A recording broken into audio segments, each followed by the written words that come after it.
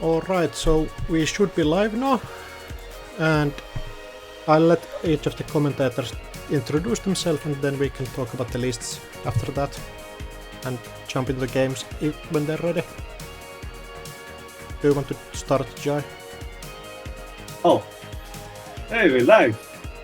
That's crazy. Alright. Hello, everyone. My name's Jai. You might have seen me or heard from me yesterday. We were doing yesterday's commentary. I guess my most recent claim to fame is second place at this year's EMEA Continentals 2 weeks ago. But yeah, that's about it. I'm excited to see what we have for this extremely stacked top 16 coming up. This is Sanjay. Jai, I think your most recent claim to fame was doing excellent commentary yesterday. But yeah, you also did very well at APAC. Yeah, so I'm Sanjay. I'm here in the East Coast of the United States, where the sun is only barely threatening to come out. But here we are focused on the time zone that the sun has been beating down on the most. Let's find out who is the continental champion of Europe, Middle East, and Africa. Who else do we have here?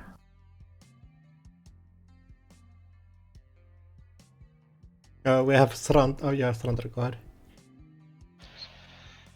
Yes, it is I, Thrantar. I am back once again on commentary to offer hopefully some degree of insight, although I can't say I have any particular competitive credentials yet. And joining us, running the stream, we have Aksu. Yeah, I won't promise that this is going to be smooth as when Monday is running it, but I hope this stream will suffice. So before we jumped on the comms, we were talking about like all of the lists, and some of the interesting things were like the breaker suites and different choices people are running. Did any of you get to look at like the ratio of the different IDs in the cut? So I was looking at it briefly yesterday before we closed. Hoshiko, I believe, is once again our leading runner, taking the charge for Anarch. Yeah, I think that it's... no big surprise there, right? Yeah, I think it's Hoshiko and then Arisana and then one or a couple of other IDs. Some Lat, some Sable, and... We've got 8 Hoshikos. We do have a smattering of other IDs. There is one Freedom List. There's a couple of Arisanas. There's a Lat. There's a 419. We have Sable being represented also. Which player was on Freedom? Freedom is Nichon's girl. Yes. And notably, Sokka, our current world champion, is after having played Freedom for the past 2 Continentals, both APAC and Cascadia, has moved over and joined the dark side, the Hoshiko side, for this tournament.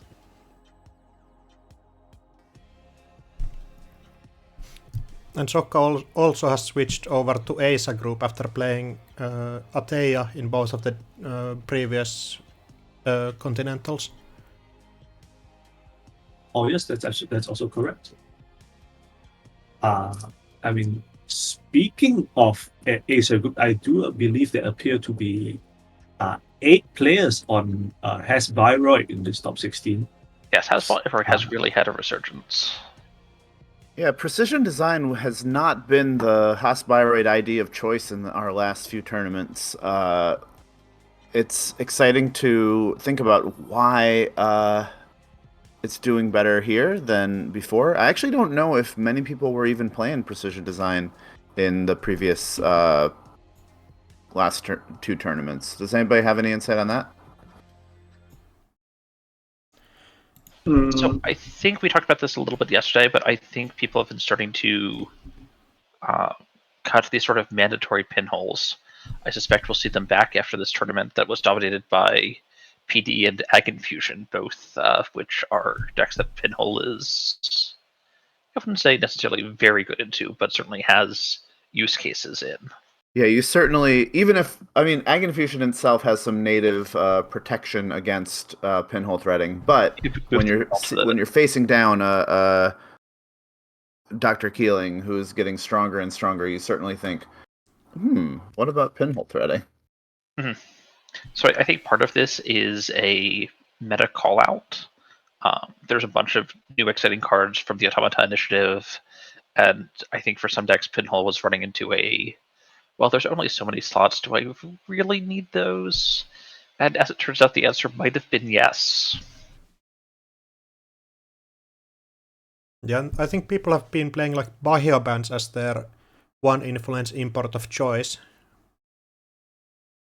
Yeah, I think one thing that's tough for runners is that the number of different corp threats is so vast that I think for a lot of runners, their main strategy is not to include, 20 different tech cards to deal with 20 different scenarios. It's just to build a nice, efficient deck that does its plan the most and say, I'm going to bring my plan to you, the corp, and hope that is enough to go over them. That said, if the corp is bringing something that really is better dealt with tech cards, you're going to regret not having them. Yeah, I think most of the people would be happy here having pinhole threadings considering the amount of Ag Infusion PD. So there appears to be 2 Ag Infusion players in this top 16, Tuno and Nichan's Girl. And PD-wise, we have 3 players on PD, Rust Rider,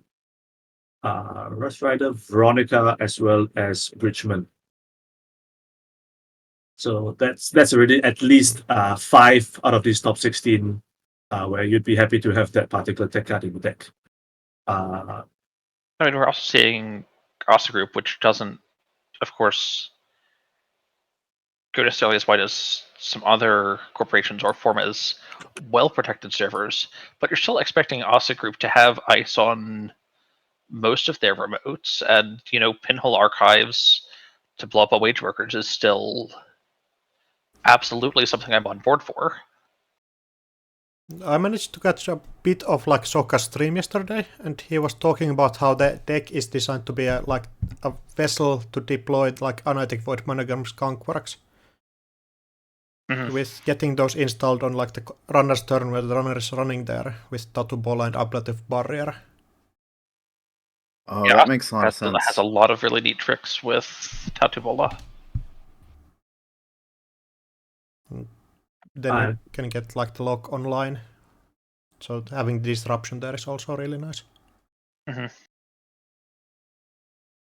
So I kind of want to draw attention to another faction actually, because we did make a very big note yesterday that Wayland was by far the most played corp faction with, I believe, 49 out of 142 players. The first and second most common IDs were both Wayland. Discounting all the other fringe IDs, sorry, of Station fans, there were 49 players between Op and Outfit. And yet today we only see 1 Outfit and 3 Op players in this top 16. That would be the King on Outfit.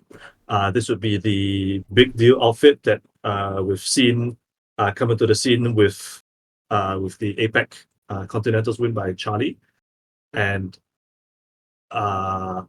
3 players on Op, which would be Mortivore, Percomis, as well as Socia. And I mean, we'd have to go through this Op list to actually figure out what they're trying to do, because it is a notoriously difficult ID to figure out what the game plan is just by reading the ability. I think most of these Op lists seem quite similar to one Usain Green was playing on and on Cascadia. So that could explain like the sort of popularity of the faction. Yeah, so we are seeing multiverse lists with skunkworks, Madagam skunkworks, and Mavirus, of course.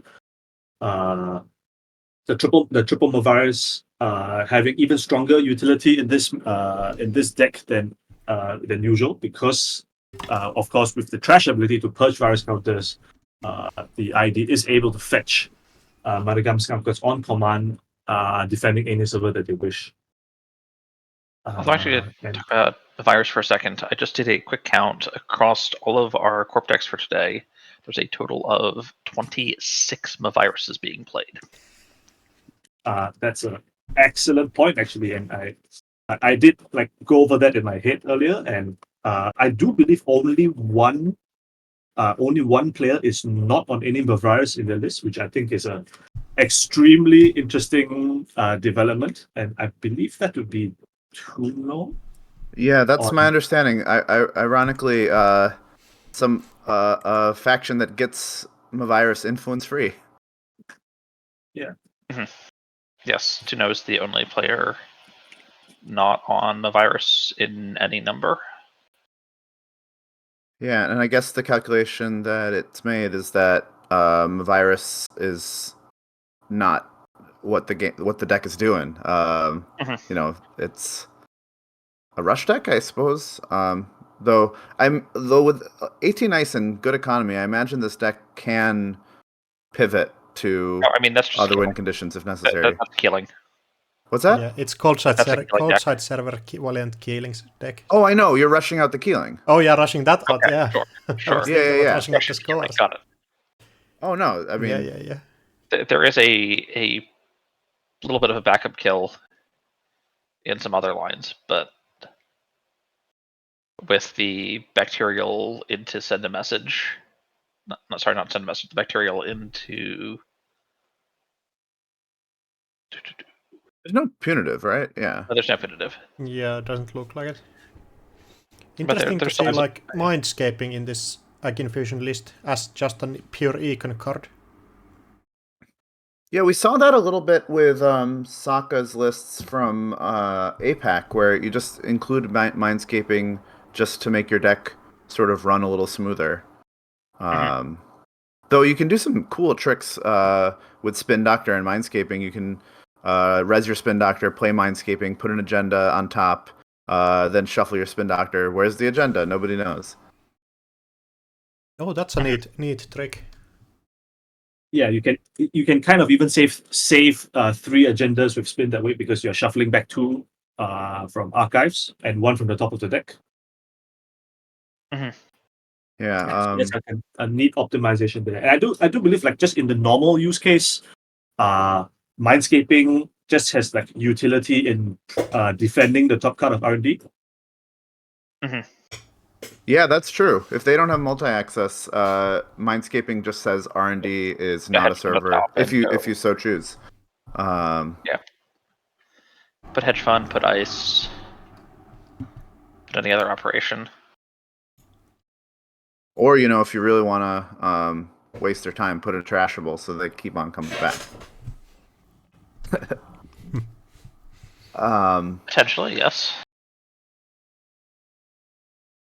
One thing that we saw yesterday, and Baramu pointing out in the chat, is that Bran 1.0 is so terrifying in Ag Infusion.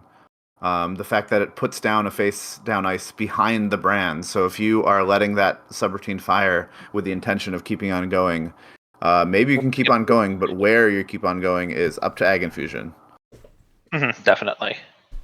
Bran also lines up pretty well into a lot of common breaker suites right now. Like, I don't want to cleaver Bran. What does break Bran well? Paperclip? Turbine, Yeah. like propeller. And that breaks it once. Probably go through it once. Yeah, I think most of these like bigger barriers have been keeping down with paperclip being so omnipresent in the metagame. Yeah. Looks like our games are starting to populate. And I mean, at 3 subs, you can't just boomerang Bran either. I mean, you could boomerang Bran and spend a click to break the 3rd sub potentially, but it's still a little bit of a hiccup in your potential plans. Alright, so we're jumping into Tunos and Bridgman's game first. Oh, exciting. All right, sounds good.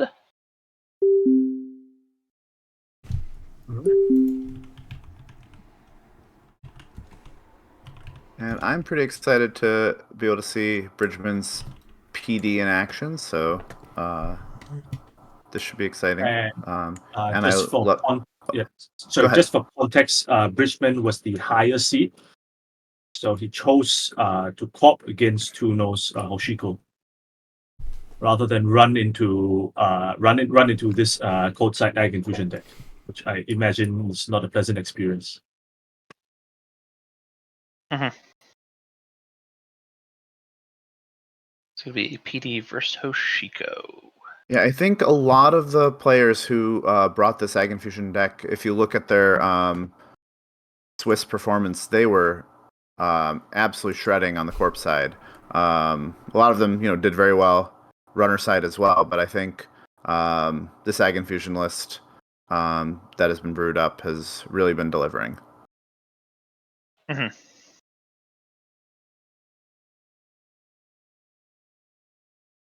All right.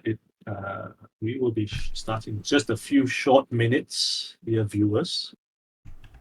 So if you were looking to target this Ag Infusion list, what sort of things would you be looking to include to make your matchup better? I would be playing Padma with hippocampic melanocytes. Game over.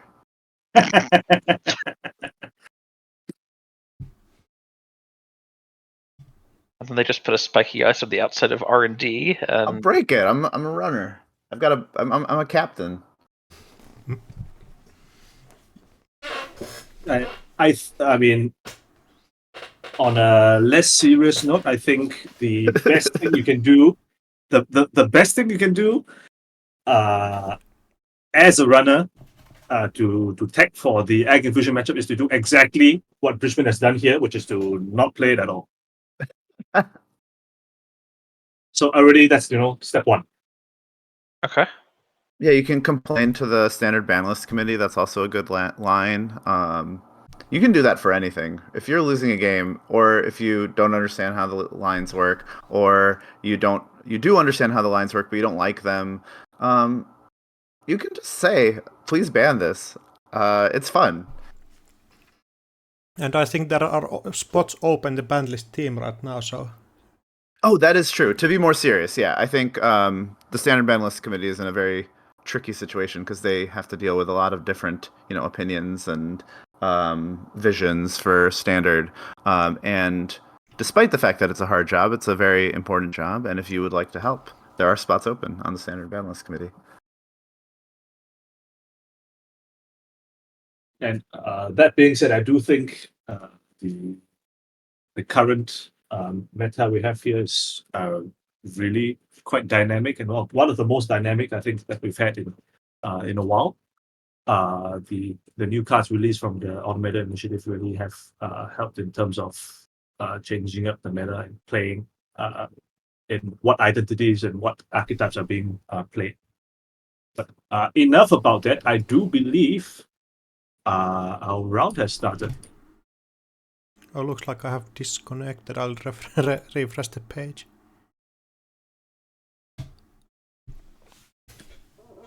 There we go. Now, what stands out for you all with regard to Jan Tuno's Hoshiko list? That's an excellent question. Yeah, I do see that it has it's a 2 Hermes runner deck. And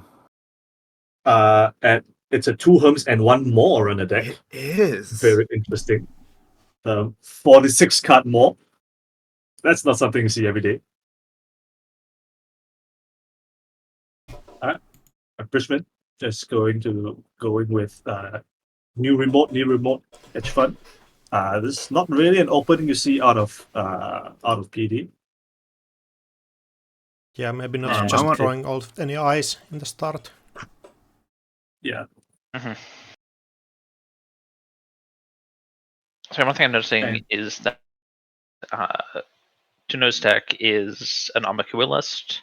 It's absolutely planning on using Amakua as a primary breaker early, and does have access to one each of Buzzsaw, Cleaver, Numb. So there are real breakers available, but even with Hoshiko's draw power, finding 1x of each of 3 different things is not that fast. Well, I think oftentimes with Amakua, the hope is that it can be all you need in the early game and buy you the time to find the other things you need. There's also a really neat synergy with Amakua and Numb insofar as Amakua can take care of the little stuff, but you're dealing with giant trebuchet, and all of a sudden Amakua is like, I don't know if I can get that strong that quickly, but Numb's got your back. And I think Definitely. Tuno's list in particular, what I'm seeing here is it has access to an extremely killer knockout punch with the combination of Wake Implant and Finality that I Finality. believe is a 7-card R&D access. Oh wow, that's true. Especially That's a combined with build- Hermes, that's gonna really allow you to get that R&D access to disrupt whatever else is going on the board that you want. Who needs deep dive?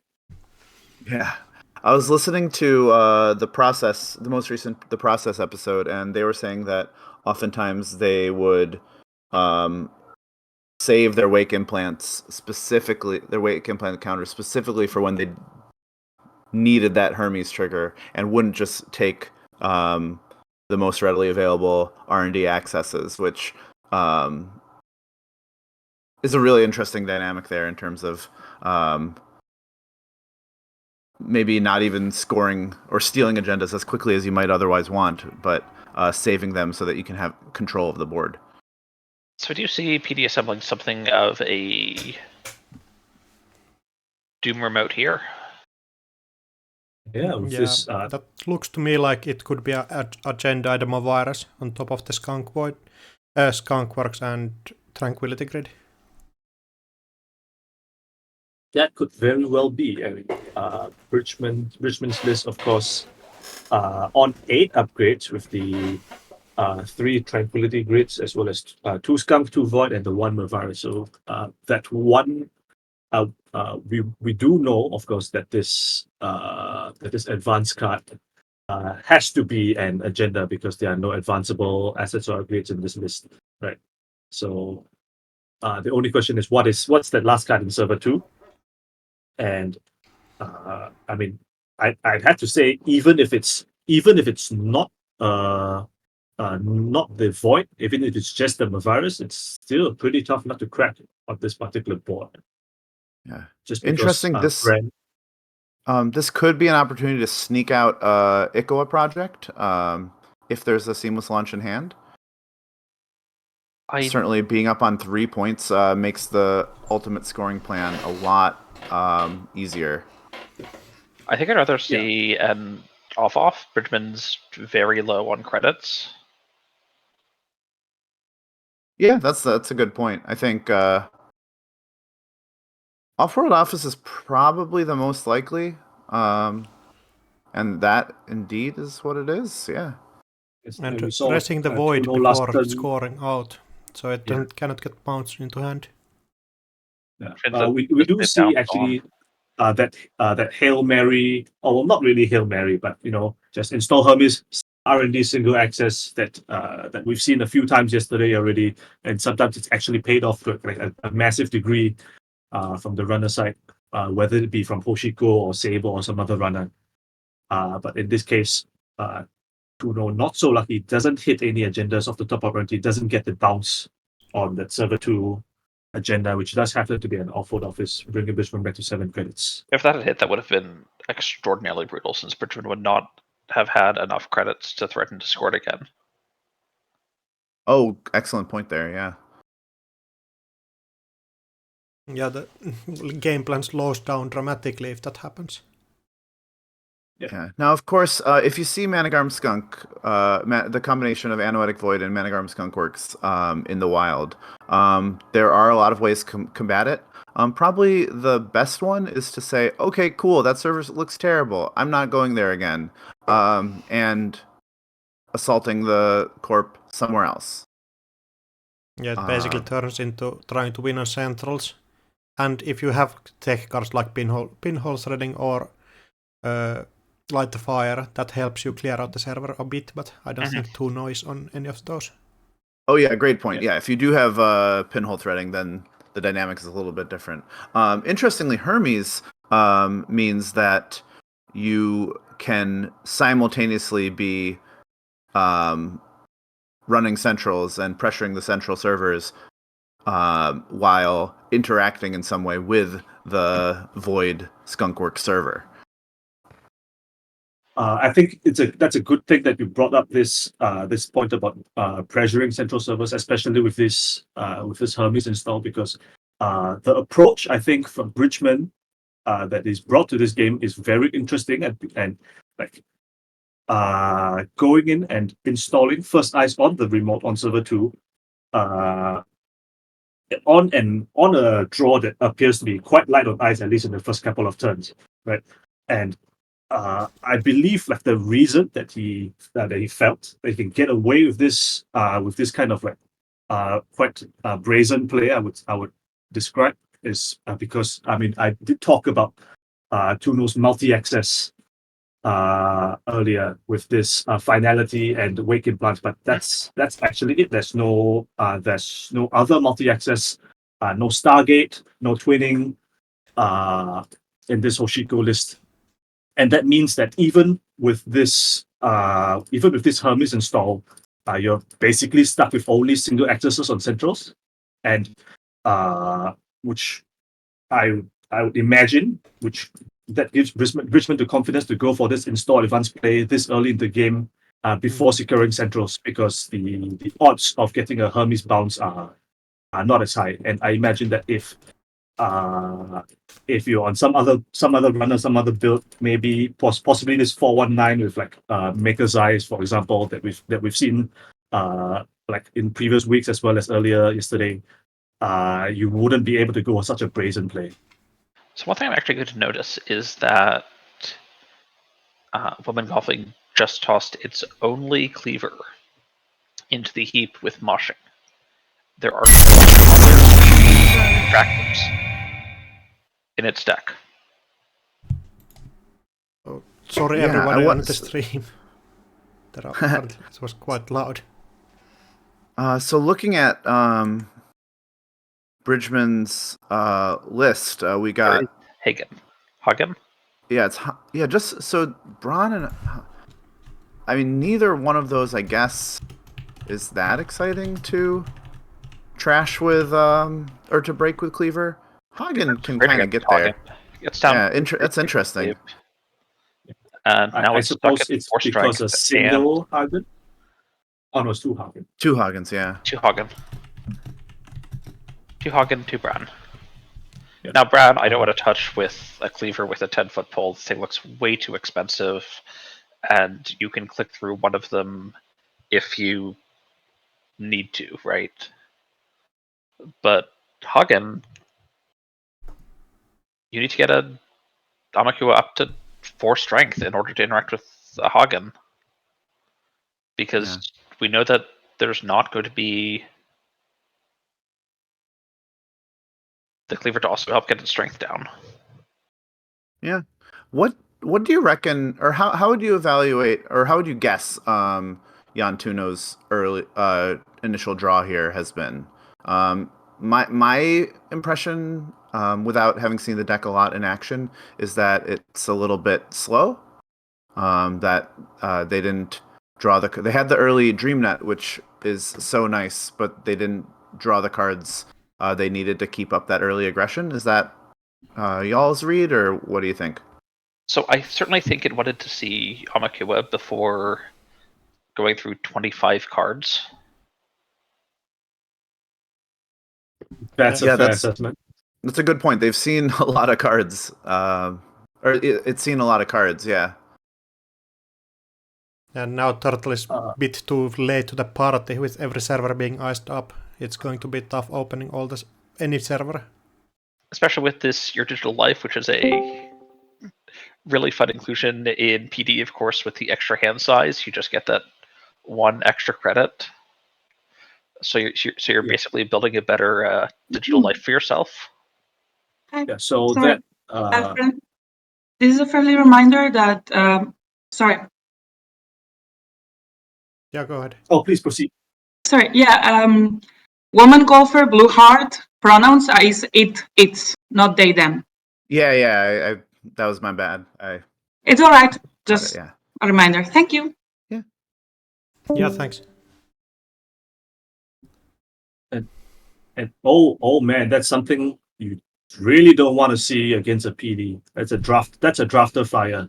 I mean, all of yesterday we're making jokes, drafter somehow always magnetically attracted to Banha, but I don't believe we see any Banha at all. Oh no, we do. There is two Banha. Yeah, but not on the board, of course. And this drafter gonna fire, grabbing a digital life from HQ, and a spin doctor from Archives that was just trashed last turn over installed with this new card in server 2. I mean, what's there to say other than this is like a massive tempo swing for Bridgman. The spin doctor is gonna draw another 2 cards, going to 7 cards in hand. 8 with the mandatory draw, and let's not forget that your digital life was just re-added back to HQ. Also, just notice that certainly a digital life was hit as the access. Was that the one that was added? I mean, I have no way of knowing, but it certainly could have been. It not only is econ for tomorrow, it's also padding out your hand for today, reducing... And this is going to be a monster YDL. 11 cards in HQ of the Spin Doctor install and Rashida Fire. That's a quick maths here. Pay 2, gain 10. 8 credit YDL. Good grief. I suppose, so Bridgman has the line theoretically to draw more to make it even bigger. There's no reason to do that, but you could. And something kind of impressive here is that Bridgman has those 11 cards and is going to get to use most of them with Greasing the Palm, being a card and then installing a card. That's disgusting. Yeah, actually very impressive. And one underrated aspect of this Greasing the Palm card, I don't believe there's any particular synergy with the rest of the deck, other than the fact that it dumps cards from HQ very quickly, and that's useful if you're overdrawing to try and get a YDL off. Definitely, it's sort of the same way that Career Fair can run side is. You can way overdraw and then just dump out your hand with Career Fair if you're worried. Which could be very nice quality of life, even if in most cases you sort of can elect to discard whatever the card you would have had to help you dump cards in. But it can be a nice value if you have a lot of big draw.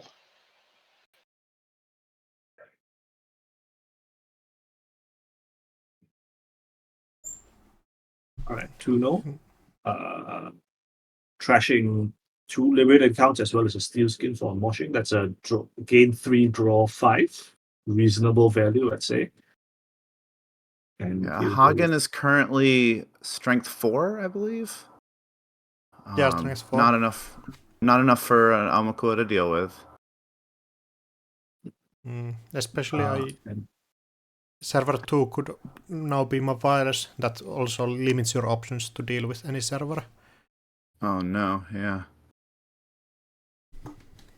But both players here huge credit totals, so there's still time to open some server up, find those critical agendas, which then open up the other server on like other central server, and then it gets really cheap to get those runs in. I do imagine if you're Bridgman, you are, and if it is an agenda in server 2, you are strongly considering whether to score it out this turn. And I mean, surely he's got at least one seamless launch in hand by now, right? Having drawn through a good 60% of the deck, and we all know what the classic PD line of seamless advance, score off office or Vitruvius counter, so on and so forth. But I mean, and I do think that he's taken good care to double ice most of these servers, just so that the hit of the hit of the Hermes bounce isn't like felt as much. But I think there is, if you do get a Hermes bounce of a score this turn, for example on archives, a window could open for Tuno to get back into this game with a bunch of turtle counters. Especially since we don't know where this Mavarus is yet. Yeah, it's one counter and Amakuo away from not having to worry about pretty much any ice in the game. That said, we do have to also worry about the lingering threat of Mavirus. Correct. Although the good news for Tuno is that there's only one Mavirus in the deck. So, yeah. There's a good chance it hasn't even been seen yet. Sorry, Thanta, you were saying.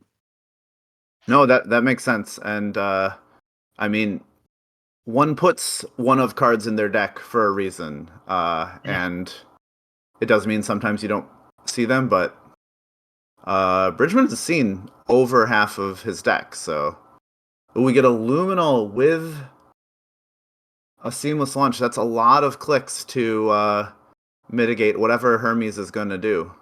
Well, here's Gashana was Luminal, but also just the possibility of double seamless on a Vitruvius. Seamless score a Vitruvius with a counter, and then reinstall whatever gets bounced as a potential. Yeah, it's funny when you Luminal or when you seamless Project Vitruvius because you can keep the seamless in hand, but you're just sort of like it's like you're gaining a bigger hand. You also just have a Vitruvius counter that you can use for whatever. It could be that seamless. It could also be something else. Any number of other things. Yeah, one thing that's interesting. We have a little bit of a tech pause here, as I think Tuno is having a furniture emergency.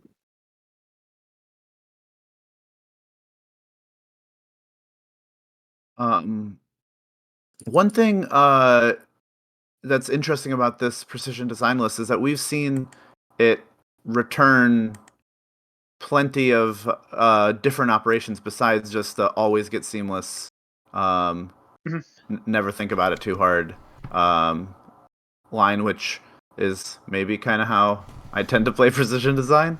It might just be that Bridgman hasn't drawn into seamless launch yet. Like, he hasn't used it in any of his cores yet in the game, so you need to return different cards at that point, even though you probably want the seamless launch. Yeah, I think he only just got the Luminal with it, such that he had a massive amount of clicks. I think we're still on those clicks, right? You're still on those clicks. Yes. Oh my, that's an install advance in server 2. Bear in mind, we do know that Bridgman has a seamless launch in HQ right now. So this could very well represent the Ichor project and therefore the game. So you want to know.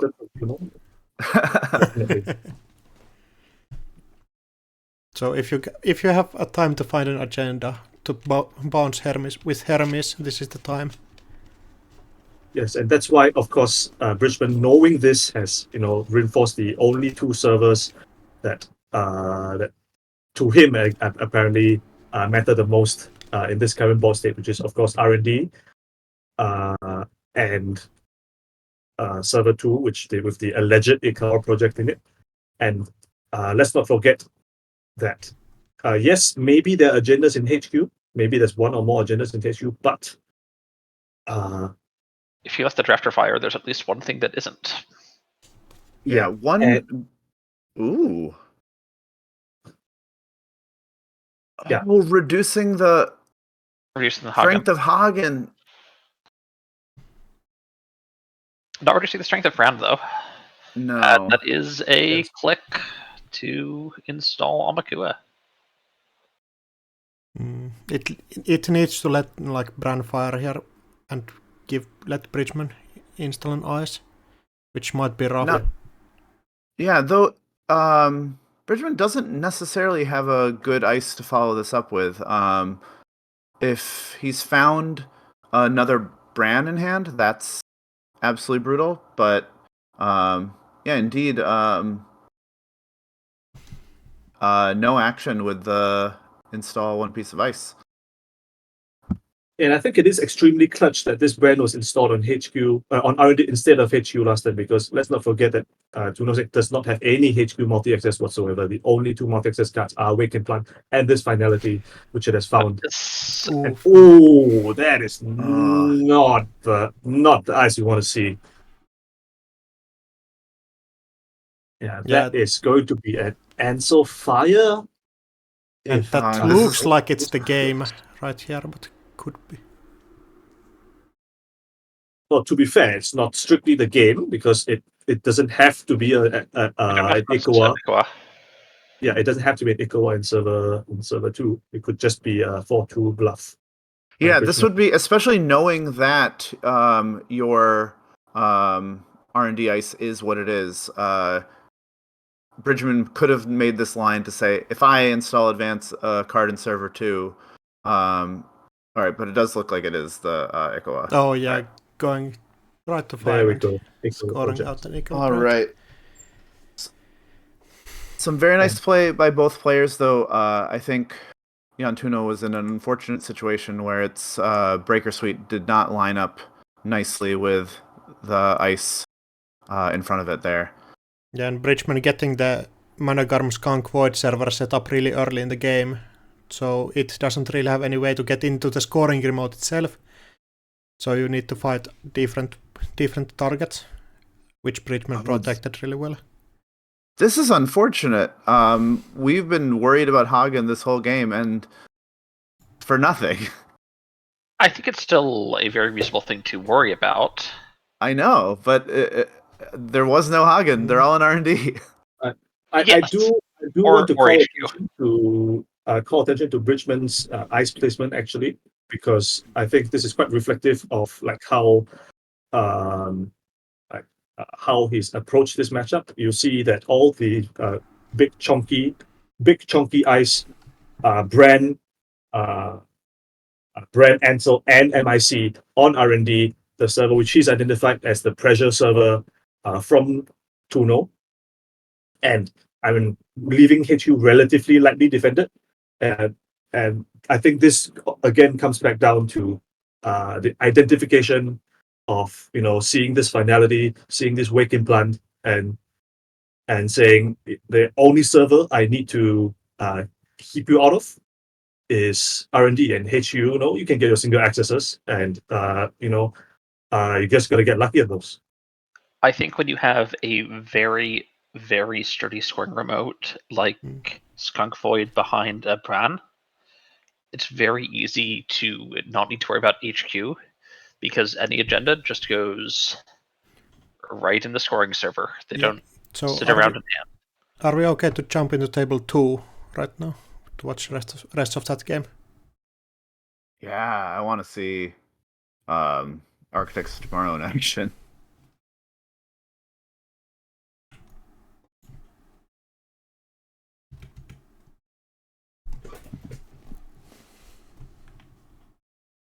All right, so it looks like D has quite a nice agenda.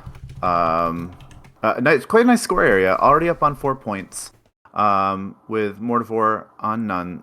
The credit totals are everybody's pretty healthy despite 3 diversion of funds in the heap. 419 and Mortivore looks like Mortivore has what he needs to. Actually, no. The Shibboleth is in a terrible situation. Given Yes. that Architects of Tomorrow has such big, chunky code gates, and D has managed to put 4 points on the board. I wonder to what extent D prioritized sort of rushing to 4 as a way to turn off Shibboleth. We didn't see how that match unfolded, but that's something I'm thinking about. We also see a pretty sad turtle sitting at 0 virus counters right now.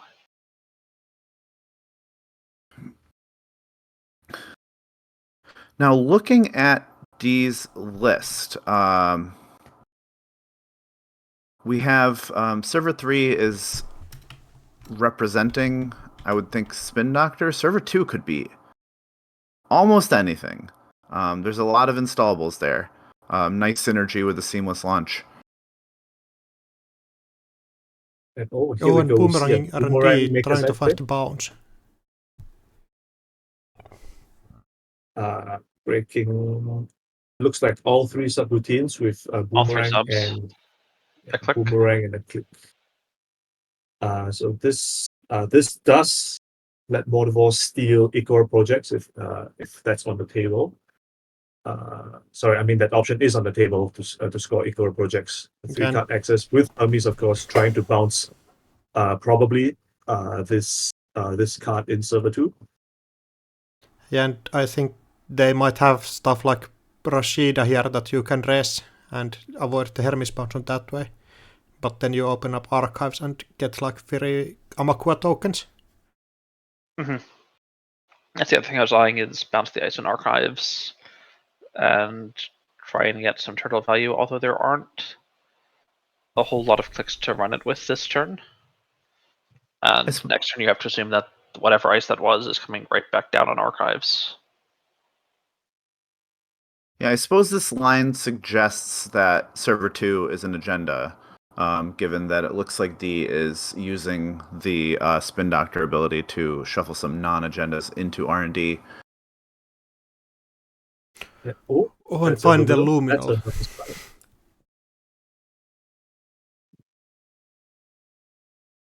But cannot get any HQ ice bounced. Yeah, we're seeing 2 very impressive things that Architects of Tomorrow is doing here. One is just credibly playing a bunch of extremely high-strength ice, which seems very well positioned for the meta. The other thing that Architects of Tomorrow is doing, which is very impressive, that really no other HB Corp can do, which is just rezzing a bunch of your ice so that Hermes can't bounce it. Mm-hmm. And Kurupira in this matchup is going to be rough, breaking Bran for 8 credits, is that right? Yeah, 8 credits. Yeah, it's not going to be fun. Yeah, and I suppose if you break an Eli for 5 enough, you can get a free brand, but that is not the value shopping that you're hoping for.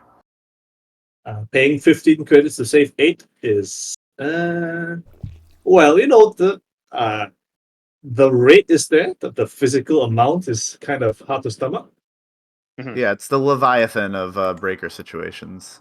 So I think Kurupira has potentially a lot of strength, but there's a mix of small barriers and very big barriers. I think it's pretty sad, this mix of really big barriers and maybe some medium barriers.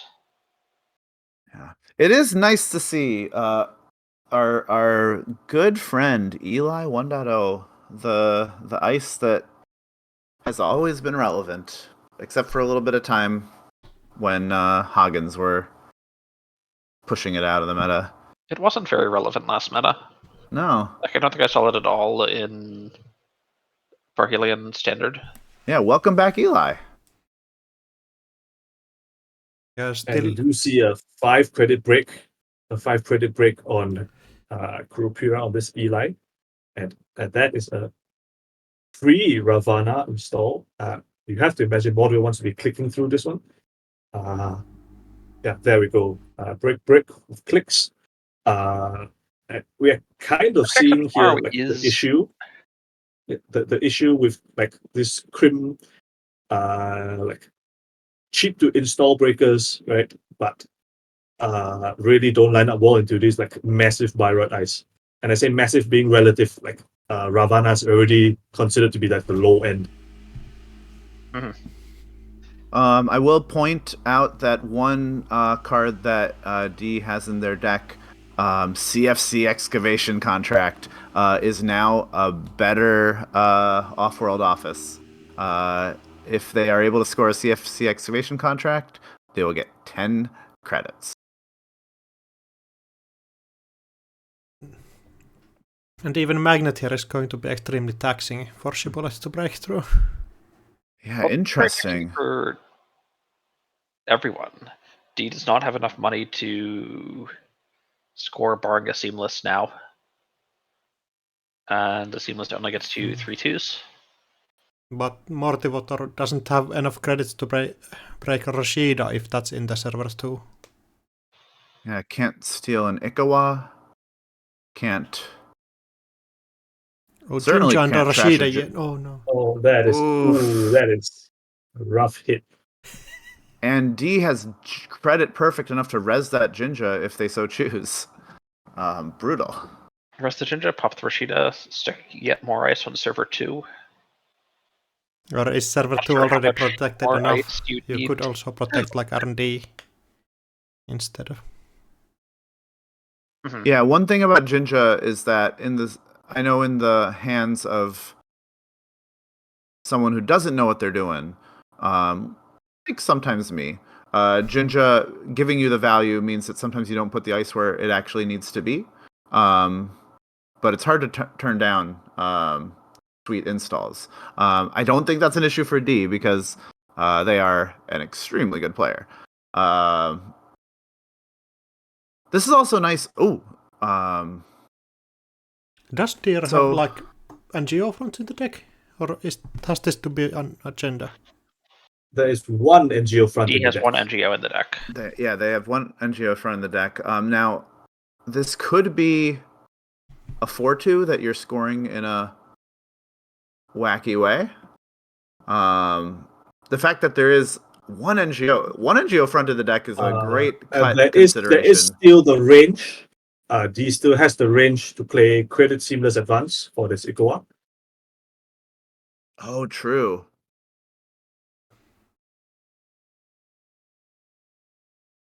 Oh, and calling a judge for some reason? Oh, sure, yeah.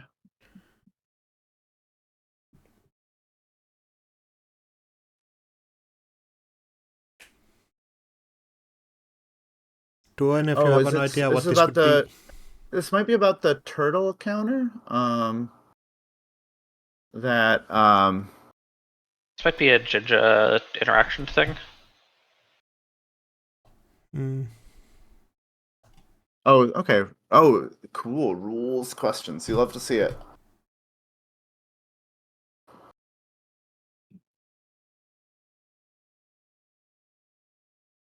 So I do think this position is looking pretty rough for Mortivore. I don't see how he ever contests server 2. I think there is one cool interaction, which I think we overlooked previously. So we did see them talk about the expos on Motivore, and what happened was that the reason that the card in server 2 wasn't exposed was that the first card installed this turn was off the Ginger Syndicate. It's an Ansel. It's an Ansel 1.0 on top of server 2. And the thing is that it's not that D is like losing anything by giving up this information, because Ginger would have revealed that card anyway. So the only thing you lose by exposing is gaining this one turtle counter. And I suspect that they aren't that like unhappy about that, considering that looking at the relative strengths of the ice on this server, like even turtle gaining a second virus counter on it isn't going to prove the biggest of deals, at least in this coming turn. Yeah, not against this ice suite. Yeah, now, one thing of note is that if that is the... Well, Mortimer starts this turn with very few credits. If that is an Ikawa with the threat of Seamless Launch credit advance, Mortivore could... Can Mortivore contest that? Not really. I guess you can... So if you're worried about that, you can take one single on R&D. You can run archives a few times. Get some turtle counters, but you don't have the credits to do that.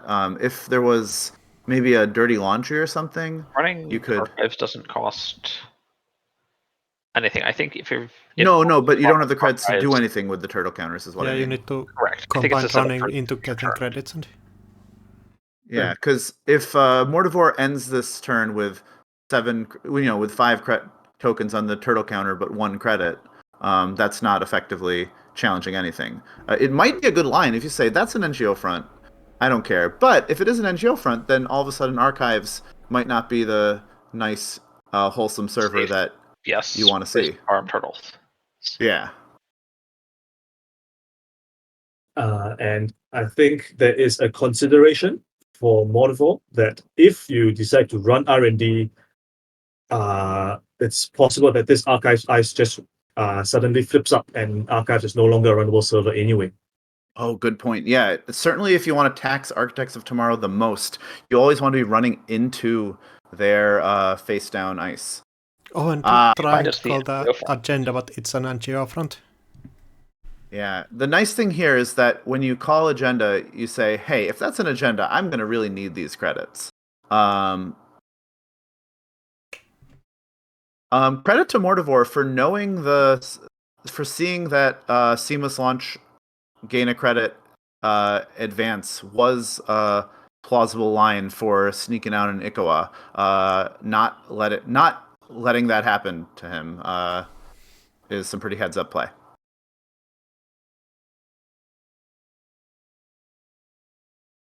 I think it's going to be tough for Motivator to find any line here that actually lets you into the remote server. And if Deer also finds some more eyes to put on R&D and HQ, it's going to be even rougher. Now with the econ kind of solved for the next couple of turns.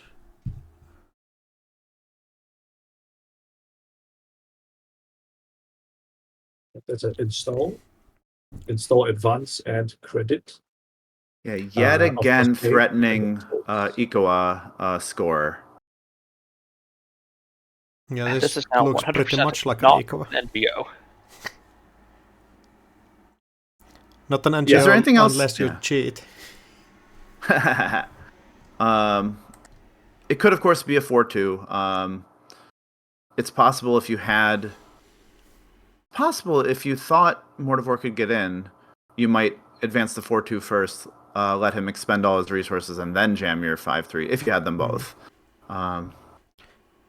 Or just going to R&D, trying to hope for a single access to find an agenda. Yeah, notably cannot take an Ikawa here, given that he spent all the clicks on getting through the brand. Totally appropriate to do. And so doesn't seem to find an agenda. Yeah.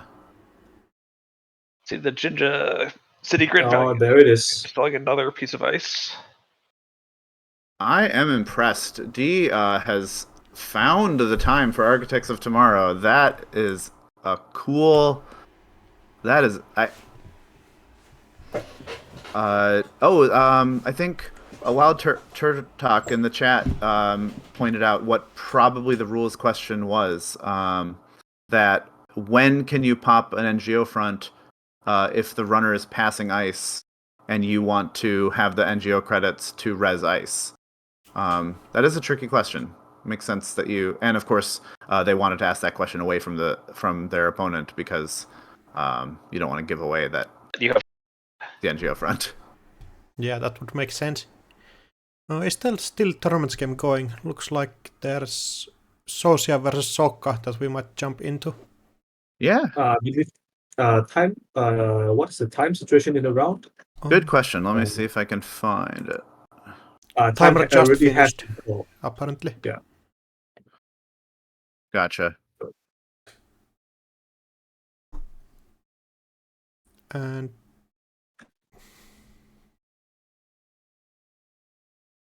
the board state on this Sokka vs. Socia game looks really weird.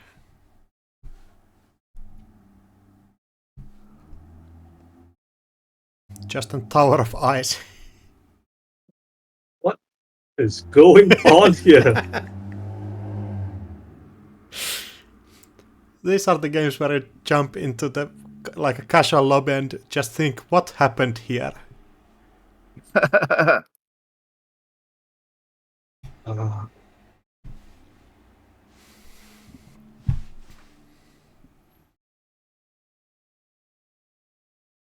Like before the rotation, you at least had Apocalypse to blame at some board states, but Now, one important question is who is the higher seed? For those of you not familiar with the logistics of how cuts work, if there's a tie on time in the cut, the win goes to the higher seed. It looks like the higher seed is Socia. But So- it's 6 to 5 in agenda points. Yes, that means Sokka does not have the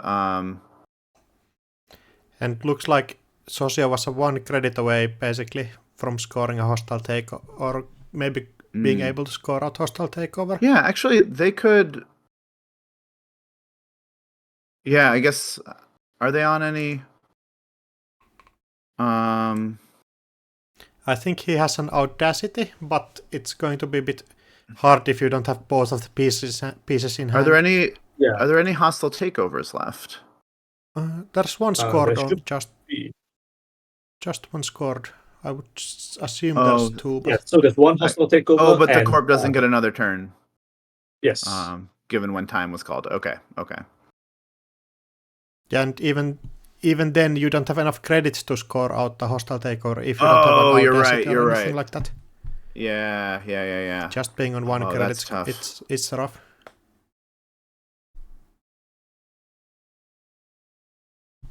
Shame.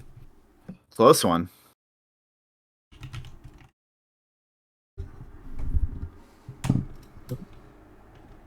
Yeah, one thing that is a little clumsy, but I don't know what else you can do about it in terms of our tournament structure, is that when you call time in the round, it's usually the way corps score agendas. They really need a specific set of circumstances, and so oftentimes you'll say, "Hey, corp, you get another turn," and you're like, okay, thanks. I can't do anything with that." Whereas the runner can most of the time say, "All right, yeah, I'll take a bunch of accesses. I'll run like I have no care in the world, and I'll have a great time."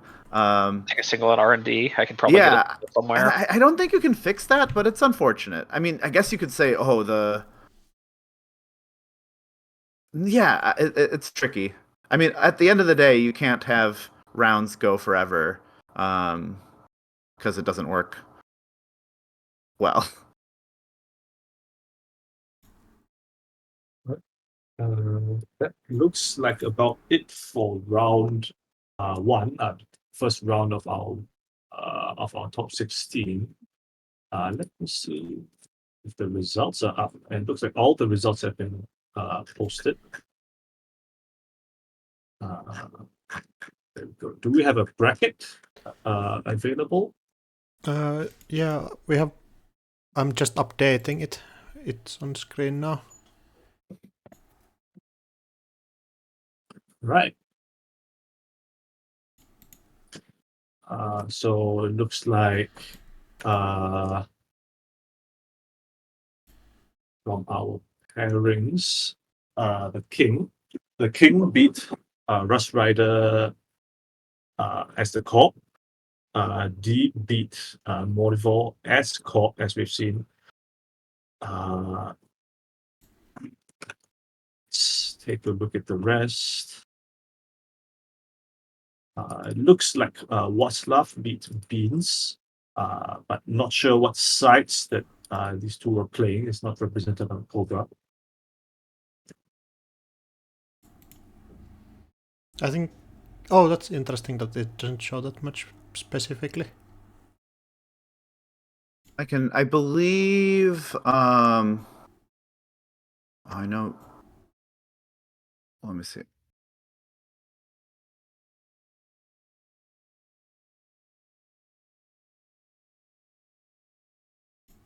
I believe Beans chose to run.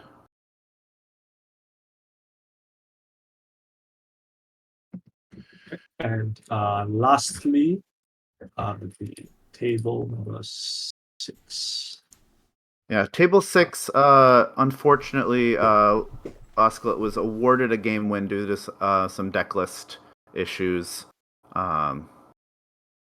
So, Oh, didn't get to play that's that going round. to be harsh. Never feels good Yeah. to lose to those kind of issues. Yeah. Though both those players now have more energy than anyone else. Competitive advantage.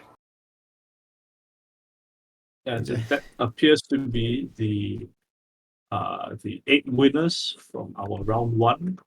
And so just a reminder to everybody that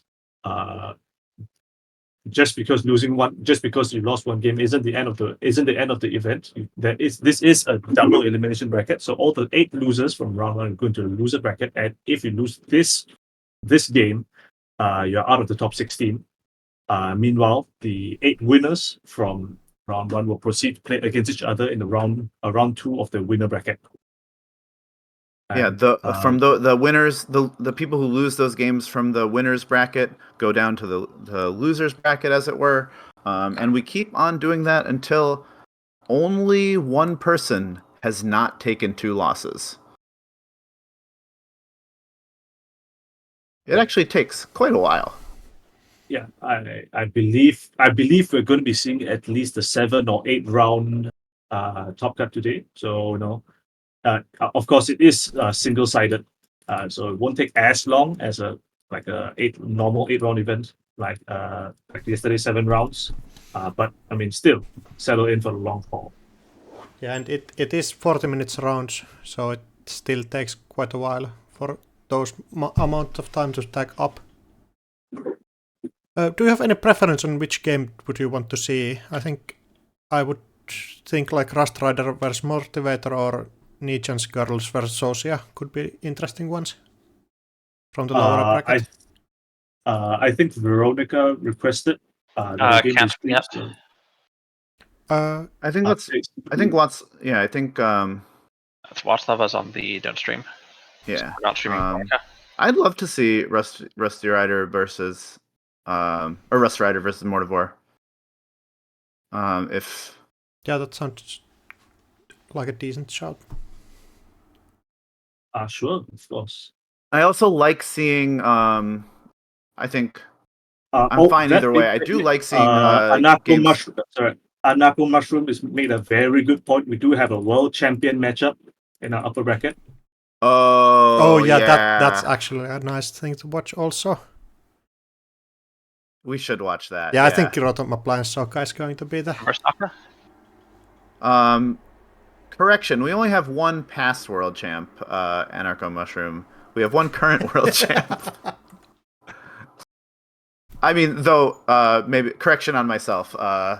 Worlds did take place in the past, which is actually why we know the outcome. That's true, actually. There might be multiple like future world champions. I will chat that there is a worlds taking place in the future. Oh, look at the grace from Rotom Appliance making this game lobby. Table 15 for the world champ. So charming.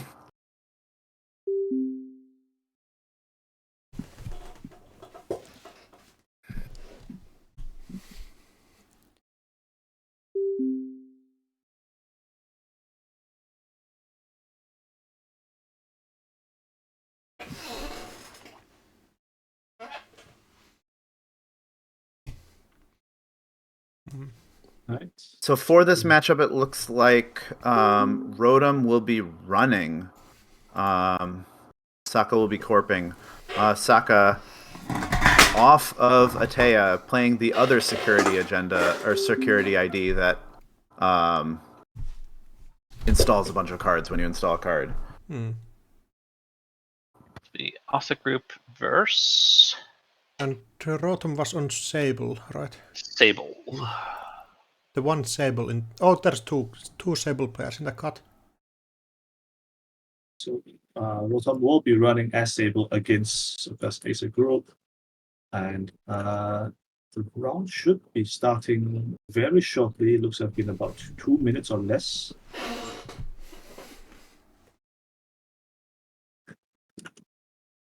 Yeah, we were talking a little bit yesterday about how Rotom Appliance being back on Criminal is a bit of a return to his bread and butter. You love to see it. Oh, yeah, it's true. Yeah, though, of course, a player like Rotom Appliance and can credibly pilot a whole bunch of different factions, no problem. But even the best players have their preferences. And I do believe we did see Rotom Appliances Sable go for at least one game yesterday, and this Sable is, I think, very notable in the fact that in the number of deep dives that is running, namely 0, which is Who needs them? I think the Sable list is fascinating. Yeah, I think very. Yeah, Sorry, go go ahead. ahead. Sorry. No, you go ahead. There's very, very, very little additional mark. There's 2 Carpe Diems, and there's 1 Info Bounty, and I think that's all of the mark support that there is. And Rotom actually being on like 47 card Sable, getting some of that big Hoshiko energy into Criminal. Yeah, so, go tune your list and come back here next time. There's a lot of imported draw. Obviously, there's the 2 class acts in faction, but instead of using like Earthrise, Rotom is actually importing 2 Nukas and 2 Diesels. So I do believe this exact spread of Nuka and Diesel was what QTN brought with their version of Sable, the prototype, so to speak, at APEC. Mm-hmm. And I guess it's just been generally agreed on that that's the best spread of additional card draw that you would need from Crim. Mm-hmm. And to be fair, it's not like we haven't seen Criminal import Shaper card draw before. Correct. I think not uncommon to see Diesels in 419 as well, for example. It looks like we've got a sort of assortment of 1-of tech cards. This is not 3x pinhole. This is 1 pinhole, 1 of falsified credentials. There's 1 flip switch in case you just need to get out of the run right now. Also has some tag avoidance things, I want to say. I have to go look up what flip switch does. It does lots of different things. Removes the tag, deals with tricky traces, and gets you out of there. Yeah, I think here the trash is going to be the most important thing. Dealing with a wage worker while being tempo positive on draw is going to be really important here. Yeah, notable. If I can do a quick plug, in addition to us streaming, Saka has also been streaming his matches. So we, in general, have been trying to avoid streaming his games because you can already see his things from his perspective. But we could not resist 2 world champions in the top cut facing each other. That said, please check out his channel as well. He's been absolutely crushing it on the content front. For quite a while, and I believe Sokka is he's extremely consistent about streaming all the online events that he plays. and it is definitely worth a watch, and maybe even rewatch if you're interested in getting into the mentality of a world champion. Yeah, I think a general theme that we have in the Netrunner community that is so nice to see is top players being incredibly generous with their thoughts, their insights, and their perspectives, which is actually just a synonym for insights and thoughts, but I needed a third thing to say.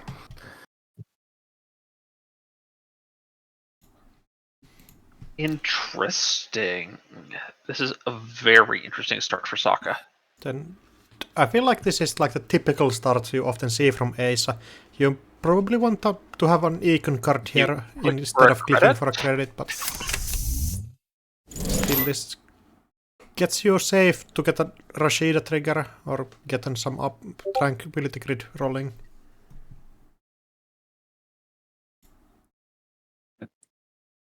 Yeah, I mean, it goes without saying that, like against the vast majority of criminals, you want to be icing HQ on turn 1. Yeah. Diversion of funds has been a staple in Crimdex since Account Siphon left us. And okay, Tatu Bola on server 1. That's a nice gear check and good gear check, and then does a bunch of very, very interesting stuff for Asa group later. With the swap, because swaps are now installs, and then you put something in the root.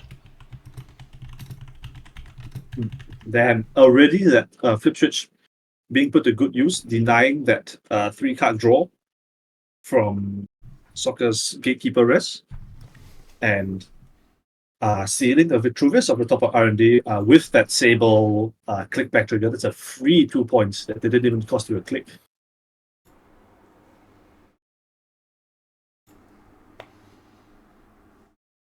Sokka may be off to a rough starting hand here. Although this is one fully operational way from being a pretty solid position again. Yeah, you get back on the econ front, but letting the runner get an early 2-pointer is going to be rough for the rest of the game. Just needing to find an eco project and a 2-pointer here is going to be rough. Not being We are able, seeing some. Oh, go ahead. Not being able to just get all the 2-pointers in your deck anymore with GFI rotating is going to be rough.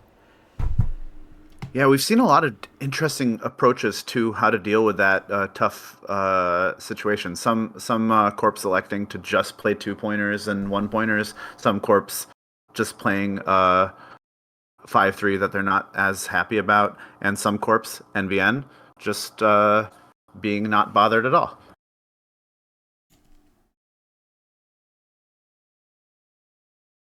We've been seeing some very fun banter between Rotom and Sokka. It's been fun to see the chat. Oh no.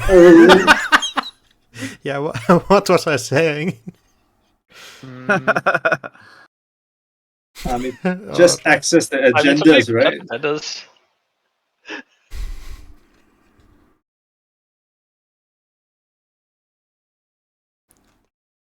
Just getting the secret. I'm not sure. I'm not sure if it's right. Just go back here, but it's certainly very. It would be funny to win on turn 2. And Sokka still in a huge economic deficit here. Server 1 looks like it could be an Managarm Skunkworks. Wage workers? I was potentially thinking wage workers. Could be a Luminal, maybe? Yeah, could be. Well, whatever it is now under threat by Turtle. Amakua has 1 virus counter, therefore 1 strength. Although it's tempting not to do that because you don't want to give the 4 credits to the corp. Mm-hmm. And the other thing is, it's under threat insofar as Sokka trashes it with an overinstall, and it moves to archives, and you can go check there. True. If you run it last click and its agenda or even like now there's a Spin Doctor live on the table. If it's an agenda, you can't get back into archives before the Spin Doctor can fire and hide it again. And that's not a turn you want to have as ASA on the early board state. Just clicking for 2 credits and installing ice is so bad on tempo. So there are a bunch of different things that this card in server 1 could be, and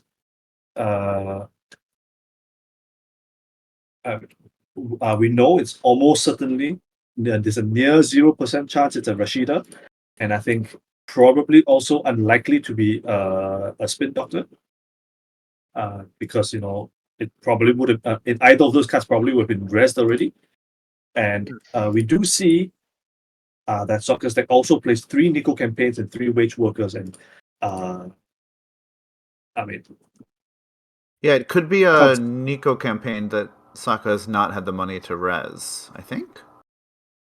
it's so. Entirely possible. But would Sokka protect like Marilyn campaign or anything behind the Tatubola? Or do you just let the runner see that? I mean, if it's a Marilyn campaign, you probably don't ice it, but this, I mean, Soccer isn't on Marilyn's. This is a Nico. Oh, yeah, right. And I know it's a wage falsified. workers. Forces Yeah, wage workers. Spin on the archives run, which suggests that it was an agenda. Yeah, you would suppose it would, because you don't always use your Spin Doctor to return just 1 card. You might save it for value, but the fact that Sokka opted to shuffle there, I don't think there's any other thing it could be.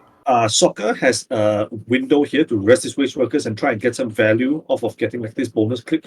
And there we go. Taking 3 credits. Is it going to be a 4th credit? It's going to be an install. Yes, very, very wisely taking like another thing to do, as opposed to taking the 4th credit, because if you take the 4th credit of wage workers, you are ending with 5 credits and absolutely no way to duck any diversion of funds that could be coming. Yeah, diversion of funds there would have been like ruinous. Yes, so Soccer very wisely playing around that possibility, choosing to ice HQ instead, and of course the gatekeeper, having been pre-rest, is now extremely vulnerable to Turtle breaking it, even after a purge. To me, it's looking very much like Sokka might be flooded. Yeah, I was concerned about the ice on HQ and the upgrade, given that the Sokka have HQ problems in addition to R&D giving up a bunch of points. That's a tough combination. And a monogram that you just cannot afford resing here.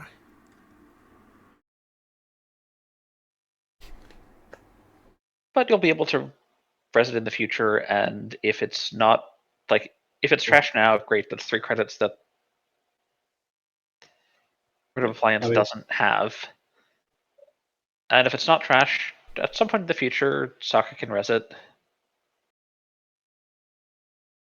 One thing that's interesting here is that wage workers is certainly in the category of assets that you might call must trash assets, but sometimes that's a little easier said than done, especially in these ASA lists that can put annoying ice in front of them very easily. And here, having to pay 4 credits to get the benefit of the trashing, that is going to be rough here. At least you have stuff like bankroll ticking in that you can use to trash that. But so Rotom just get bankroll, taking the turn off, tick Tomoko up to 6, bankroll up to 3, and now I do believe it is that gets up to basically every ice that Soccer's put in the deck. I believe it's breaking basically everything now. Yeah, which in turn means that even after this second ice install on HU, Diversion of Fund is back to being an extremely real threat again. Because at 10 credits, the most you can duck diversion is with this HQ ice rest is Ansel, which only brings you to 4, and after stealing 5, you're still down to 0. And forbid that you are that Sable roll mark on HQ. Nobody wants that to happen. And creating an new server instead of placing stuff in server 2, maybe just trying to find that fully operational value here. Yeah, saves you a click setting up a fully operational potentially. Yeah, certainly between the hedge funds and the wage workers ticking along, Sokka's economy has gotten a little bit off the ground, though, as Jai was pointing out, a few well-timed diversions, and that is no longer the case. Yeah, and even if you have the economy, the runner will just be able to get random access on R&D that will win the game at some point. So yeah, that's a great point, because so important for Corp's win conditions is to have the leeway to give up a few agenda points in order to tax the runner, in order to divert the runner, in order to realize your own game plan. And when you start off the game losing 5 points, it takes a very valuable tool off the table. There's the diversion number 1. Yeah, it is possible from this Eyes on Archives play, which can just covering up all that's all not looking servers. at purging next turn potentially. Yeah, correct. That's okay. What's we're looking at a purge next turn. So Rotom recognizing that is saying, if this is my last turn before a purge happens and I'm locked out, it's time to fire off this diversion now. And do you just start forcing the corporation to rest stuff on server 2, for example? Just trying to find a way to get corporation's credit even lower than this. I mean, it's entirely possible, and of course, Rotom, being the world champion that he is, correctly rolled mark on HQ this turn. Getting that click back. Yeah, that's the world champion's difference. And here we go. More Central's pressure seems to be the call. And Sokka being on 6 credits with 4 unrest eyes on 4 different single ice servers is kind of in a position where he has to make decisions about which servers he wants to protect, because at this point, even if a purge does happen next turn, looks like there'll be no purge next turn. Yeah, those early agendas given out is just too rough here. Yeah, and Sokka in the unenviable situation of having a bunch of agendas in hand, but losing all your points in R&D. Oh yeah, and still having 2 agendas in hand is going to be extremely rough. Mm-hmm. Yeah, that was really as it turns out, with the flip switch jack out on the gatekeeper. Yeah, it turns out that was an absolutely critical turn 1 install. So I guess flip switch is good now, huh? What do you know? Yeah, it also saves you from having to deal with like half-run Stavka combos and. Also, weird. Actually, good into some R+ ice setups. Yeah, I can see that. So can we jump into table 9 now? Sure. Oh, and again, a really interesting like ice build here. Getting all of the value from Vovo that you can. Yeah, Vovo Ojeti is such a fascinating card here. Mordvor on 4 credits, but he could res all the ice here, depending on what it is. And what is with all these ice towers in the chat? I mean, I think most of us are asking ourselves the same question. And I would say that part of it is probably due to, I mean, firstly, of course, this orb ability, getting ice stacked on top of this tower for free, as well as Tucana putting a pretty big discount on the same. Yeah, and Rastroid having 2 unities installed for some reason. might have gotten them from the... So if you're trying to break exactly 4 strength code gates, installing the second Unity is probably pretty high value, because it makes the boost much more efficient. Yeah, and if you have gotten it from a price or a gachapon hit, you probably get it for really cheap. Yeah, it is kind of a interesting install. My first instinct was like upon seeing this double Unity install from Rust Rider is and considering that the matchup is against Wayland, was checking, but appears that Rust Rider is not on any SDS drone deployments. Sorry, Mortivore is not on any SDS drone deployments, which is what my first instinct would be when installing multiples of the same program. And if this was 2 sentry breakers, you would be safe from like half-run Stavka combos, but that is still live against this board state. Yeah. And of note that Mortivore is on specifically the half-run Stavka combo and has multiple options of different 3-cost cards to trash in order to pull up that half-run from the deck. So both this Sandstone on R&D and this Magnet on server 1.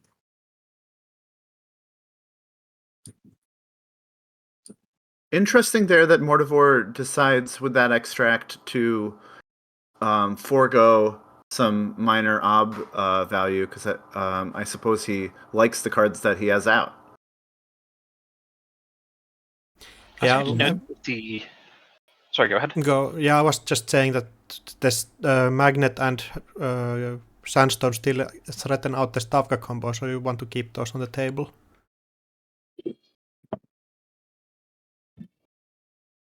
As you can imagine, we're seeing the Fencer Fueno here, which is, I think, one of the less frequently seen companions. I'd say Paladin is certainly the most common, but I think I see both Mystic Mimi and Trickster Taka more frequently than I have been seeing Fencer Fueno. Yeah, there's a new synergy with Baya Bands, which is kind of cool. Though I imagine it's also quite nice for the asset matchups. Mm-hmm. The assets notably doing pretty weak in this weekend compared to like the last one, where there were multiple asset decks in the top cut, and even in APAC there were like 2 different asset decks. But here's we were seeing a bunch of assets in previous Continentals, but this EMEA, certainly asset decks appear to be somewhat on the downswing. Do you think that's out of the lack of people playing them, or out of other corps doing better? If I had to make a guess, and speaking as someone who did play an asset deck at APAC, my analysis would be that it's difficult to transition in this current card pool, at least. It's difficult to transition the board state from the asset lockdown with multiple RE scored, for example, into a winning game state, because critically Oppo research needs the runner to have trashed the card, and if the runner refuses to cooperate and doesn't trash anything, it gets like quite tricky to actually win the game. That makes sense, and I think it probably hasn't helped asset decks that the understanding of how to play against them has evolved since APAC. You see these runners who are just checking every single server and not trashing anything, putting some asset decks, depending on their combo, in a really tough bind.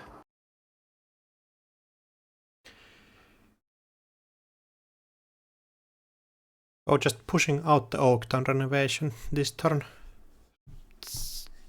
Rules fans know Oaktown renovation totally immune to Hermes. It is not rezzed, but it is also not unrezzed, so cannot be bounced with Hermes. That can only bounce unrezzed cards.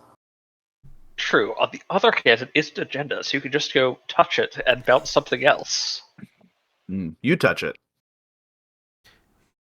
But getting in there is the rough point. On this board state, it's looking a little tricky to touch. I Yeah. do agree. If stats and Stavka, you're pretty boned if you touch it, because you just get blown out here. And that might be like Managarm on the server 1 still, making it even more harsh to get in. Yeah. If this Oaktown goes through, I really don't know who, the Corp or the Runner, I would prefer to be right now. Certainly, having all those resources, both literally and figuratively, on the table for Rust Rida is very appealing. But after this turn, if the Oaktown does score with the Tucana hit, with everything that's already on the table, that's a lot of power that Ob has. Mm-hmm.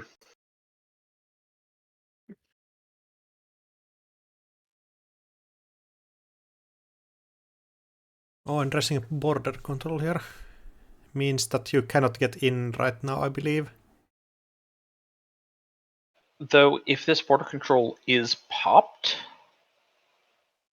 and uses the Ob trigger, which is not a guarantee, but if the Ob trigger is used here, that does mean there's no potential Stavron. Yeah, I think the Sandstone means that it's going to be... But the Sandstone, I think, is too big. Too expensive? Or Yeah, maybe I think just... you pay 5 credits to break the Sandstone, which is probably just too much. You would end your run on like 3 credits after the successful run, so... Yeah, pretty well timed Raindrops Cut Stone. That was gain 3 credits, draw 3 cards. Yeah, basically forcing a race and getting a moshing from the hand. We might see the Fencer Fueno trick here. And there it is. Also getting like dreamed value here, which is going to be pretty huge at some point.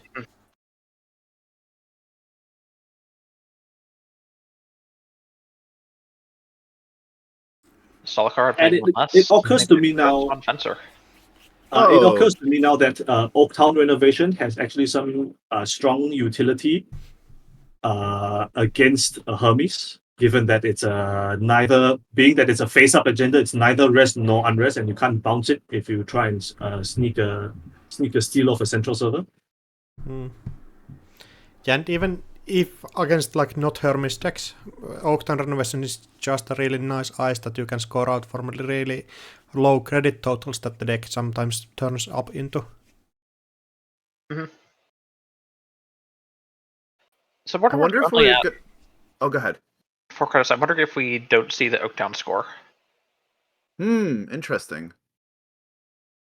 Oh, you mean like keeping it in the table and just clicking it during the next turn? Hit some more next turn, yeah. I don't know what's in Mortivor's hand. Yeah, that might be... Having a completely open HQ might be rough with you being forced to score agendas. Mm-hmm. And there isn't that much more ice that needs resing on the board right now. Like there's to kind of get stuff out for free. I wonder if we're going to see Vovo move around. Nothing's unresed on R&D. We are not going to see Vovo move today.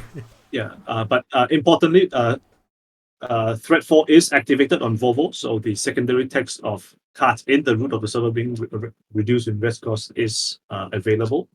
Ooh, good shout. What could be that tertiary upgrade in server 1 actually? That's a Skunkworks, Tucana, Vovo, and so that's almost certainly a Mavirus, unless I've messed up my game state completely terribly. Is there a Skunk Void, like Skunkworks, anywhere on the table? I think that could be it also. Yeah, it can be I think it can only be Skunkworks or Mavirus, and there's 1 Skunkwork unaccounted for and 2 Mavirus.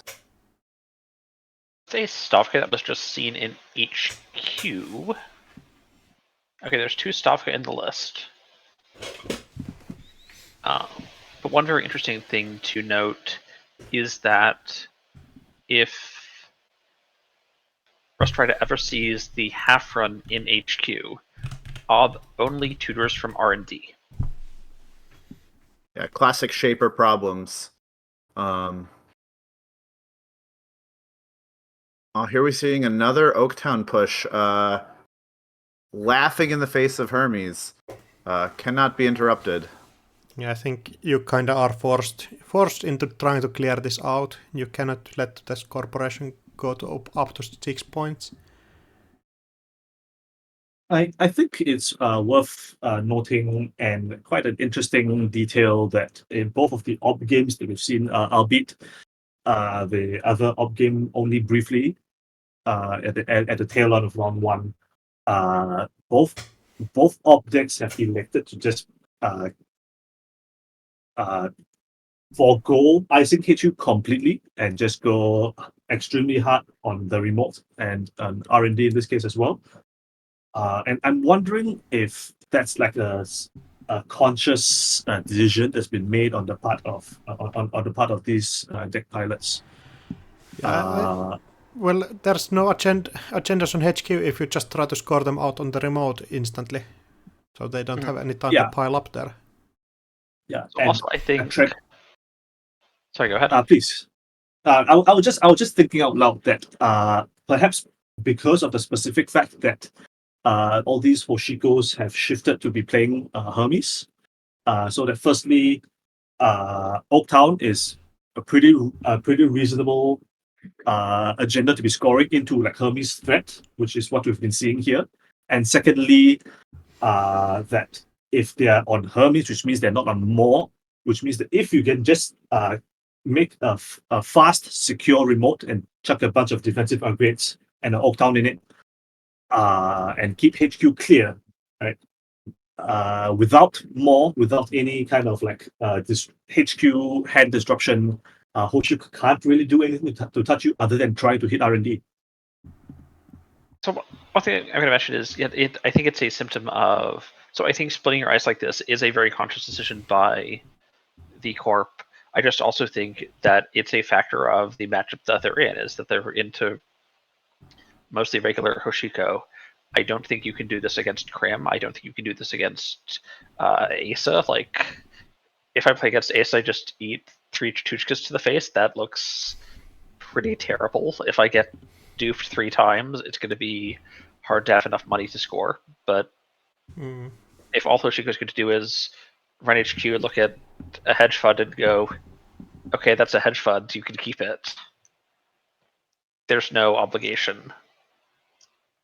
Interestingly, we see no ob trigger off of the border control pop. Perhaps all the 3 to res cards are accounted for. Perhaps Mortivore is trying to save that pop for to protect the remote. I think that might be that server 1 secondizes Stavka, that you just want to save the Stavka Havron combo for. Yeah. Or just to threaten it out, maybe. So we have seen some Hoshikus on Wake Implant, which is another thing that can punish leaving HQ wide open like this. Because if you can stack up the Wake Implant HQ runs for the giant dig on R&D, that could be a lot of threat, especially with Hermes. For a single, like, go in with Wake, you'll find something in the top 5 cards. 4 cards. But I think without some form of HQ pressure, it's easy to leave HQ empty, able to scoring remote and put agendas in it and say, go get them, they're there. Yeah, and going straight on the server 1, we'll see if this if he gets punished by like Stavka here. It could very well be the second Stavka into the half rune trigger, but and there it is. This is going to be rough. Seeing a trash.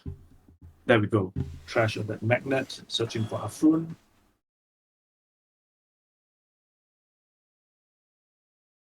And you probably lose your killer and your barrier breaker with you already pitching out one of those into archives.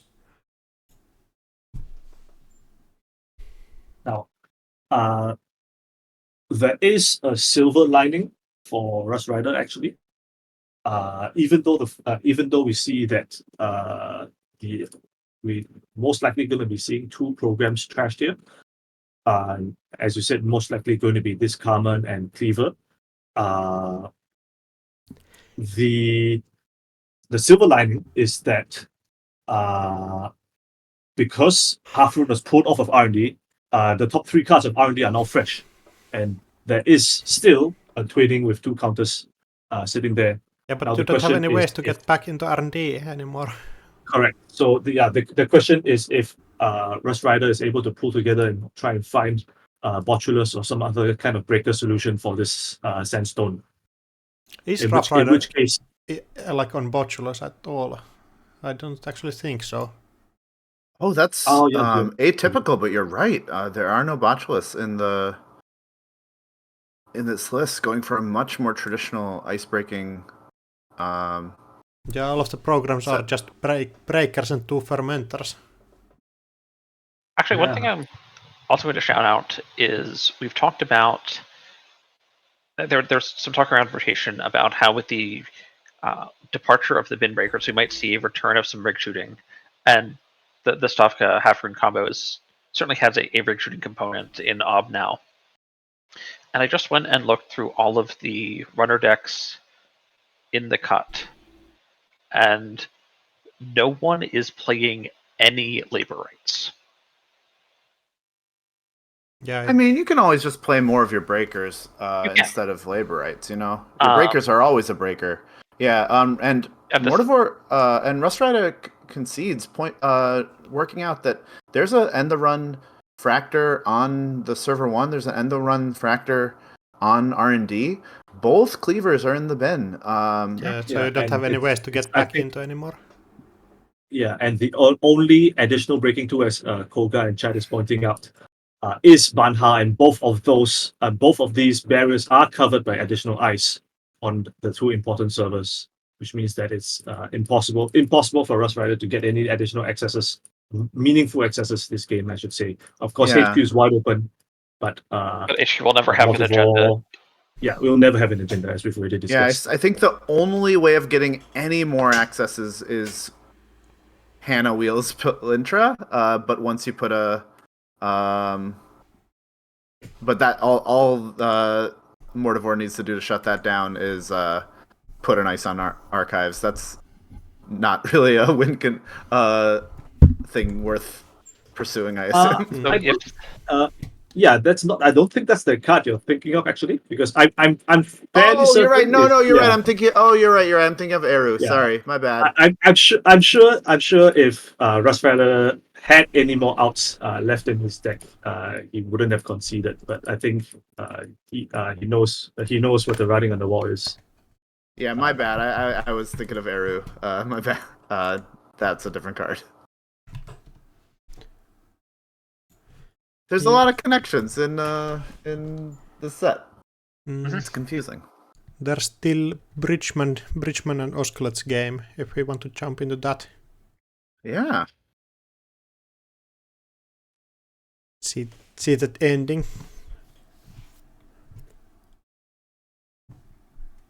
All right, and we have been seeing a lot of these ice formations today, haven't we? Yeah, looks like that is it. Bridgman just finding the last Bellona that he needs. Looks like we missed a heck of a game there. Oh, and yeah, it's a shame that you cannot see every game on stream and cannot spectate every game. Like, there's probably so many cool games that we missed just by being able to watch one game at a time. Mm-hmm.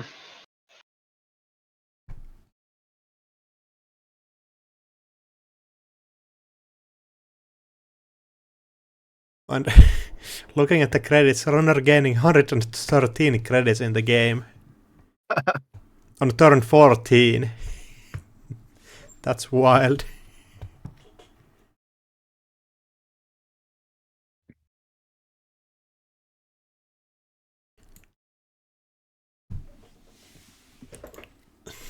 So looking at the bracket.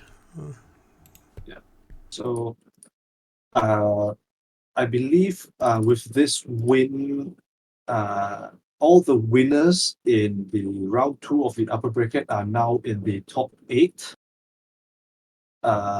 Meanwhile, those players who won in the low bracket are still in the top 12. Yeah, unfortunately, it means we have 4 people who have been at this point eliminated from the tournament because 8 people had 1 loss, got faced with each other, and 4 of them lost their game. We'll see those results pretty soon, I imagine. Of course, the people who lost in the top tables are going to be going down to face the people who won in round 2 in the so-called losers round 2. It's all very sensible. It's all very orderly, but it also you'll see as we get fewer and fewer people, there's some inefficiencies when you get to a cut. Sometimes you have people who have won a lot of games have to wait around for an opponent. Yeah, that's the problem with this like double elimination cuts. That winners bracket games are fewer in between than that what lower brackets can play. Yeah, which is why we do them here when it's the highest level of competitive play, and why I don't like them for tiny tournaments. Yeah, that's a personal opinion. If you like cuts, do them. Comparing to different tournament structures, like as a old-time fighting game player, where that like double elimination tournaments are the norm, it's so nice being able to play in Swiss tournaments where you are not out just by playing 2 games, but you can get to play like players more on your skill level. So you can get swept on the first round, and then you play against someone who is on the same score line, and do not just have to wait and watch for the rest of the tournament after going 0-2. Yeah, that's a good insight too. I know there's also just the sort of idea that some tournament structures will you'll get eliminated from contention when you can no longer win the tournament, and if it was never your expectation to win the tournament, that feels a little bit pointless.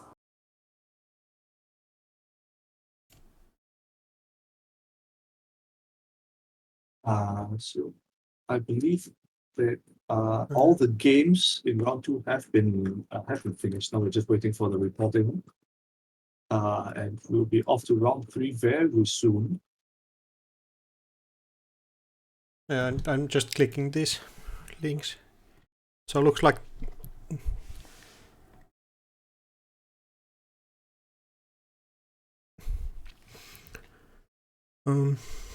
we could probably go and watch Veronica 2 now next round.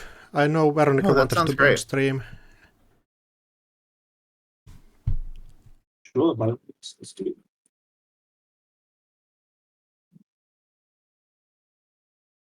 Just a heads up, I will need to duck out in about 35 minutes to go do some childcare. But yeah, just want to give you all a heads up. Yeah, that's totally understandable. There's more in the day than just Netrunner for most people. Needing to have some actual responsibilities. No, that's the issue actually. That there is Netrunner because I'm gonna go help with Osklet's kids while she's hopefully crushing it in the cut. Oh. Yeah, that's.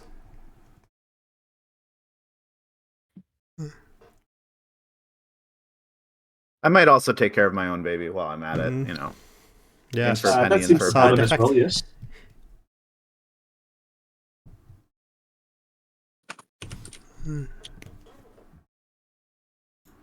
So I do want to just say congratulations and I guess commiserations to some excellent performances from Rust Rider, looks like Percomus, Captain Nice, and Socia, who have done fantastic stuff this tournament, and at this point are eliminated from the cut. Of course, I mean, this doesn't speak for like the amount of effort that is taken and the level of the level of skill and gameplay that is taken. Like for anyone to make it to the top 16 thus far, it does bear like emphasizing because like just because like someone's been eliminated from the cut, like has no bearing whatsoever on their skill as a player, of course.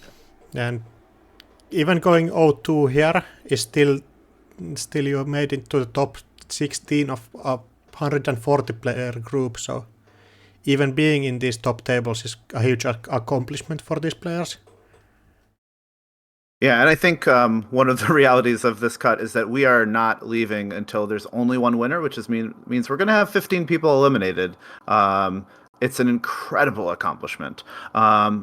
Besides winning the tournament, I'm sure these players are also eyeing a top 4 placement because top 4 qualifies you for the Intercontinentals tournament, which will be next week. Is that right? I think it's 2 weeks after this one. Gotcha. Jai, you have an invite, is that right? That is correct. Oh, I'm excited to see you in that tournament. Are you going to be able to play? I should be. Yeah. So Fantastic. Look forward to putting on a show, I hope. If you can't make it, I can accept your invite instead of you. I can play on your alt. Well, we'll see about that one. Yeah. That's very magnanimous of you.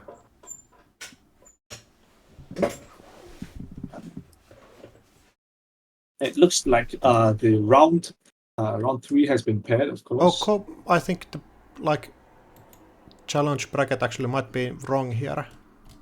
Okay. Yeah, that does happen sometimes. Yeah. Getting different pairings, yeah. Well, looks like my work in that was completely wasted. Yeah, I guess Cobra is not always very clear about where its brackets are, if you know what I mean. Like, Challenge makes it very clear, like, this person's going to face this person next, but it's not always very transparent on Cobra. Presumably those pairings are correct. So we're going to be seeing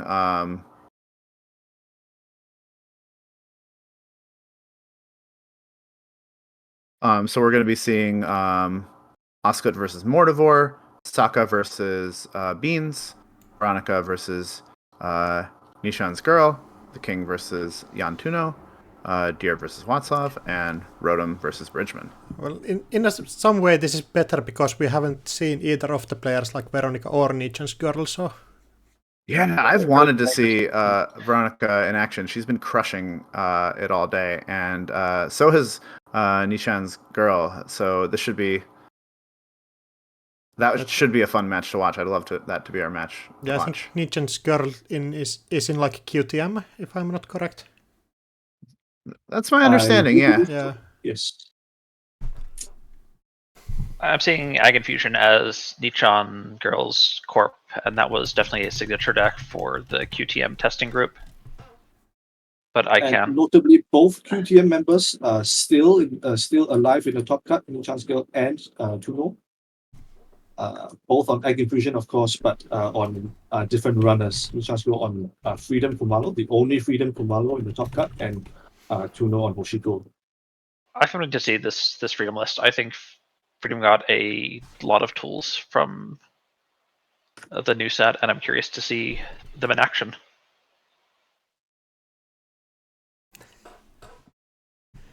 Then going against PD, which might be an interesting matchup when you can actually trash those seamless launches from hand and not let the corporation have this like all of these scoring tools.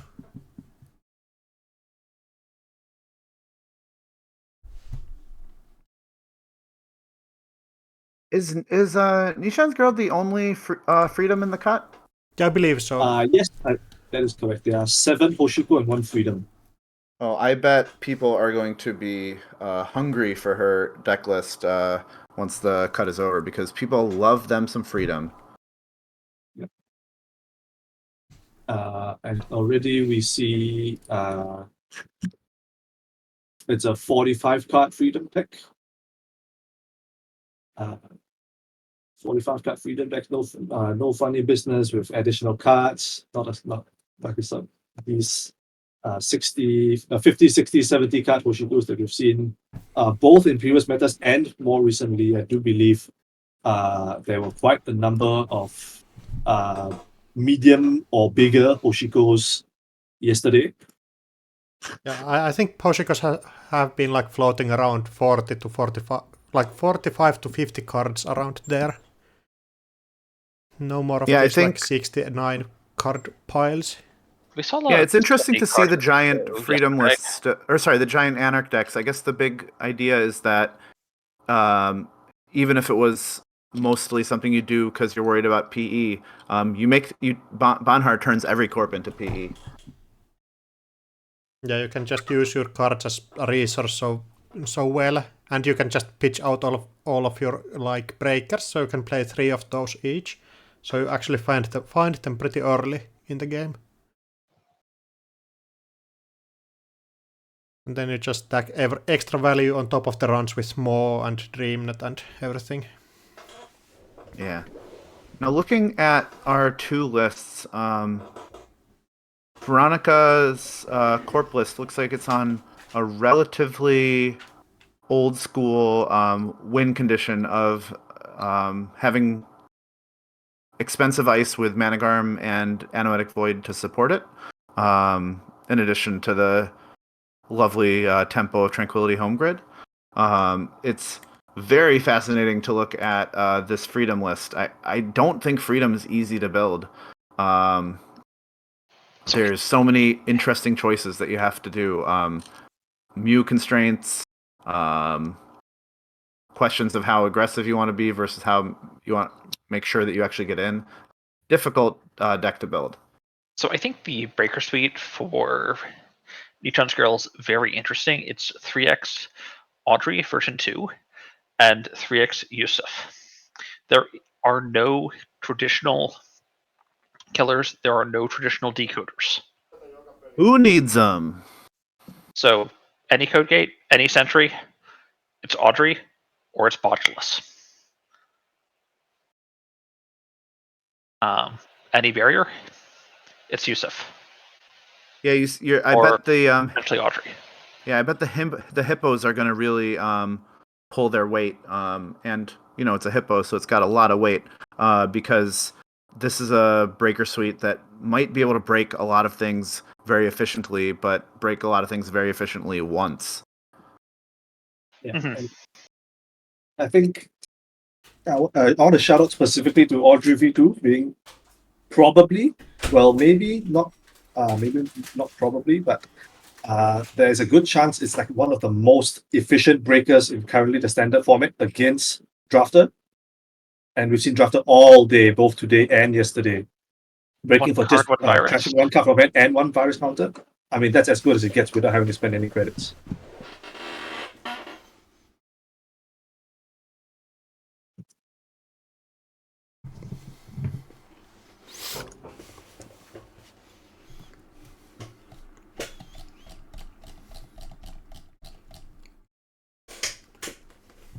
And it looks like the timer has started.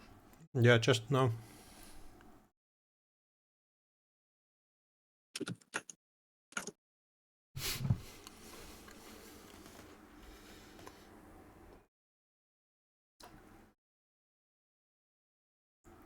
All right. All the best to our protagonists. And let's see what kind of game we have here. Yeah, will this be a game with like Soka where you just do not draw any eyes, or will both players actually get a decent opening here? Oh, and that's not opening you want to see. Oh, my virus hits! Oh no, that's Audrey's virus. That's not it. Oh no, that is not it. Although just I mean, trash. at least trash the rid of the stuff, with freedom, Get the counter back. I mean, I'm sure all 108 of y'all in chat felt the same that we did when we saw that Mavaris access on turn 1. Actually, look at Veronica's list and see how many Mavirus she's running. She's on Veronica. 2. And there's one of them. Yeah, It's 1 down, 1 to go. Going down to 0 credits is going to be harsh here. With Freedom notably being a pretty slow runner to get set up. Ooh, but a Contaminate! And now you just want to get the Apex card on the table. I'm not sure anymore of the name. Alright, so over here we have looks like Only Chance Girl has exactly the number of cards in hand as well as counters on Audrey to perfectly access this Off-world office. off protected by Ansel. That's bold by Veronica. Extremely bold.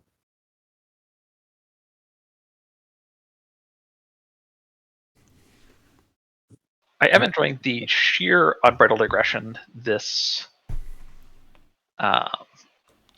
Freedom List is putting out. Yeah, just putting down all of the virus cards and starting to run.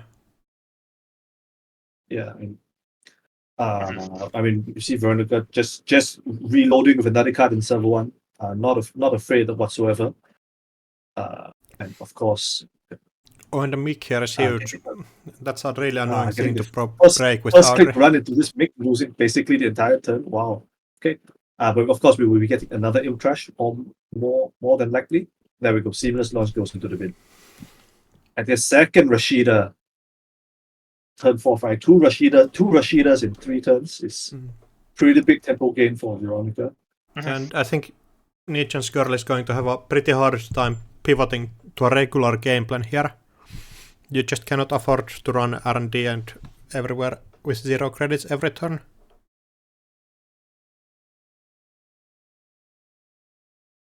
I think we might see another run on R&D here, though, while it's still open. But it looks like she's opting to just draw some. Yeah. Potentially thinking about challenging the remote. Draw 2, run server 1.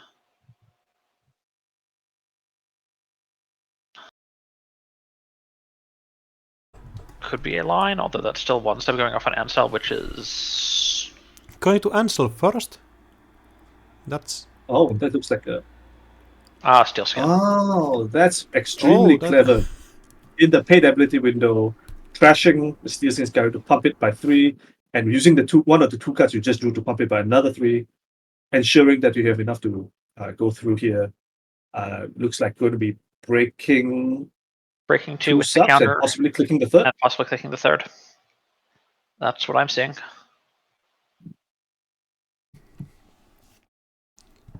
Yeah, I absolutely love seeing this aggression from Nishan's Girl's Freedom List. I think you kind of see why this list is not on traditional breakers. Like, you're going hard and don't need them. Yeah. I mean, who needs credits, you know? Who needs credits? All right.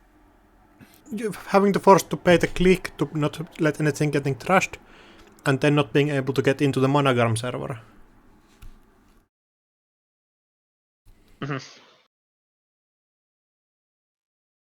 Alright, trashing the 3rd Rashida. Pretty good hit. Oh, the Lumina. Quite possibly the best agenda you could be getting in the game at this point. Mavaris to HQ.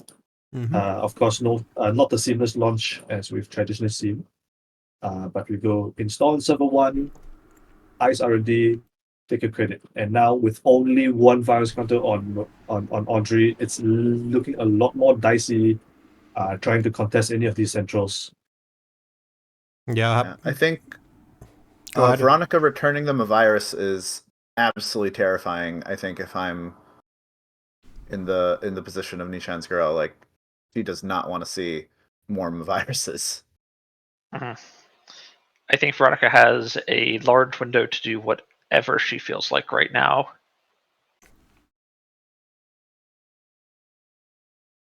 Although she is a little bit poor in credits, 7 is not enough to res 2 ice and a virus in all likelihood. Yeah.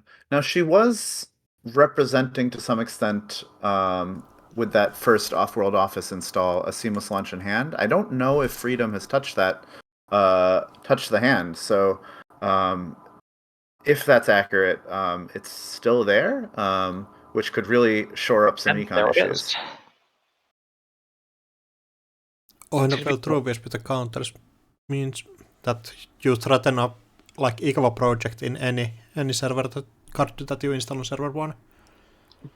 Oh, great point. Yeah, the line of seamless launch, get back seamless launch, advance. Seamless launch, advance, yes. That's terrifying. As well as this can always be yet another virus. Freedom does not want to play through 6 viruses over the course of the game. It's more than likely that this additional upgrade in server 1 is that same virus that was accessed on turn 1 and subsequently I expect it to be a virus that was returned with.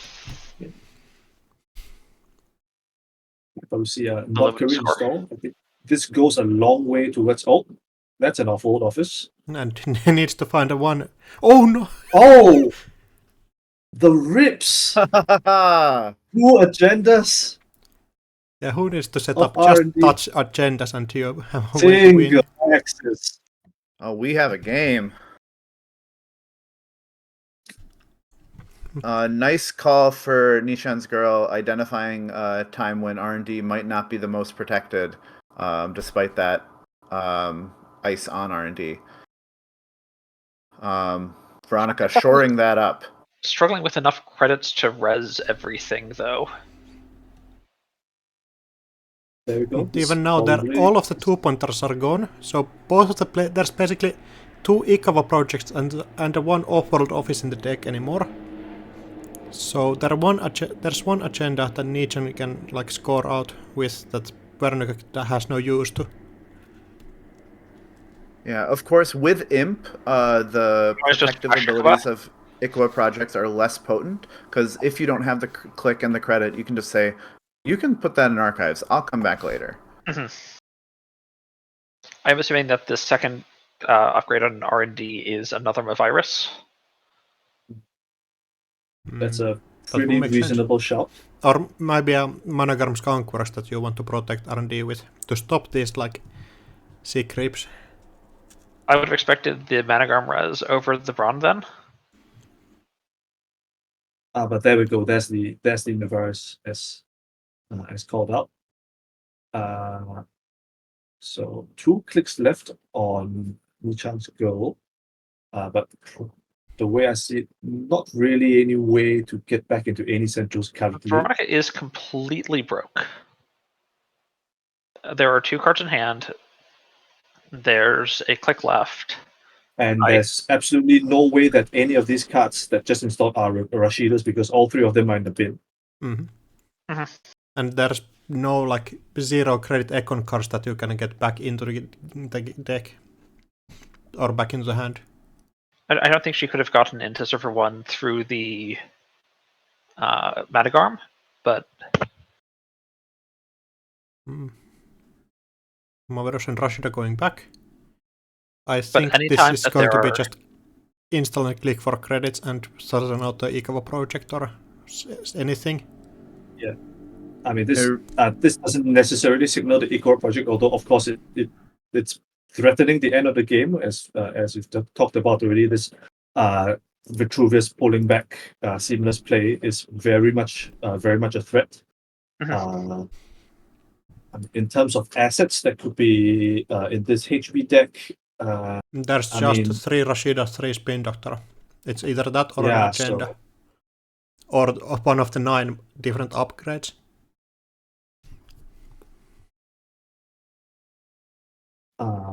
So we do see Nichan's go choosing to run HQ this time. He pointed this Mick. So trashing 2 cards from hand and 2 virus counters to breaking all 3 subroutines on Mick.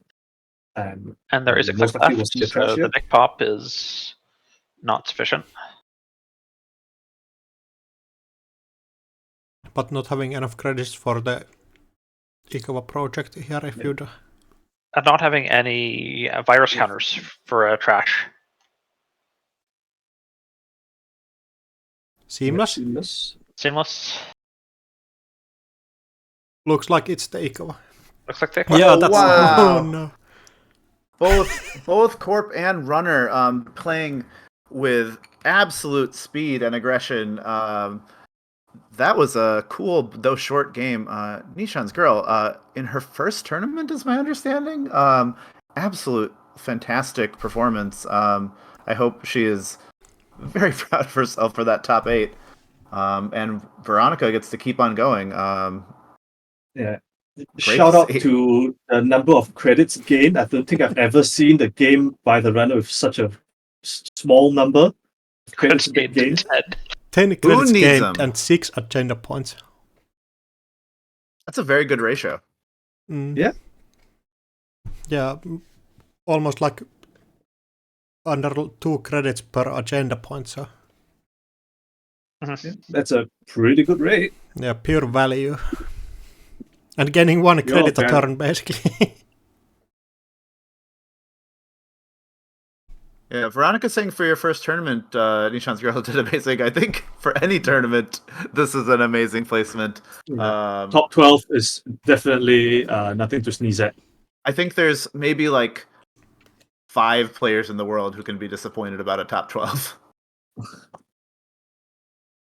Yeah, and even those players often have like unrealistic expectations of themselves. Well, yeah. Some of them are probably still in this tournament.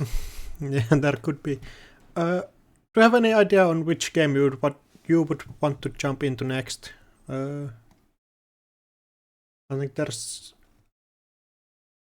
Let's see. I think let's not go to Sokka's stream because Sokka's already crushing it. There's King versus Tuno that could be interesting. That sounds great. Oh, do you want Bridgman versus Rotom? I think King versus Tuno could be interesting. Bridgman and Rotom are still in the winners bracket. So. Yeah, good point. Plenty of time to see them later.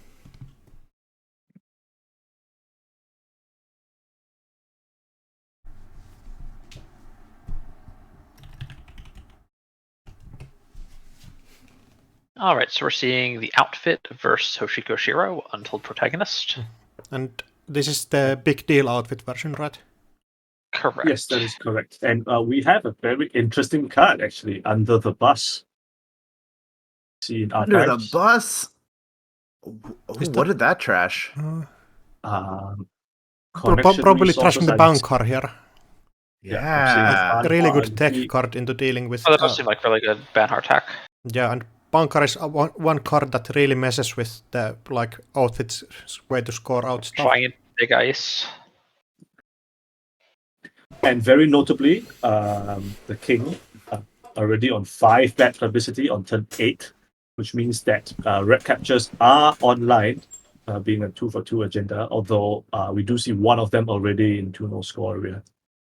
Yeah, also terrifyingly, the King is on 17 credits, which means he's one big deal away from an Atlas with a counter on it. And that would put him on 5 points, which with 5 bad publicity and regulatory captures in the deck is turn away from the game. Yeah. Yeah, I think it's like main goal here is to stop or delay the big deal right now. Just force the corporation to use credits on R&D or HQ. Yeah, that's a good point because Yantuno can put pressure on this outfit deck and say, look, if you want to save your money, you need to let me have unrestricted access to your servers, which is a tough offer. Yeah, but then it comes to that you are face checking into a really nasty ice suite. Stuff like Trebuchet is really annoying to get hit by, especially when you only have an Amaku as your breaker on the table. Yeah, so I think this sort of big deal outfit version that doesn't actually necessarily need to build a remote does offer a lot of added utility in this very Amakua oriented field. Because if you just don't need a remote, that's one fewer thing you need ice to protect, which means more ice elsewhere, which means it's harder to get the free Amakua value, where that Amakua gets up to 4, 5, even 6 strength, and just tears through everything for dirt cheap. Yeah, and putting the number down, which is actually really good against, especially outfit stuff like Trebuchet is going to get down pretty cheaply. Breaking Trebuchet for 4 is a great deal, better than almost any other killer can manage.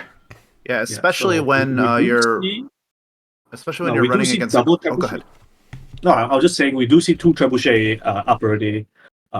Rest, actually the only 2 rest ice currently on the board, and one of them already has been Botulite, I guess is the word. So this num is really only protecting against the 3rd Trebuchet. If Tuno thinks that's the read that one of these 2 ices on R&D, and this looks like a single access, and it looks like no action on this access. Yeah, not finding anything, and King not resing anything also, which might mean that there is some threat in HQ that you need a pretty sizable amount of cash for. King is actually on a very sentry-heavy list. In addition to the 3 Trebuchet, there are also 2 Winchesters and 2 Stavkas. Oh, Stavka in an outfit deck without the combo. Maybe just getting the 7 strength is still a huge amount against like Turtle and different breakers. A huge amount of strength. Yeah. Jan Tuno plucks out 1/2 of the big deal Atlas combo. Is it going back to HQ, just trying to find the big deal or a pivot or anything here? Well, right now HQ runs are free. There's 5 bad pub and Trebuchets 4 to break. Yeah. I mean, you would expect that the King would have like really loved to see. Yeah, what's that? Yeah. Time to Netrunner DB search a card. Yeah. I so mean, no code gates on HQ or R&D in these couple of runs, which is probably quite a bummer for the King. You imagine that you would have loved to see at least no. Well, I need to find both atlases. Yeah. Or the big deal. Now. Yeah. And now Tuno has exactly 1 turn to end the game and score 3 points, it appears like. Because like this, I mean, probably even the second counter isn't necessary. In theory, you only need one Atlas counter to pull out a regulatory capture from this board. The one Audacity counter, like extra, helps you that you can score out on 0 credits basically with just getting a regulatory capture and Audacity on the table. Oh, good thought. Yes. Yeah. Yes. So that makes a significant difference if this ice on R&D is a 3 credit rest or less. Yeah. Now, of course, part of that big deal was I will get an Atlas with 2 counters, but you can have unrestricted access to my servers, and the deal has been taken. So actually looking at the King's list, all of the ice in the list cost 4 or more. Yeah, and there's a certain calculus when it comes to outfit that if you've given them 5 bad publicity, there's not a lot of ice that you're not actually interested in rezzing because it won't make the math. We've already seen that R&D is top of R&D is clear, which means that the only place for Tuno to get any more accesses this game is in HQ, and we've already seen 1 run. Valentine, previously was border control. And it knows she can't steal 2 agendas on this access. Yeah, just falling bit short on the accesses. It's going to be rough. Yeah, it appears that Which means that the because game's Atlas regulatory capture install advanced. Yeah, that would because this because the King's list is on no SDS drone deployment, which is something we commonly see in other big deal outfit lists. It is like a foregone conclusion that you can't steal 3 points from a single access, and therefore there's no way that 2-0 can win the game from that position. So congratulations to both players, of course, for making it this far, and especially to the King and for making, I believe, into the top 8 now. Yeah, top 8. This was for the top 8, I believe. And now just one game for the top 4, I believe. Yeah. There seems still to be Osklet versus Mortivor on table 17, if we want to watch that. Oh, actually, I misspoke earlier, so that there were no labor rights in the top cut. I actually missed one. Women Golfing Blue Heart was on 1 labor rights. Oh, right. So I think I'm going to be popping out. Thank you all for letting me join. Hope you all enjoy the rest of the tournament. Later. Thanks for coming in, of course, Anjay. Yeah, Pleasure as always. Thanks for joining. So do we want to jump into table 17 right now? Just to see the end of the game. See the end. This time we see a couple of more eyes on HQ, and just 3 points scored right yet. I was going to shout out Oscillate's Breaker Suite here again. We're seeing the Odure, which I think actually looks really sweet into a number of the common sentries right now. Especially if you're expecting Starlit Knight, any size Starlit Knight, 3 credits. Doesn't matter how big.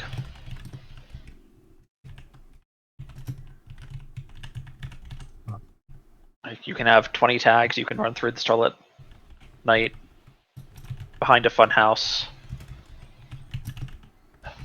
and just go. And I do believe this is the lower bracket. That's correct. These players are playing for a shot at the top 8 or elimination. And yeah, these are like the high pressure games of the tournament right here. And correct me if I'm wrong. This could this possibly be the first ice we've ever seen installed by an odd player on HQ? This entire top cut. Yeah, I actually think so. It's and that's a third. Wow, what's going on here? Clearly didn't get the memo, huh? Cannot actually get server 1 like rolling with this amount of credit totals, so agendas can't pile up on HQ. Yeah, that's absolutely right, of course. And of course, Oslit having the entire Breaker Suite out already by turn 10, and being able to like threaten this server 1, regardless of like the condition or the state of this ice.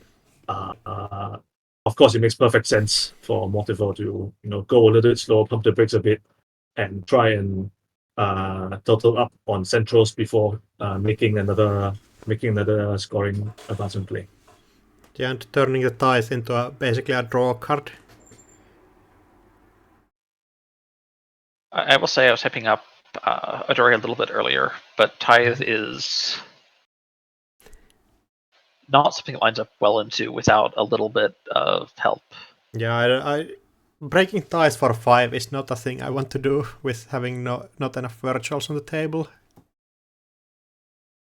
Even breaking tithe for 3 is not something I'm excited about. Yeah, similar numbers to the MK Ultra, which had like massive other benefits instead of the breaker numbers. Yeah, so Oslet is on 1 leech in this list, which probably will end up being quite critical in terms of getting tithe and a bunch of these other eyes down to like reasonable break numbers. Mm-hmm. And pricing out an twinning Odor, like getting that 1 second Odore on like in the bin is going to be rough against like if she hits like Stavka or something, because then you cannot have like the two sentry breakers on the table just to protect.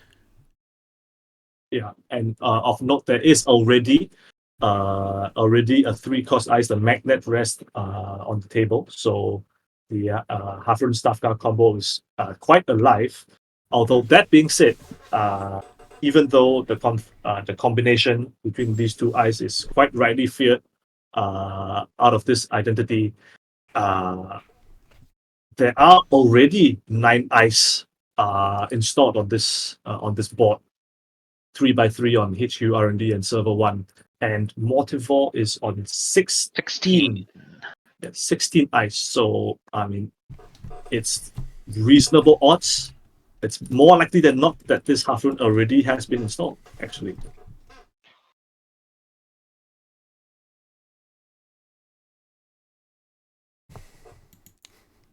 Yeah. So.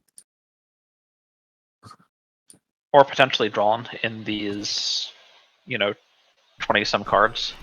Half the deck's been seen. Oh, and there we go. There's a leech.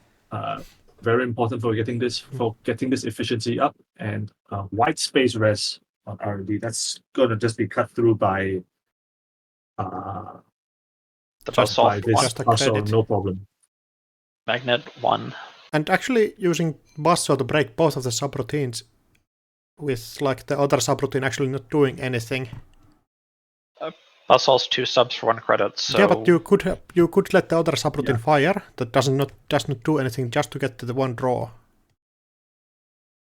Oh, this is a raindrops run? Yeah, it's a raindrops. Okay, then yes. Yeah, but it's an easy thing to make a mistake after playing like so many rounds yesterday and still playing today. It's a thing that you easily miss, just pressing Buzzsaw, break all.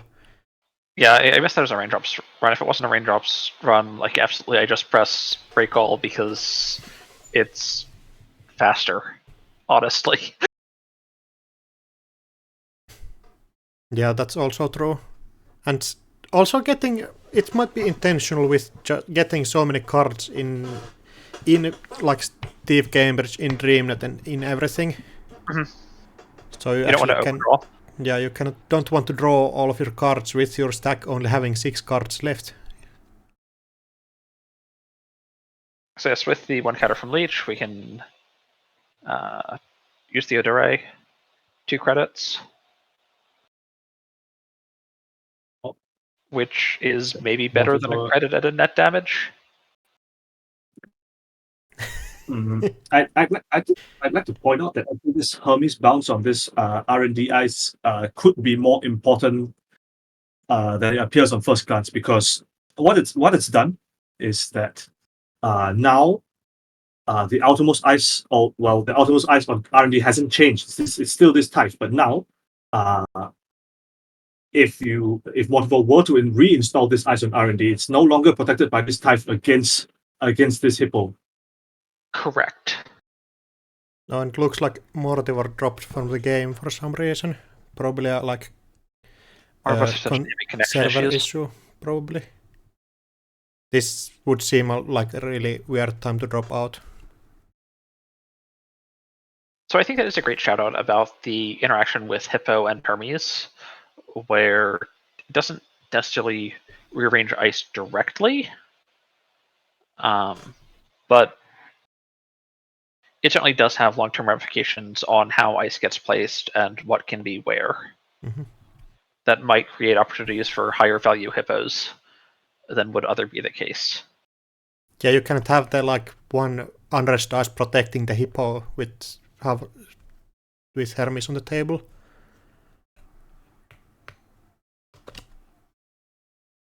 But it's not like, say, Tau, where Tau can just directly rearrange the ice and move something to the outside for Hippo. Not that any Taus are currently running Hippo, because Hippo's very expensive on the influence, if not necessarily the credits. I think we would see it quite a bit out of faction if it were a bit more cheap on the influence, but yes, 15 is quite a large number.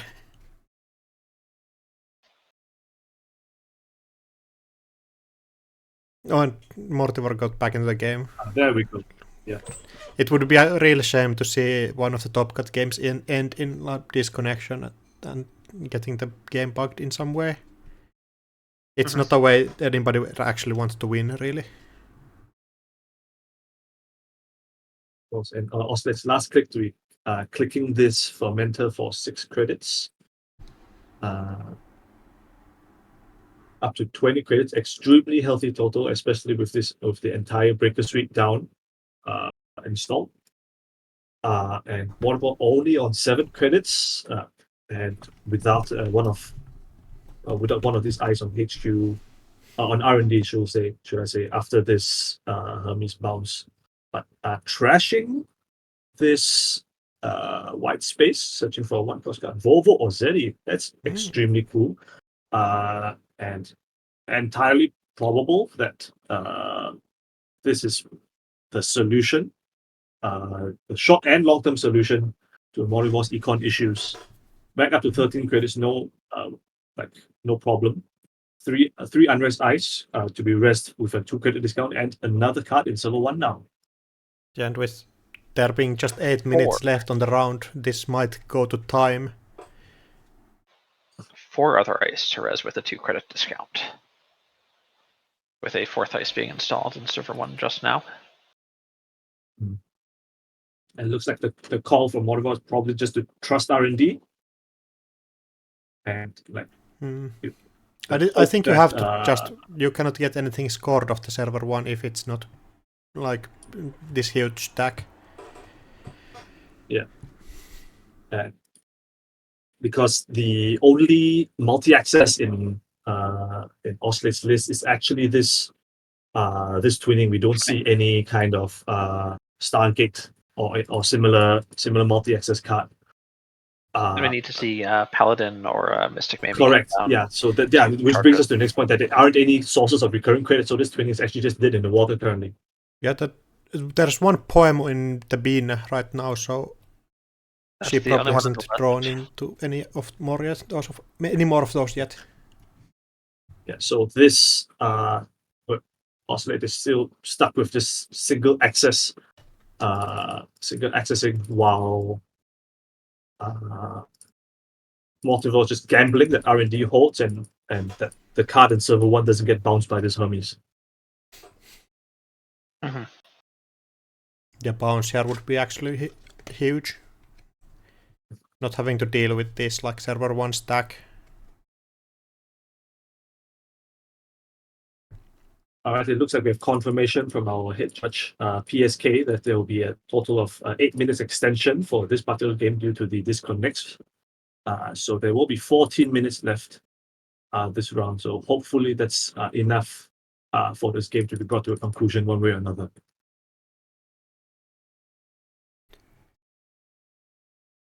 Seeing the power of Steve.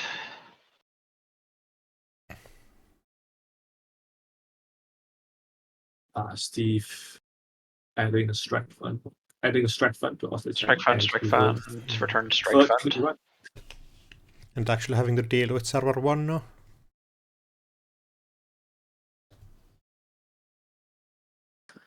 So of course, there's always the option of multiple raising border control, which just ends the run. Here's one of those. Unilaterally. Yeah. So, that's one. Oh, actually, misclicked. Yeah, of course, easy mistake to make, but yeah, of course, all good. Luckily, it's an easy fix also. Yeah. But how many eyes can Mortimer actually afford racing here that tax out the runner? Because if you don't get enough tax, you just get put through here again.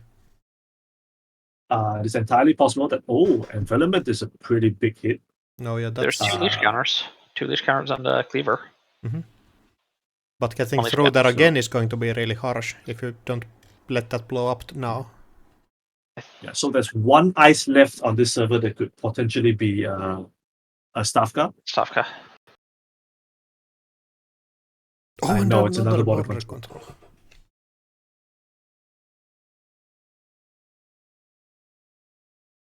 So breaking all subroutines of border control, of course, with this cleaver. No biggie for this particular breaker suite. And now Moldova has to think if it's viable to pop one, if not more, of these border controls in order to stop the run. And looks like that's the call. And Morty were actually just paying 7 credits for 13 credits worth of ice.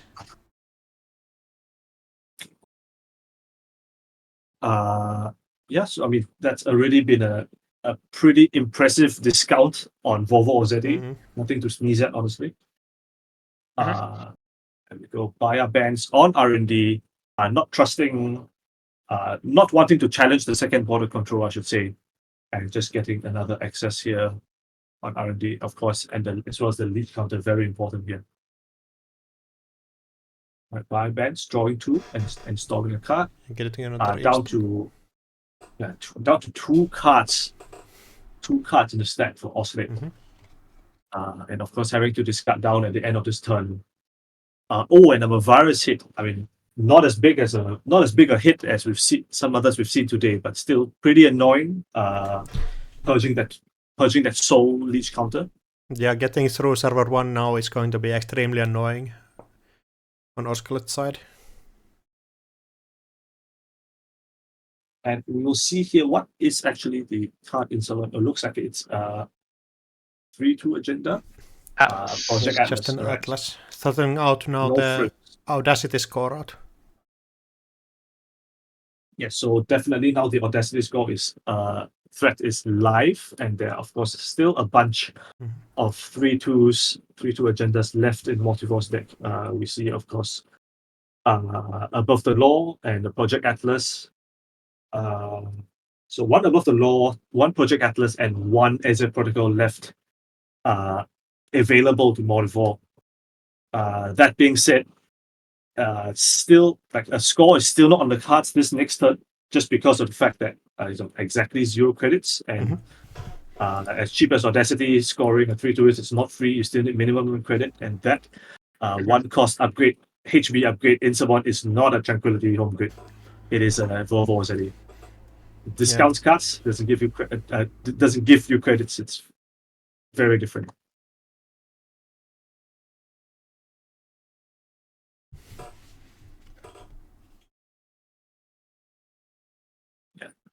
And lacking like all of the multi-access before like this turn is going to be huge here.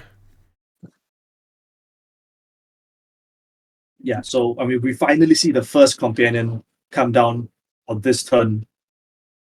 Mystic Miami, and of course it's by no means a guarantee at this late stage of the game whether Oslick can fire off a Mystic Miami trigger. We have Steve. That's true. You have Steve. I just to pull back any random events. He has enough random event access by running HQ, which he...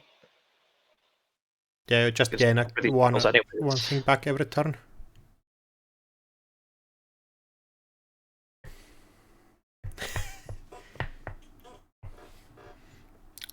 Do you think you want to use the twinning counters on R&D or HQ right here? Do you want to fish out the agenda from HQ or block on top of R&D every turn? I think with the board at this current state and Austin only being able to generate 1 twinning counter per turn cycle, it probably makes more sense to put twinning counters onto R&D, in HQ access.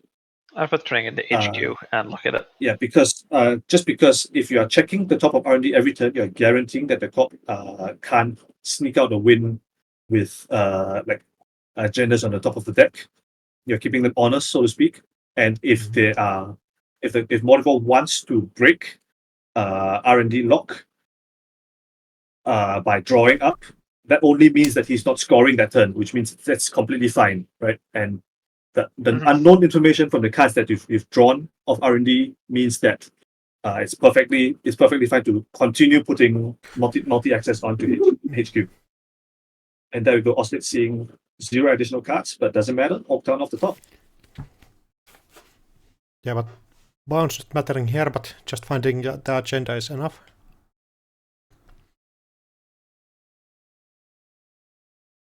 And here we go. Another run on R&D. Finding nothing Single here, access but for the win. probably going back to HQ. Yep.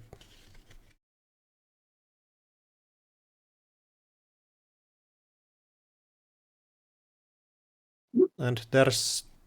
How many 2/3s are actually in the deck anymore? There's still one Atlas, one Atlas. SF, and Above the Law. So 3 cards still live for Molitor to pull a fast advance play.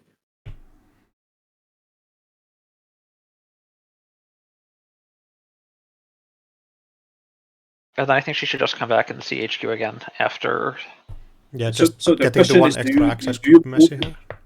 Do you pull this twinning counter on this run or the next run? Is the question. Oh, and Above the Law and Audacity both in the hand, getting access at the same time. Okay, well, that is one of Modivor's 3 outs. Only 2 remaining left.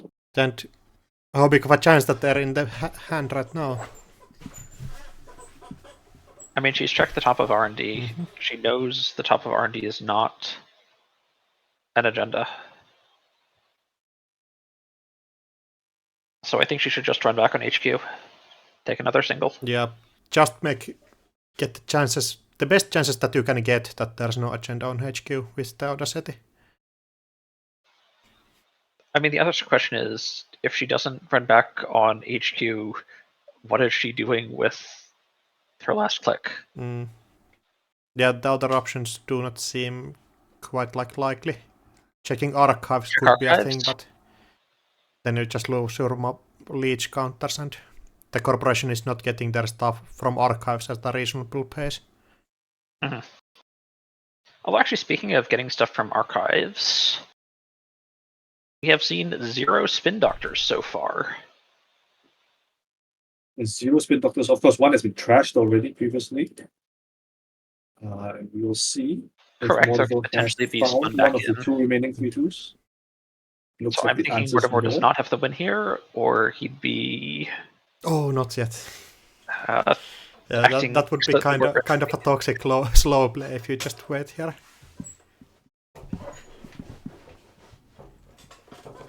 So 14 cards left in R&D. 2 of them are the winning agenda for Mortimer.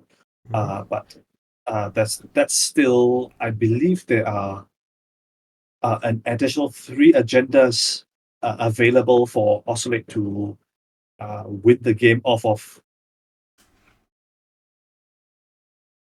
Yeah, I believe being so. on 6 agenda points. Yeah, any access, even the hostile takeover is going to be good enough.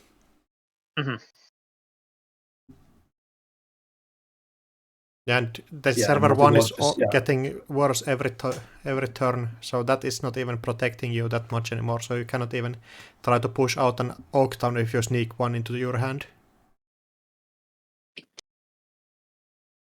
So it's interesting that Modivo actually decided to take credit instead of drawing past this R&D lock. To be fair, it is not very great R&D lock. And here we go. Oh, that's a spin doctor. Yeah, I guess you get to see a fresh card from. You get to see a fresh card.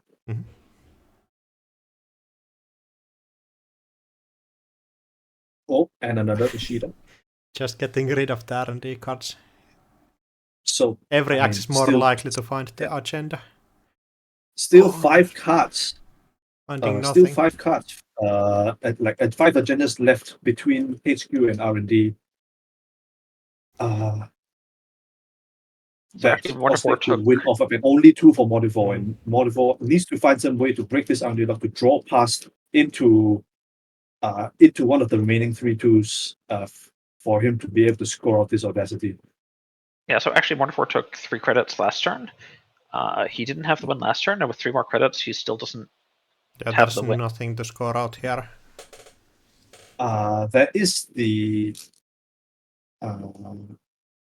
There is the option still of being able to play that hedge fund now, which he has in hand. Extracting Volvo for probably this spin doctor in Silver One. Oh, and threatening out the win next turn, maybe. Yeah, and now of course has to go back to the HQ like this coming turn. The good news for her, of course, is that she will be getting another twinning counter to make a total of 3 accesses on HQ. That being said, out of all these cards that we've seen, out of all these ice that we've seen, Half-Rune Staff card still hasn't come out. That threat is extremely live right now on this particular R&D run. Okay, border control, not a big deal. Yeah, just paying the 1 publicity here.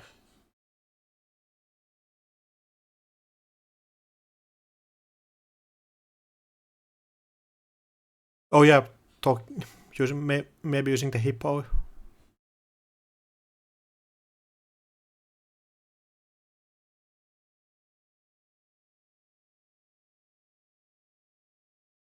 And looks like Half-Rune might be coming back into the deck. Yep, there it is. But notably, Stavka does not end the run. End the run, yeah. So now it is still actually get to see 3 cards off the deck. Yeah, so Half-Rune goes on top of R&D. So it looks like the trash is likely going to be Buzzsaw and Cleaver. Which that means would make that, sense. Yeah. So now the question is, for Oslit, with these last 2 twinning counters that you have, do you multi-access HQ? Do you multi-access R&D now? You probably have to, because it doesn't look like you're able to get any more HQ accesses. Well, not actually trashing the Buzzsaw, so you could get... Oh, maybe I misclick on the Buzzsaw. Oh, yeah. Yeah. Meant to use the Buzzsaw.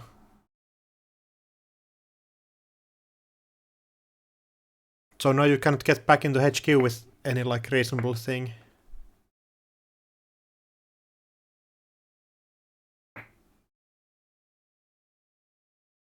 Oh, and time gets called right here, so... So Mortivator needs to have it in hand. This Stavka lock comes bit too late in time. Yeah, it took a bit too late, and it's possible that Oslit might be able to just win off this triple twinning access anyway. 3 cards out of a 9 card deep R&D.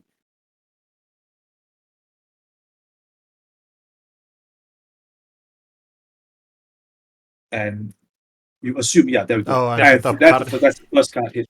Yeah, there it is. And that's the hostile, and there's the potential run back into archives. Don't know if there's anything in archives, but yeah, and you still see 2 more cards. I think Multivlo's R&D kind of like held up as long as it possibly could, but I mean the amount of single access trashing a bunch of those spins and Rashidas off the top, eventually gonna hit something, right? And, definitely. Congratulations to Oslit for moving forward into, I believe, what is the top 8 of the cut. And of course, well played to both players, and as well as Motivor, still making it to top 12 after 2 days of absolutely top tier Netrunner gameplay.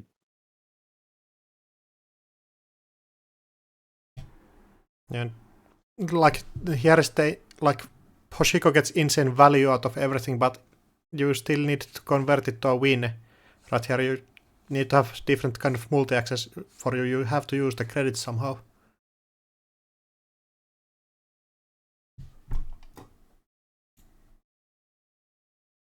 So, looking at... I should open up the Cobra link.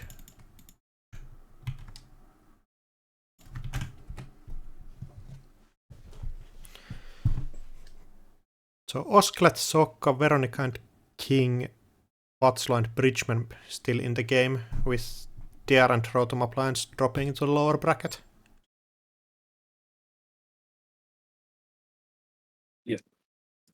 That appears to be the case, and so I guess this means that round 4 pairing should be coming very shortly, and so I believe what this means is that for our round 3 winner bracket winners, which will be Watzlaw and Bridgman, will be taking a break this round Yeah. Wait, is that correct? No, no, sorry. WhatsApp will be playing against Bridgman this round, and they'll be getting a break later. Oh yeah, it depends on how you play it, but yeah, they're playing now, and then they still might play in the winners bracket. Yeah. So that would be So we have 3 remaining matchups, which would be Oslate playing Asmari into Sokka's Hoshiko, Veronica's PD into the King's Arisana. That would be cool to watch. I yeah, guess we haven't seen any Arisana gameplay gameplay yet. Gotta get one for the Shaper enjoyers. And lastly, in our final remaining winner bracket matchup, what's left on Acer Group versus Richmond's Hoshiko. And So I think we should guess jump on table 24 to watch the Arisana gameplay. Yeah. Get a break from all of these anarchs. We should be pouring one out, I think, for all our criminal enjoyers. I think both the last remaining criminal players, Rotom Appliance and Multivore, got eliminated in that last round, as well as I believe all the Ag Infusion. I think Rotom Appliance is still in the cut, but is waiting for the winner of these games. Right, correct. Yeah, and Rotom Appliance are still in the cut. There's Apologies. Still chance for the criminal enjoyers here. Yeah. So crim enjoyers, not all hope is lost. That being said, we do see still a bunch of HB, like a whole bunch. I think 2 PDs, 2 Acer groups, and these HB architects of tomorrow. I'm pretty sure we may be seeing a bit more of that later on. Still in the game, and Wayland wise, only the outfit left by the King, and I believe all the odd players have been eliminated, unfortunately. Which is, I guess, kind of surprising to see, considering that Ob was the most played ID at this event. I think it's also that Ob was really popular in the Cascadia, which means that people who are not really in any testing groups or anything can pick up the deck. So maybe not all of the strongest players are on the ID, which could explain the difference between the play amounts and getting the amounts of players who get in the cut.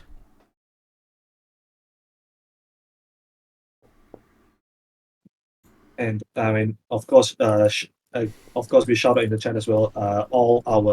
Both our Jinteki players have been eliminated, both on Ag Infusion. Of course, very, very unfortunate for all our healing enjoyers. I know there are dozens of you all out there.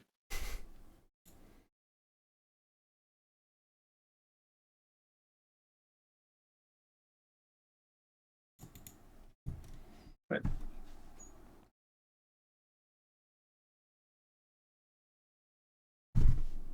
Right. Looks like the next round will be starting just a couple of minutes.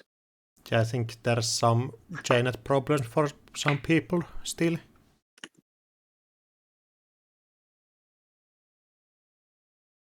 But considering all of the problems, how bad they were at some points before this weekend, JNet has been holding up remarkably well.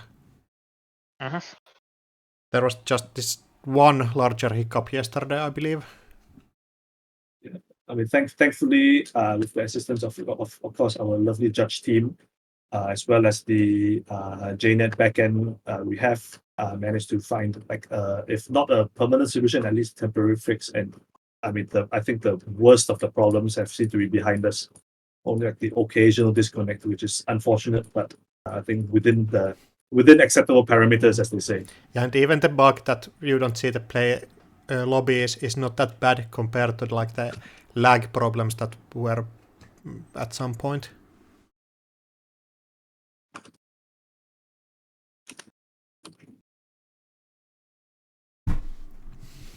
So looking at King's list. I believe there it's looks like a pretty similar list to a couple of different Arizona decks, but getting a Fermenter and Clot in there, which could be like Fermenter could be huge in this matchup. Getting that And safe econ that you don't need to interact with. And very exciting, 2 prognostic cubes. We did talk about this a couple of times yesterday, and of course it was in one copy of which was in you said good Jeff's deck, the runner from last week's Cascadia Continentals. The King has got up to 2 copies in this version, and I mean I'm pretty excited to see this card. It's extremely skill testing, and I mean, of course, also extremely rewarding if you're able to control the triggers and the top of the deck and get some free flips and installs and value off of Q-Loop and Lilipad.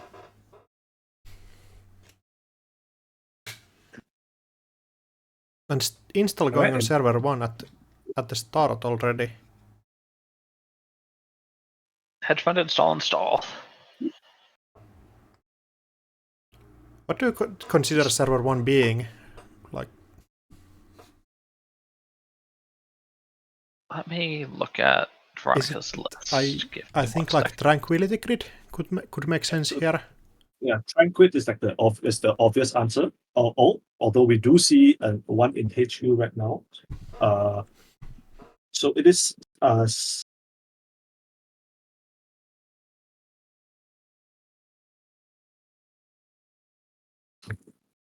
I think Tranquility so it's some ordering issues. The King intending to install this Cubon on R&D Ice.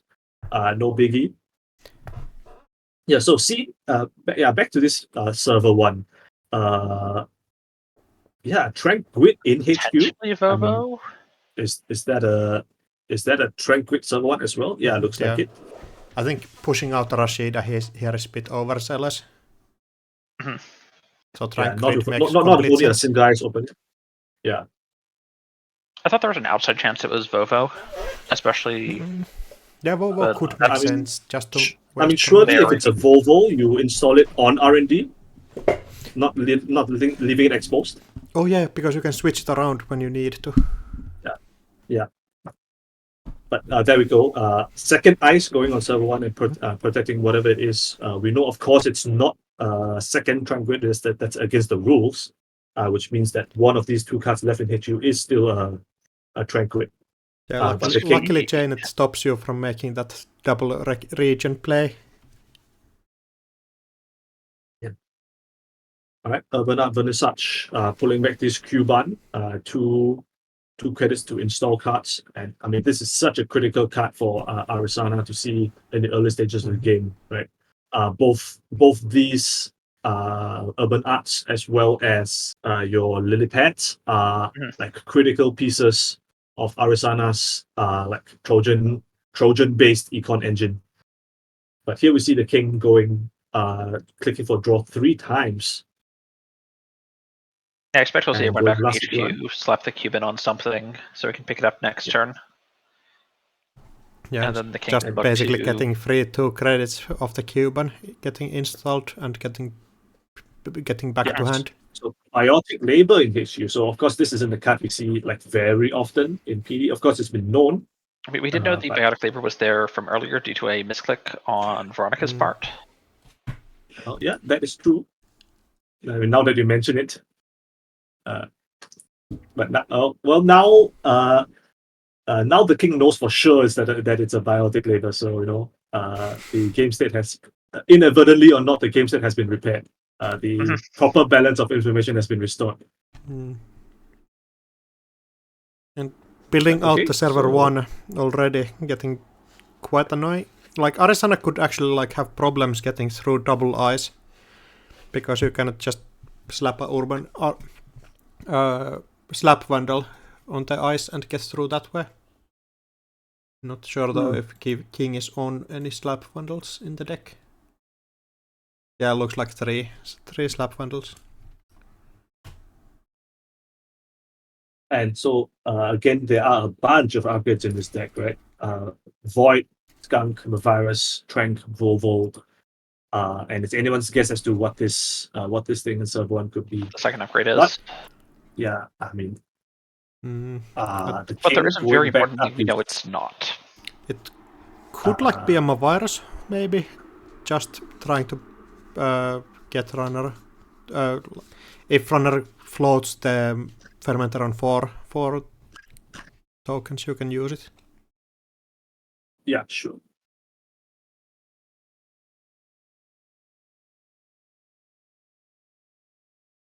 Just slapping down the Cuban.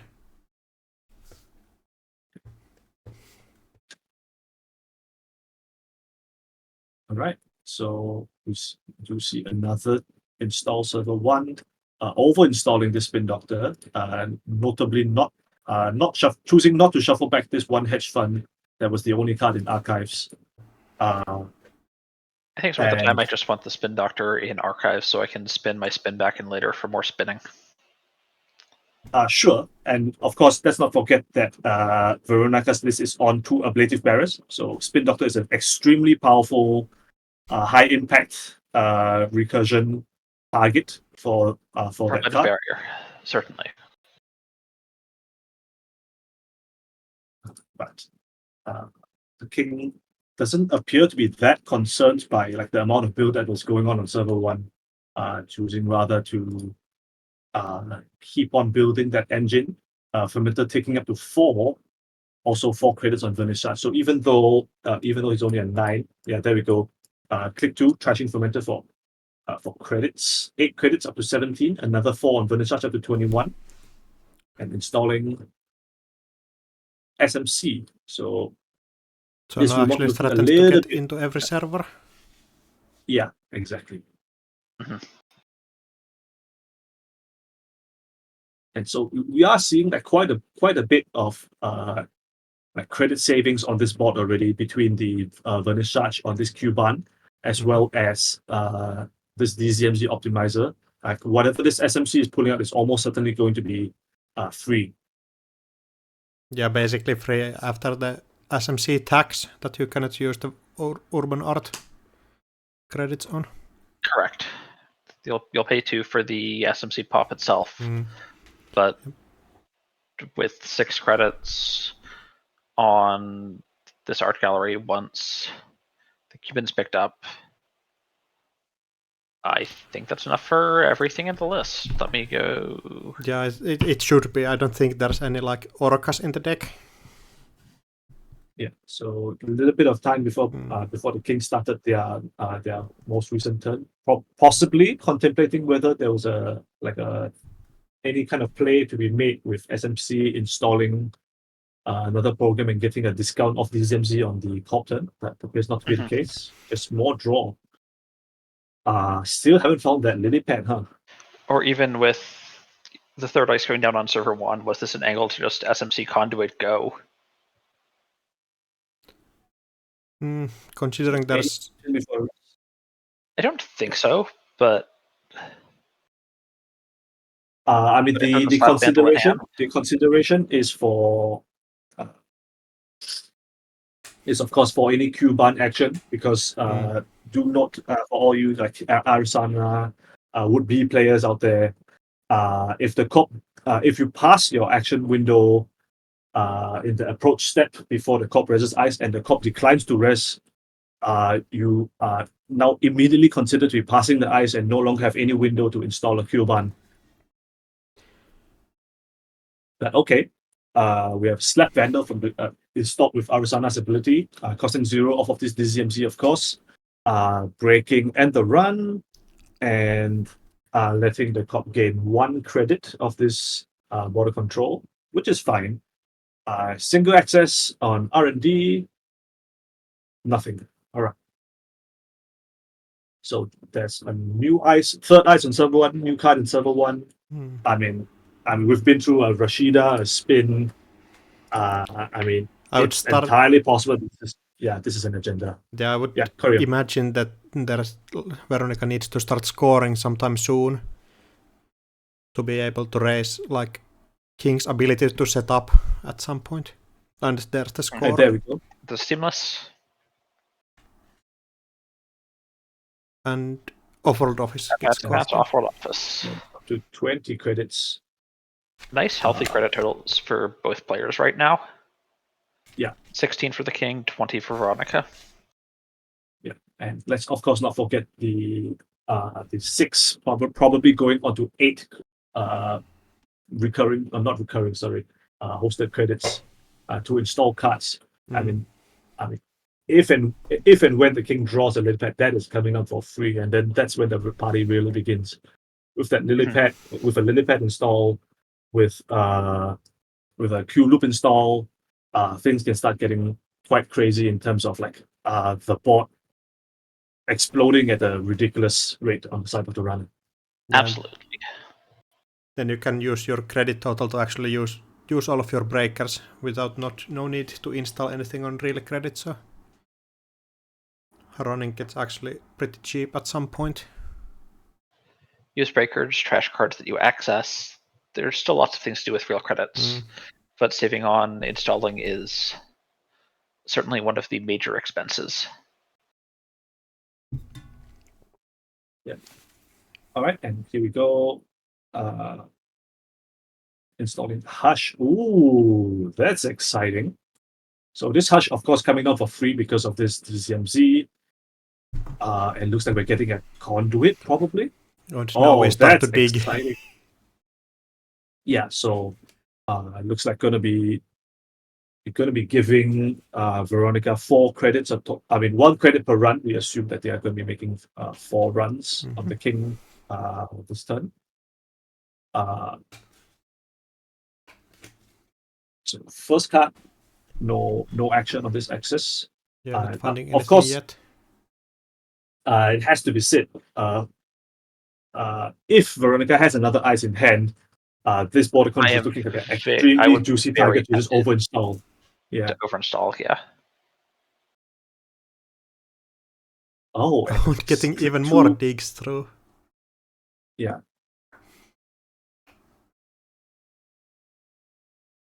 So breaking, of course, you refund this click. You lose a click by installing this Pichachu, Pisha Sao.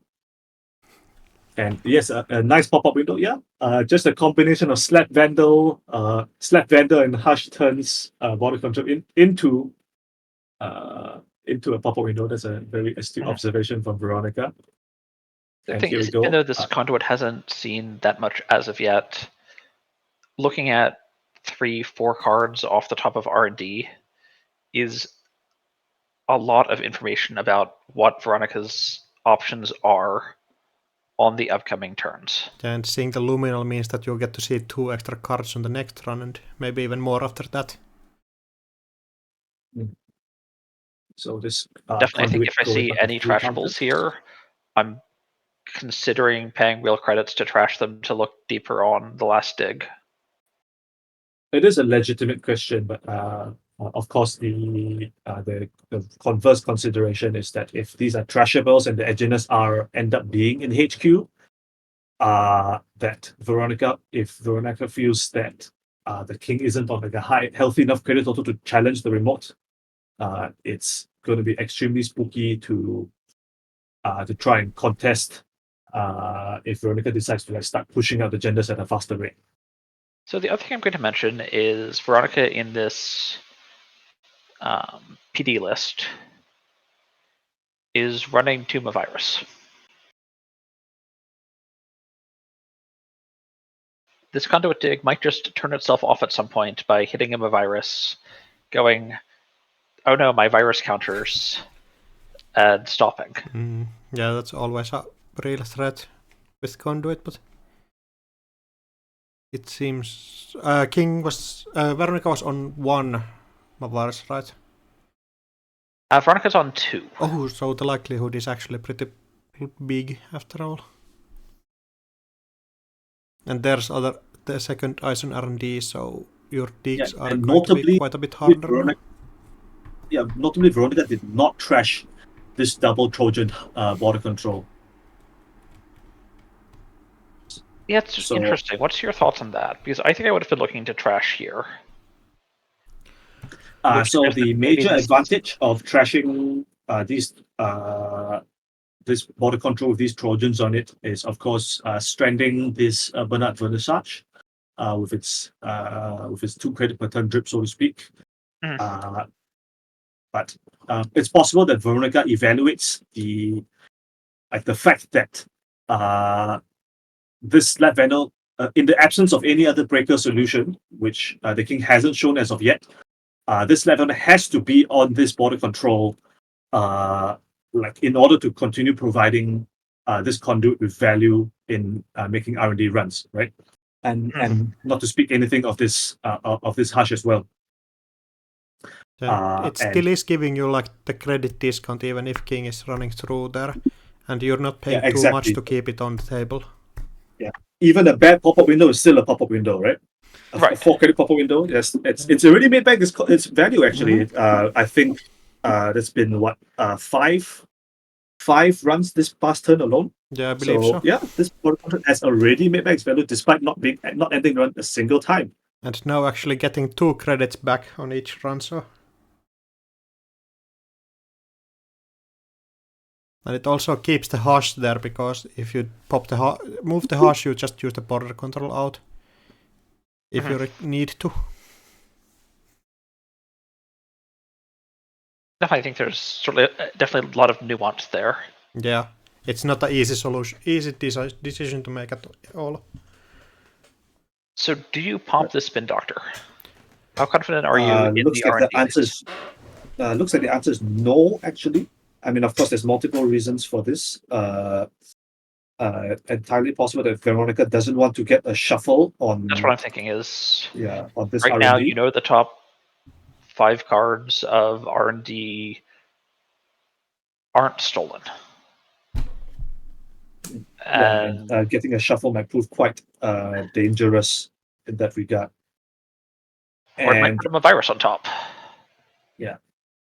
And the other consideration is like looking at the cards in archives right now, 2 hedge funds, a Rashida, a Spin. None of these are like particularly things that you want to be installing right now. What the cards you want to be installing are agendas, considering that it's such a healthy credit total. And the remote looking as secure as it is, you kind of just want to be pushing up more offload officers, more Vitruvius, and maybe find an Ikawa to close out soon. And the click-through run is met with a MIC res on R&D. And that's SMC Unity. Kinda, you need to pay 6 credits to get through there, so it's not going to be cheap. 5 credits, I believe, because Slap Vandal counts as. Slap Vandal is an icebreaker. Slap Vandal is an icebreaker. Oh, that's neat. So yeah, 5 credits is still it's still a large amount, but it's a bit more sufficeable. Yeah. And of course, the last 3 credits of Urban Art going into this Unity install. And which makes it like which lets King barely scrape through this MIC. And there we go. And there's a click left, so popping the MIC does not stop this run. Yeah, so I suppose the consideration was for the king on this breaking was to maybe save 2 credits by not breaking the loose click subroutines. But of course, as you say, the trash condition on MIC makes that like a non-starter if you are intending to go on this run. But and getting those clickbacks. On control. Yeah. But now you just need to find a consistent way to get through Meek. And the downside, of course, is that you are getting your clickback on this border control pass, but you have no more credits to steal any Icor projects that you might encounter. So you don't have any more credits. You do have clicks. There's also no credits to trash, say, Rashida, to dig deeper in the future. Okay, so I think we are going to see a question about the Mavirus conduit interaction. Yeah, Cuban would have been amazing here. It says go Genshin. And I do, unless I do miss my guess, we have seen Q1 floating around somewhere in the King's, like in the early turns, right? Oh, and there we go. That's the and Mavarice. Mavarice hit is huge here. King on 0 credits means that Veronica has basically all of the time to push out all of the agendas. And now you can even you can shuffle with the Spin Doctor now and get like completely new R&D. Yeah, and it's not even that bad. And you can shuffle, of course, the Virus back, which is an extremely high impact shuffle, given that the King's focus seems to be on R&D for the time being. So, Pishasho gave me a click back, seeing one card of D, which I believe already has been accessed on the previous turn. So, no new information there. 2 credits, but 0 clicks on the runner side right now. And go credit Veronica's overinstalling this border control continues to look like something I'm potentially interested in. Although scoring Echo and being on game point is also a very tempting line. And extremely importantly, Veronica's double seamlessing out this Ikawa project, bring up to 5 points. That's game point with any agenda remaining left in the deck or in HQ. And importantly, using the PD trigger to add Mavarice back to HQ, which basically means at this credit total that it's almost impossible to get like a conduit to resolve like a reasonably sized conduit run, I think, for the remainder of this game. Also, going back all the way to turn 1, we know Veronica has Biotic in hand. Oh, that's an excellent point, right? Which further speaks to the fact that she elected not to add any seamlesses back to hand on this score, because she has the ability to just close out with a fast advance play. And granted, the King is on clock, but there are no Simul chips and no SMCs on the board at the moment. Yeah, and only one MU available off of this DZMG optimizer. So by no means is this a foregone conclusion that Clot is going to stop this goal.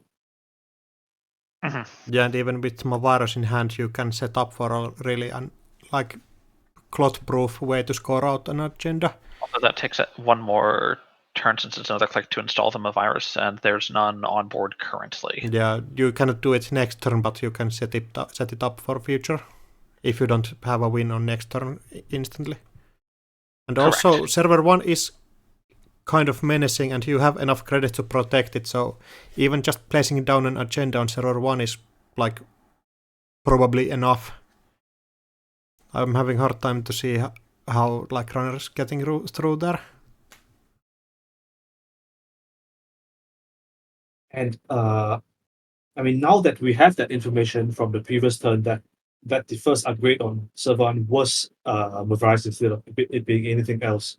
I mean, you have to wonder, was this server 1 remote contestable like before when Veronica was trying to push out the first offered office?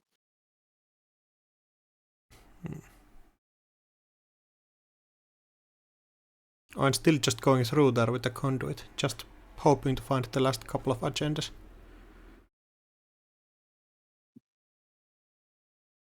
And I do believe this run should be seeing at least one new card if I've been doing my card counting correctly. Yeah, I already lost count, so good that somebody is keeping count.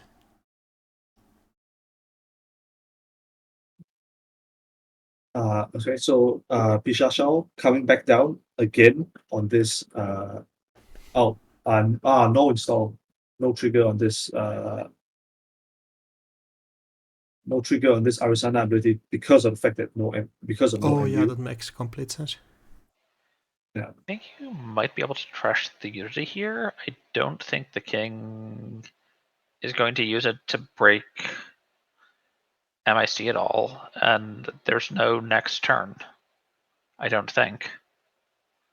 I mean, it's entirely possible that Veronica doesn't have True, a 3-2 Veronica's in not hand. guaranteed to have the 3-2 in hand. It's kind...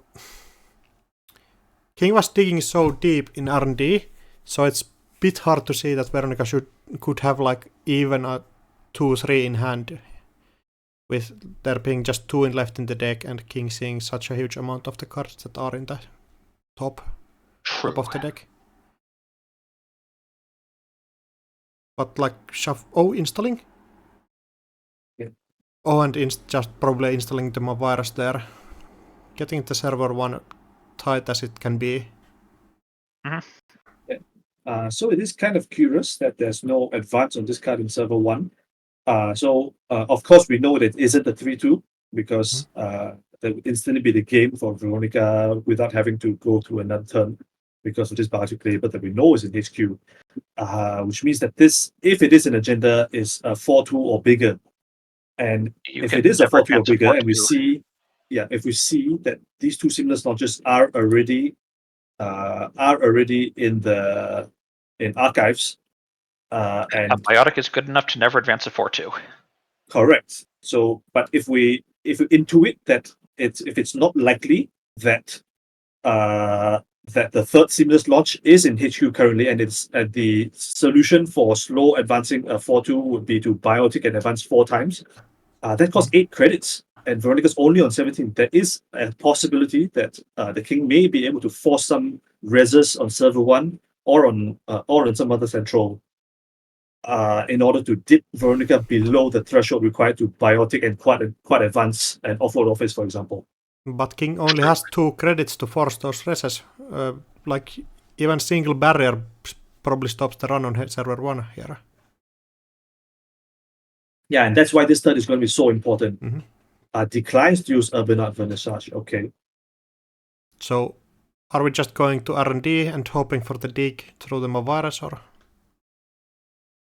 no? Just setting up for the next turn, and that seems to be the game.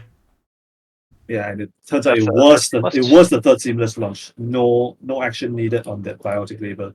Although that being said, it could have been biotic triple advanced seamless for an Equal project. It was still on the cards. There are multiple scoring options there.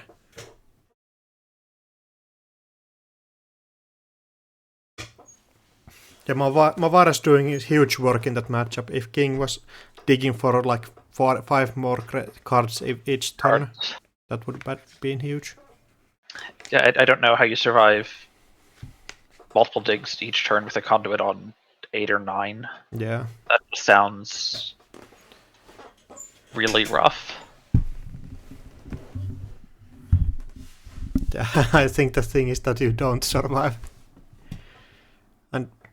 But like King not drawing important cards that really set up the like Arizona engine, stuff like Lilypad is missing. Just getting that Urban Art and Cuban combo, but and you kind of saw like there was the Urban Art, there were the Trojans to flip around with the Urban Art, but no real like big like engine pieces, as you've said, to get that value with, and just doing PD things, returning Mavirus to hand, and making bunch of money off this pseudo pop-up window that the King turned this border control into, and just putting 3 eyes on server 1 and pushing agendas behind it. That just wins games sometimes, you know. Yeah, when runner is focusing on different win condition and like losing the other one, but still digging for 6 cards is a reasonable way to win the game. You just get the amount of access that sometimes just win you the game. And against PD that actually can protect the remote reasonably well, that is often like the correct choice.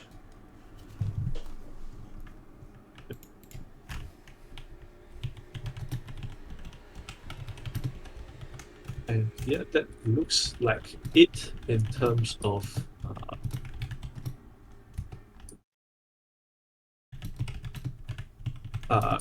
this game. How are we doing for the rest of the matches, actually? I think every other match hold on. already ended, so we're going straight to round 5. I believe we already have pairings for round 5. Yeah, so it's Dier against Soka and Veronica against Rotom Appliance.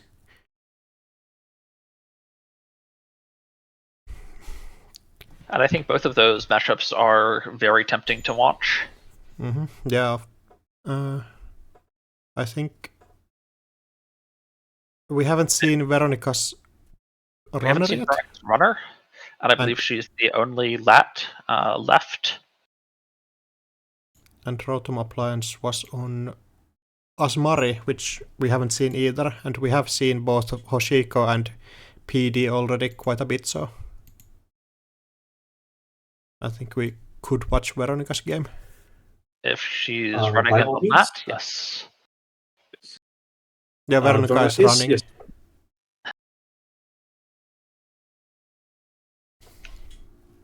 Then I think lat versus Asmari sounds like an interesting matchup that I'd love to watch.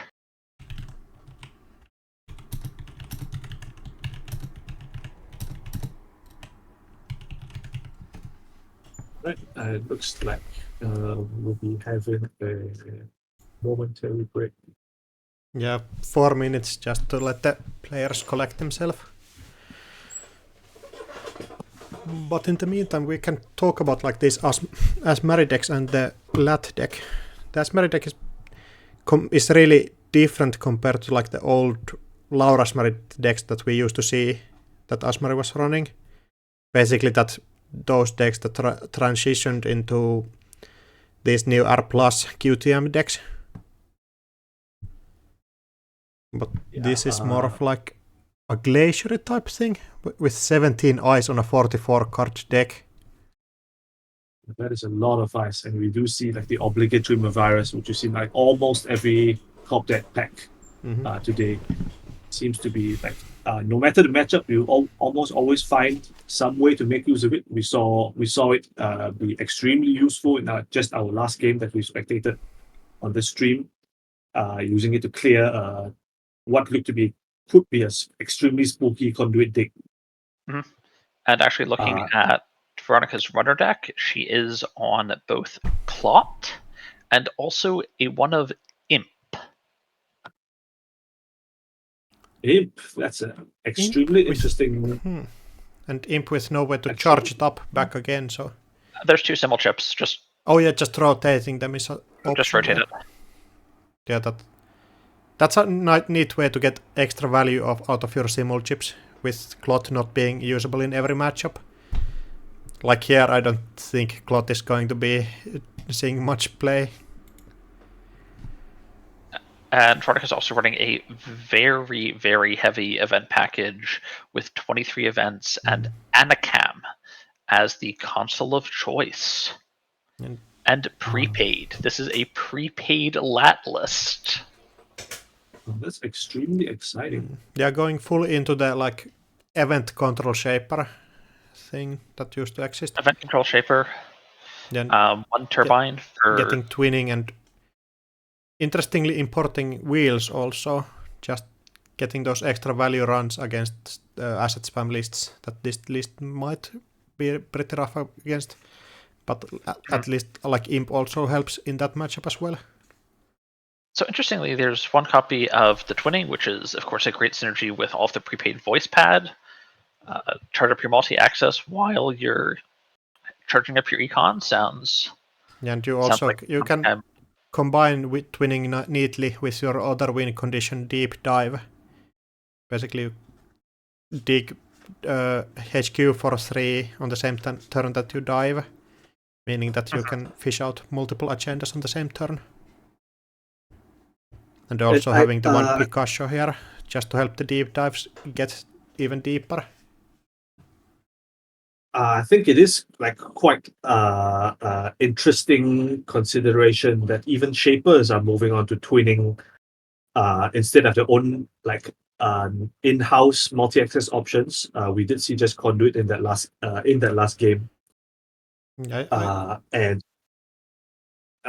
if I had to like go ahead. Guess as to the reason, it's probably just the MU considerations between being only one MU console, and looking at already the number of support programs in this list, the turbine, the Pikachu, the turbine in exactly the cloth, the imp, and notably, unlike the previous, there aren't any ways to get 6 MU. Yeah, please. Yeah, notably twinning also helps clearing HQ, which Shaper might struggle with. Mm-hmm. Also, as opposed to the Arasana or the Tau lists, Control Lat's not as good at setting up a very cheap R&D to just blitz through with a giant conduit. Arasana can very, very plausibly take 6-click turns, and Lat can make, not Lat, and Tau can make R&D dirt cheap to run, shuffle ice away, bounce the ice there with Hermes. Like, Tau can potentially run a 1 ice R&D even very late into the game with a conduit. And Lat does not have those tools to either control the position of the ice and make R&D cheap, or to have the really, really explosive turns that Arasana can, where you just click your conduit 6 times and you're suddenly so deep into the deck. And here, early start with the daily quests, getting that rolling early. It's going to be pretty annoying to clear out, and if you don't clear out the daily quest, the corp is just rolling in credits. Actually, I'm really glad we got to see this Asmari list, because it's almost sort of like an Acme list almost, where it's just these really big, really chunky ice. Yeah, Hydra, border control. Well, border control not strictly chunky, but it amplifies the effect of other chunky ice. If you know what I mean. Yeah, and getting basically only as Acme ice that is free to pay, I think. That's the name. F2P. Yeah. F2P, yeah. Basically only seen in Asmari beforehand, but like I would say on a personal level, having like played a bunch of Acme in the previous meta and having really enjoyed the playstyle, is really cool and really heartwarming to see daily quest still being playable in NBN in this standard format. I actually play it in Prov all the time. But we see Into the Depths on server 1 with this SMC grabbing Unity for this the decoder for the magnet. Yeah, and looks like Into the Depths was to gain 4 credits, so this was basically Shaper. This was basically a Shaper colored Dirty Laundry. Mm-hmm. A lot of flexibility. Interesting bits of timing on Into the Depths. All right, and okay, Roto Blights pushing up to 17 credits off this NGO front, and another card going into the server 1, this time with the ice in front of it.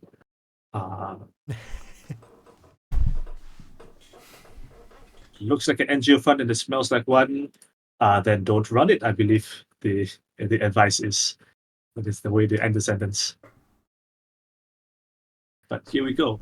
And of course, something we haven't talked about yet is with this specific matchup, prepaid Lat into Asmari. Asmari can be quite comfortable in naming event every turn and be reasonably confident to get a payout, which is another big part of the reason like why and how Rotom Applied is on 17 credits, 20 credits after this Rashida fire, after only a Rashida and an NGO, with no other econ cards that resolve behind this daily quest. And that's because I do believe we've had an Asmari trigger fire for every turn of the game. Yeah, it feels like it's on one. All right, there's a Hydra Res. but that it's is going to not cost a gonna be lot for cheap. the Engolo. Oh no. I actually think you cannot get through here.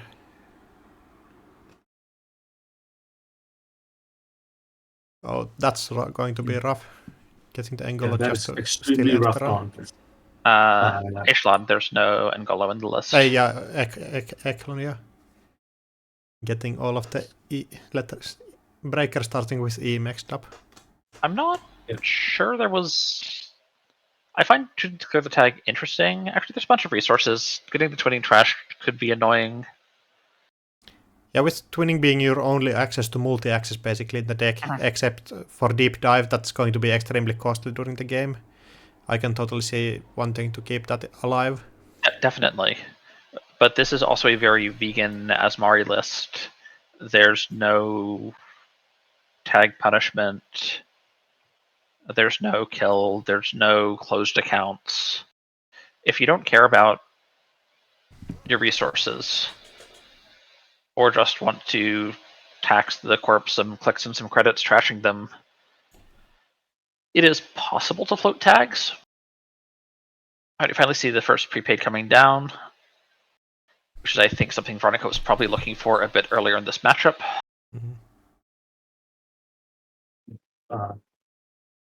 Another card going on in server 1. Of course, it could be a second Rashida. Maybe Rotom wants to slow roll another 5-3. Maybe it's an Echo Chamber. And F2P is the rest. Oh, and F2P is only F2P the is other thing that you don't want to float tags. Yeah. Now just getting through there with 2 credits. Rashida does use the twinning counter. Does trash both cards. Rashida and a daily quest, dipping to 1 credit. Although this sort of event prepaid lat can bounce up pretty quickly. Can bounce up pretty steadily, I'd more say. With creative commission, that's a triple with advance in server 1, and I do believe that can probably only be an agenda.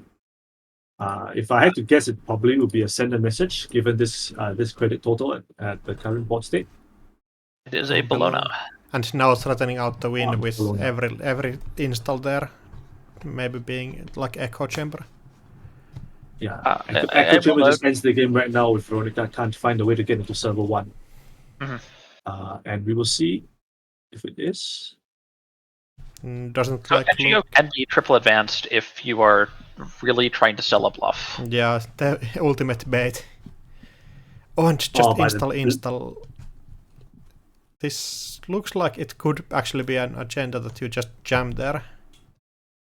Yeah, and I mean this makes the triple install like 2 turns ago makes so much more sense, because there are scoring patterns, you go triple advance, install, and then hedge fund, advance. The numbers line up very cleanly just to get this advance and score of this potential last 5-3 very cleanly. Yeah, and just like not keeping the agendas in HQ where they're actually most vulnerable. Yeah, and I think it speaks to like Rotom's like planning ahead and calculating like what the advancements and the scoring patterns will look like 2-3 turns in advance even. And that's a score that out. You can that's you can score on this exact turn, correct? And there we go. Scoring 3 5-3s in 11 turns. That's quite something. Corporation gaining huge amounts of credits during just 11 turns.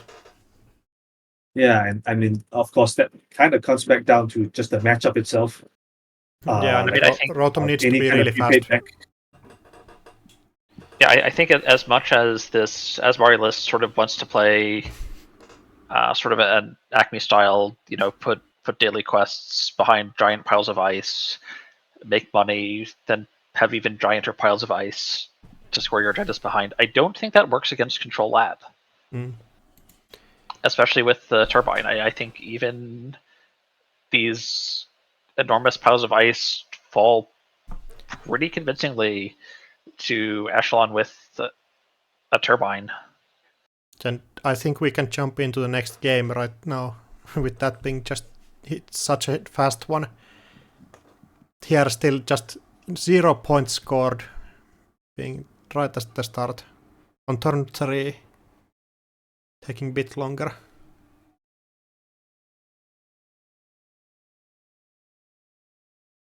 And we see a little bit of a cloud car in server 1, it seems.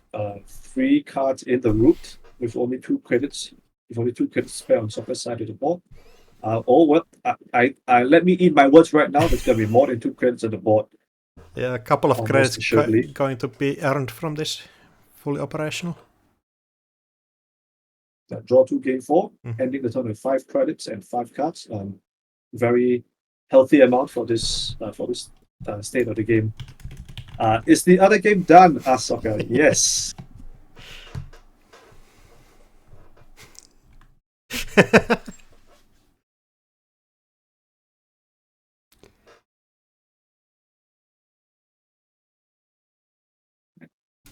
So, I yeah, think of that course, getting those this, players yeah. started a bit earlier than this table started at. I mean, that game went extremely fast. Yeah.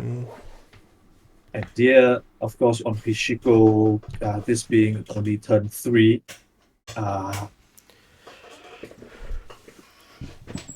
And I mean, I feel like we've seen DreamNet come down like the first 2 turns, like for almost every Hoshiko game we've seen in this top cut today. How do these guys do it? I think having 3 in the deck helps quite a bit with all of the draw in the deck. You have enough econ options to get Deer this. is on 2 DreamNets, I think. Oh, then that's just skill. I do believe most, if not all, of the Hoshiko players at this in this top 16 are on 2 DreamNets. I mean, it's just skill, yeah. So I'm taking a look here at Deer's Breaker Suite, and it's Botchless, Cleaver, Numb, 3x of all of them. 1 leech for support. And playing 3 moshing and... Oh, it's 62 cards, yeah, that makes sense. 62 cards. Yeah, so it's like the typical big Hoshiko idea. This is the entirely... I feel like it's a law of big Hoshiko that if you see a DreamNet in the opening hand in a 60 card deck, you definitely keep it, you know? I think so. Yeah, I mean, I don't think makes it's sense. strictly true, but it's certainly very compelling. Like, if you get the engine of Bankar, DreamNet, and Hoshiko rolling, you just get free value every turn, so... And speaking of Banhar, DreamNet, and Hoshiko, we see Banhar coming down this turn. Then, so the ice's stopping power stops, decreases rapidly with Bankar on the table. Yeah, and we see, of course, the price being played just to install this Paladin Bomber and draw another 2 cards of another Steel Skin being trashed from the stack. And I mean, we are seeing 35 cards left just on turn 3. I mean, that honestly just speaks for how deep into the deck Anax in general and Hoshiko in particular can dig. I mean, sometimes when you're playing Criminal, there's 35 cards in the deck on turn 6. Mm-hmm.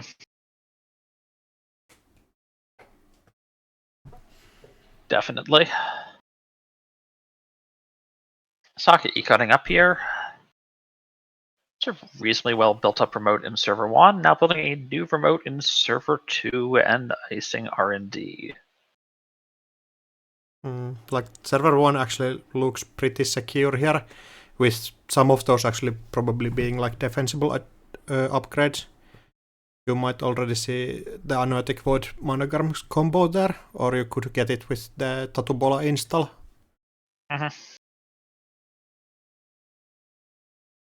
Now, Deer's Hoshiko is on Maul as the console of choice. So we are not... There's no Hermes threat. There's not a single touch on R&D, steal an agenda, go back to HQ, go back to R&D.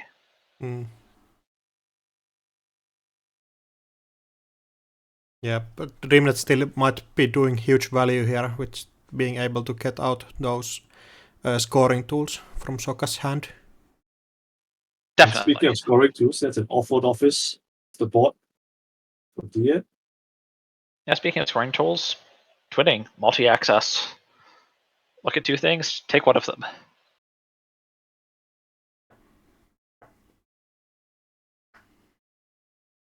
And it is really kind of night and day, like when you see your twinning plus your recurring credit engine, in this case, of course, Paladin Pomu, this early in the game, it only being turn 4.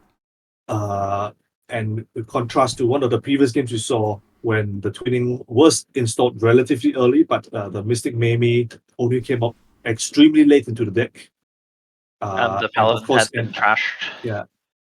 Yeah, and I'm not sure. I believe it was Oscillate on that particular. I think that was deck. Oscillate. Yeah, On and Noshiko. of course, with extremely good use of DJ Steve in order to recur econ events to keep on firing Mystic Mamie and getting twinning counters even at the end of the deck. Finally managed to pull out the win against, I believe it was Mortivor's Op, with a 3-card multi-access on R&D at the end there. So looking at this server 1 for a second that Sokka's built, there are only 3 different upgrades in his list, which means that we know server 1 contains a Anoetic Void, a Metagarm Skunkworks, and a Mavirus. And then either an asset or an agenda. And I believe like Mavirus actually does huge work here, because it makes pinhole threading the server so much more scary when you do not know which upgrade is the right one to hit. Yes. And the install there doesn't cost too much with just getting the free ASA trigger, maybe. Yeah, but I think Dia has identified here that that server 1 being as heavily defended as it is with so many upgrades, has elected to just try and ram centrals instead, and we do see like a Botulus coming down on the innermost ice, Banhao of course being able to deal with the outermost. And there we go. Wage workers rest in server 2 with quad advance scoring of all of us going up to 10 credits. So now you know for sure which one of these, that all 3 of these are upgrades, and pinhole threading or no pinhole threading. I mean, there's a chance you might hit the Mavirus and just get really annoyed. Yeah, it's basically 1 in 3. Or you can check server 1 once and then decide to win. Then you go back in and pinhole the right cards that you know for sure.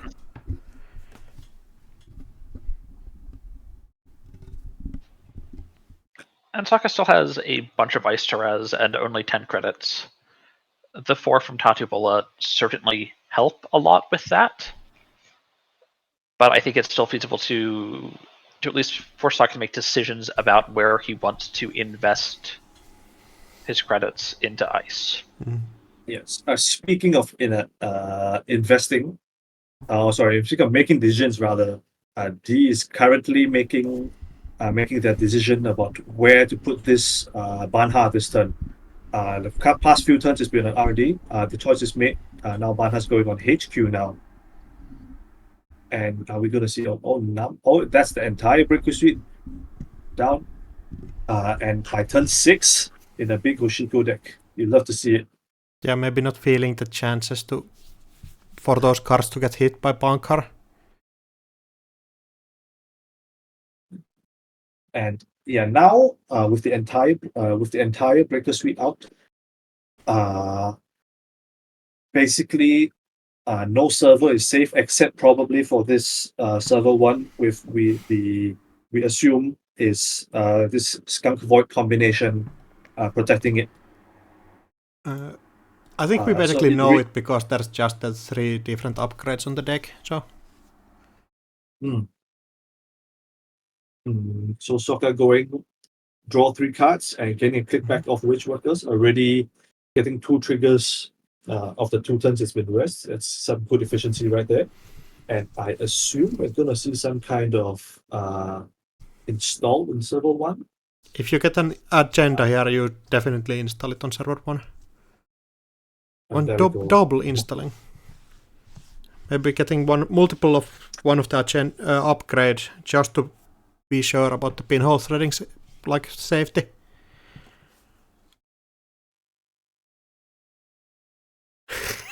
So they are. So one other thing I'm going to point out here is that I just went and had a look at Sokka's ice suite, and these fixed breakers are very efficient into it. Sokka only has 1 ice that isn't hit by Cleaver or Buzzsaw. There's 1 Bran. That's the only barrier or code gate that is greater than 3 strength. And obviously Num has enough strength for any sentry that Sokka might res. You don't need to install Leech to help Num have the strength. Threading. All right, it's time to play some whack-a-mole. Taking down the wage workers. Yeah, the wage workers is much easier to identify here. Yeah, that makes complete sense. You actually cannot threaten out like offered office core here without extra tools. And just going to also R&D. worth noting that Soccer Stack does not have any seamless launches in it. The only operations are Biotic Labor, Fully OP, and Hedge Fund. So if that was a 4-2 sitting in the remote, it's going to have to be scored the hard way. Although Biotic can score a 4-2 for 8.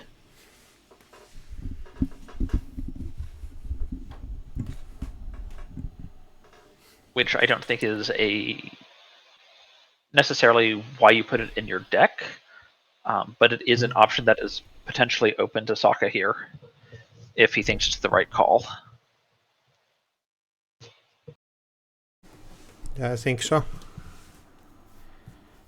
Yeah, I mean, I think that was just like a much more like better investment of that pinhole threading, like considering it's like only one to play on an empty archives as opposed to paying 4 through this num and possibly having to deal with that fifth upgrade there.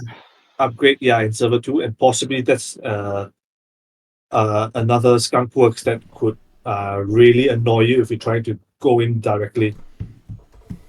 Definitely. So this is just a much more efficient use of your time, and we have already identified it's so difficult to pick out the right upgrade from server 1. So why not just use it for like a simpler purpose, even though it's maybe less interesting, shall we say?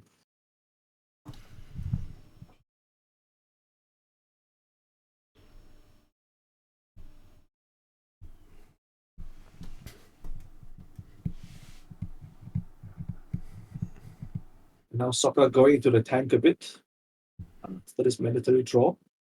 There are some like quite difficult decisions that need to be made, assuming that whatever's in server 1 is some kind of 4-2 agenda. And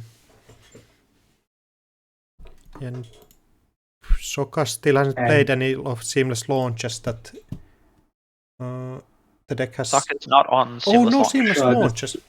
Exactly. Sokka still hasn't played any of these seamless launches that the deck doesn't have.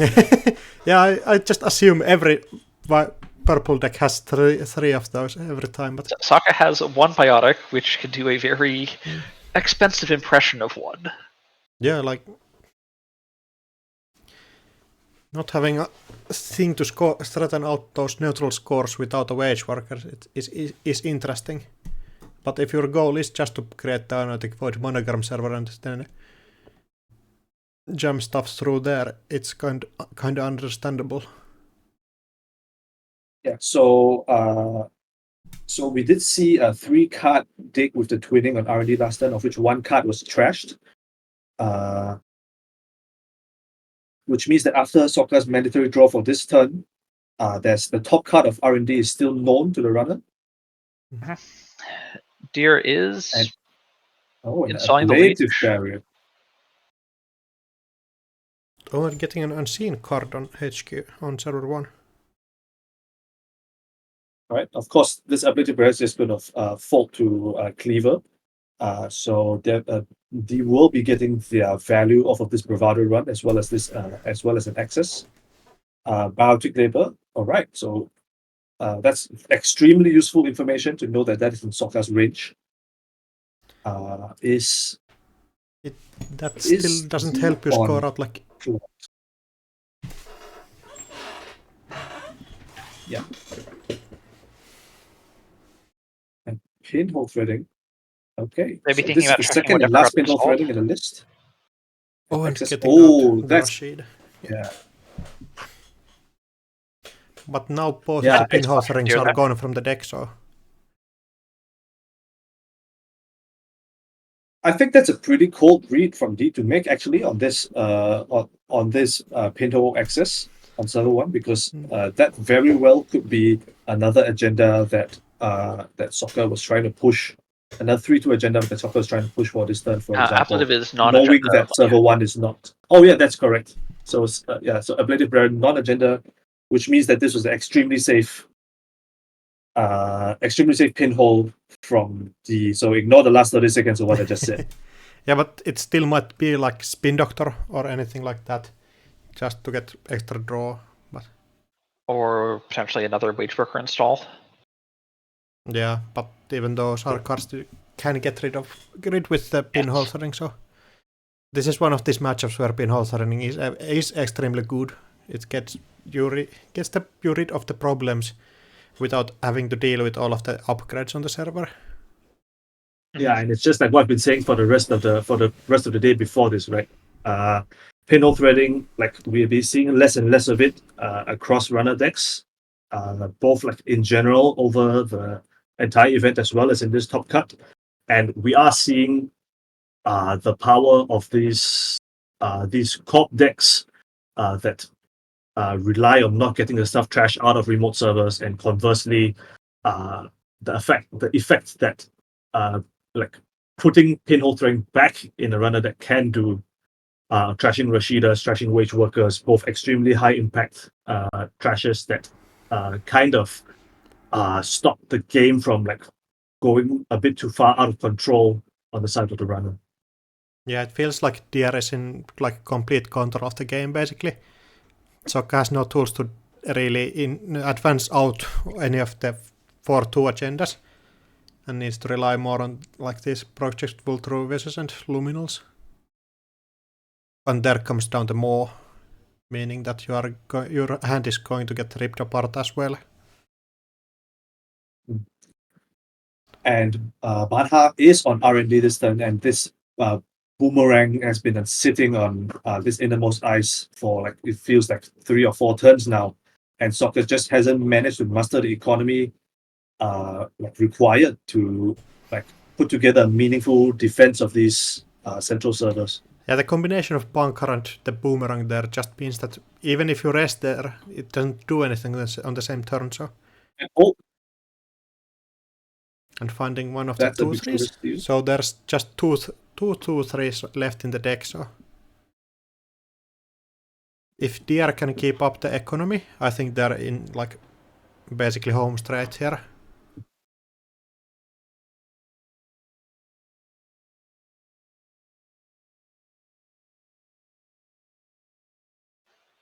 This leech is now effectively fully charged and ready for the Bran if it makes an appearance. Is there a Bran in the deck? Oh, it's there is one Bran, yeah. And that is the only thing that Cleaver and Buzzsaw need help to break. I think stuff like Ansel might be really annoying here with Noom getting through it with 6 credits. But other than that, you're quite safe. Maybe a gatekeeper hit where you need to use the leech counters, but Yes, potentially any ice res that soccer like reses on this board has to contend with the Banha first, and I think D is completely fine with letting Ansel or a gatekeeper strip away a couple of cards from their hand on this board state, especially when it means soccer is dipping even more perilously lower on like credits. And still getting those accesses, of course. I feel like Soccer's deck is a bit lacking in like the economy department. There's just 3 Rashidas, 3 Nico campaigns, and then the basic hedge fund fully operational combo for your economy. Although fully operational can be so much economy. Yeah, but if you just do not draw them, it's not enough. I think you need to have stuff like Tranquility Grid in there. It might help. Or like here, Soccer just doesn't have enough credits to do anything, I feel. I mean, in theory, like any economy card in the game is like not good if you don't draw it, and I would say that fully operational or fully OP, as I like to call it, is like one of the best like ID econ card matchups that you can have in the entire standard format, right? Yeah, it basically carries Ace on its back. Yeah, so I'm not sure if it's fair to say that I'm not sure if it's fair to say that looking at this one game sample in this top cut that all soccer maybe should have put in some more trend grids, right? Yeah, that's not what I meant. I meant like this deck is like econ. It's rough for econ if you don't draw the right pieces. And like here, Derek is just controlling the game for the whole game. And so also, I do think fully operational is certainly can be very strong econ, but it also is conditional econ. Granted, there are conditions that you want to be meeting anyways, but it's still somewhat of a win more there.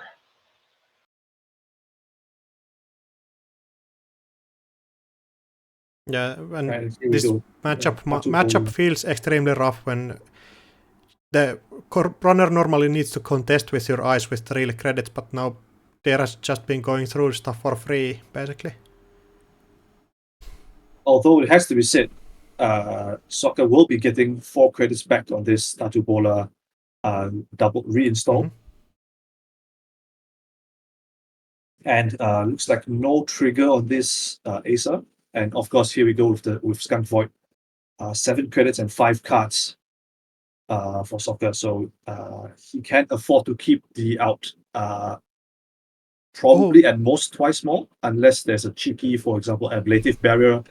I mean, I'm just spitballing here, of course. Maybe ablative barrier on server 1, bringing back Spin Doctor, and that's like enough to like fire Anointing Void another time. And Utati, I don't know how to pronounce that name, but basically if this is an Ikawa, Deer doesn't actually have enough time to clear it, I don't believe. No, Deer does not. Yeah, so this actually might be game right here. And Sokka has the credits and cards to fire Anoetic one more time. Yeah, and then you just... That'd be at 3, which is advance, Equa. Just sneaking the game out over from the table. It's hard to say yet. The Deer can also call this, force the second Anoetic and go, you had 3 agendas in hand and now 2 of them are in archives. Mm-hmm.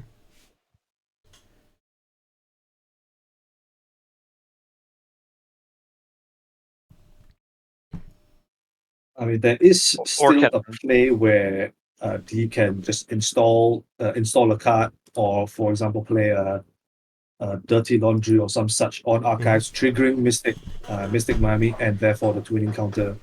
And then check archives, check R&D. Yeah, just trying to find some agendas. It would be a really good play like to realize that this might be the Ikawa project here, so you need to pivot your game plan.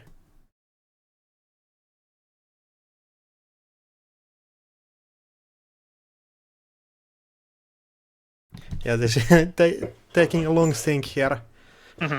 Maybe one of the most deciding turns in the whole game.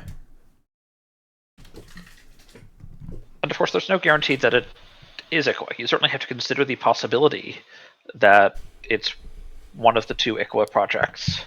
Mm-hmm. And if you get baited that this is the Ikawa project and just overextend so your economy like falls down a bit, and then Sokka scores Off-World Office, then suddenly getting back into R&D starts looking messy. Yeah, with the bunker actually not being on server R&D this time. I was talking about at next turn if this is a like Off-World Office score in server 1. Oh yeah, that's right.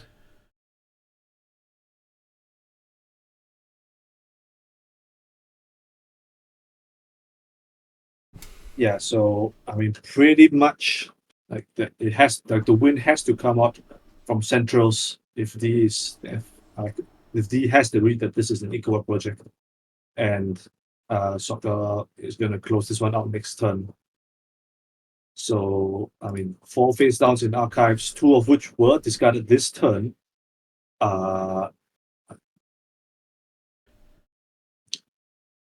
So I mean, there is the possibility that there may be some more agendas left in HQ which Sokka didn't discard, in which case like you have like exactly one twinning counter to distribute between HQ R&D and archives, HQ and R&D of course, this turn. So you have to think quite hard about where you want to put it.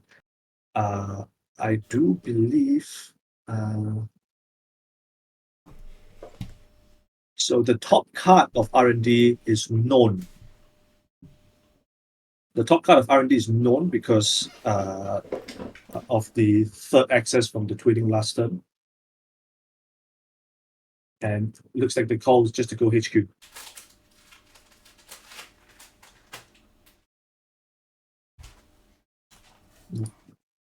And so Maul was the access. Sorry, Magnet was the access, and Magnet was also the more trash. And D of course knows this because the Magnet was trashed face up. Face up in the archive. So there are 2 cards in HQ. If there's a run event to go R&D, extra twinning R&D? access. Mm-hmm. Yes, so you would be seeing 1 fresh card. 1 out of 17. Sokka declaring the odds straight up. Now that's interesting because that means I don't think there's that many enough points. Like that means there's more agenda points somewhere else, and Deer can run, but still has a click left. I think it's just the Ikawa there, and if there's 2 not finding Ikawas anything. in each queue. Yeah, just my virus there. Oh.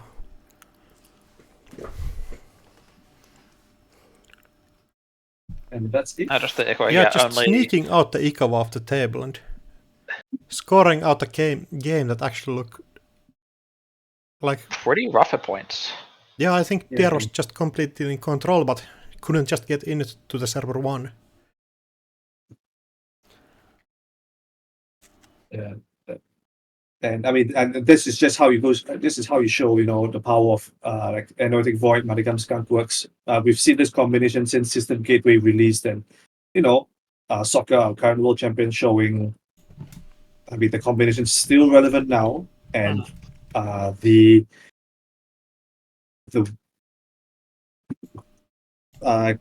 extremely good meta read, I would say, from Sokka to bring this combination into a field, like recognizing that like the number of pinhole threading in the meta is like decreasing, and furthermore, like playing into like showing us how to play into a deck that still plays pinhole threading, just keeping all your upgrades face down, forcing some kind of like shell game in terms of which upgrade you want to pinhole, and it wouldn't surprise me one bit if Server 1 had just duplicates of both Void and Skunkworks in it. Mm-hmm. I really saw the power of the 4 credits on the Tattoo Bola fueling the ability to spend the credits on these animatic void fires. And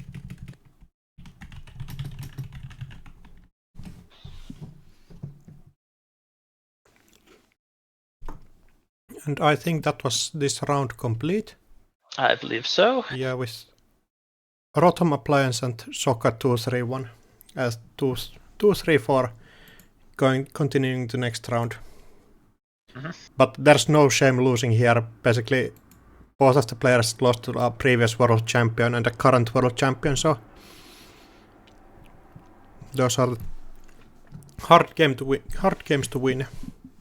Also, we're down to our top 4, I believe. So I believe that was for the Intercontinentals.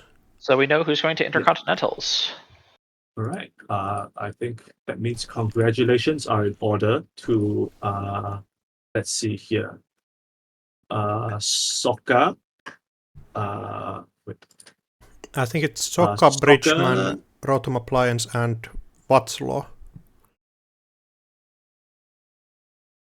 Is that correct? Yes.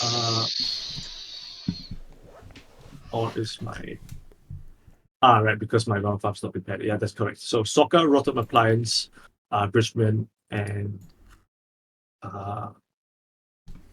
Watslaw. And Watslaw. Yeah, that's correct. Congratulations to our EMEA Continentals 2023 top 4, and here's hoping we will see all of them at Intercontinentals in 2 weeks. Here's hoping I will see them at Intercontinentals in 2 weeks. And I mean, this appears to be like an absolutely stacked top 4, if I do say so myself. Yeah, none of these players are ones that I would want to face in Intercontinentals. Yeah, none of these players are ones I'd want to face anywhere, let alone Intercontinentals. Yeah, that's true. But yeah. Next, going to the other side of the matchup between Soccer and Rotom Appliance. So yeah, I just want to give a specific shout out to Soccer, who played, I believe, all 3 Intercontinentals this season. Who didn't make top cut at APAC, made top cut at Cascadia, but didn't make top 4, and finally, in possibly the biggest and hardest field that we've had in any of these 3 Intercontinentals so far, in our top 16 bracket, finally making it in and punching his Intercontinentals invite. So congratulations. Yeah, just dropping Atea so he can take the win. Yeah, Atea was just training weights on the shackles. Yeah, Atea was just training wheels. We were playing purple Atea. Clearly the superior multi-install ID. As for the bracket itself, it appears that I think yes. So Bridgman is in the grand finals, waiting for the remainder of these 3 players. So Soccer will play against Rotom Appliance. This is, I believe, a rematch of one of the, I believe, their round 2 matchup, where I believe Rotom Appliance beat Soccer playing Sable. Yeah, it was the game with secrets just from R&D. Yes, and it was this exact. It will be this exact same matchup going on. Rotom Appliance running into Acer Group once again, and the winner of this match will play against Watslaw. The actual side matchup to be determined later, and the winner of that one will play against Bridgman, and whoever it is will need to win twice against Bridgman in order to take the crown of EMEA Continental Champion.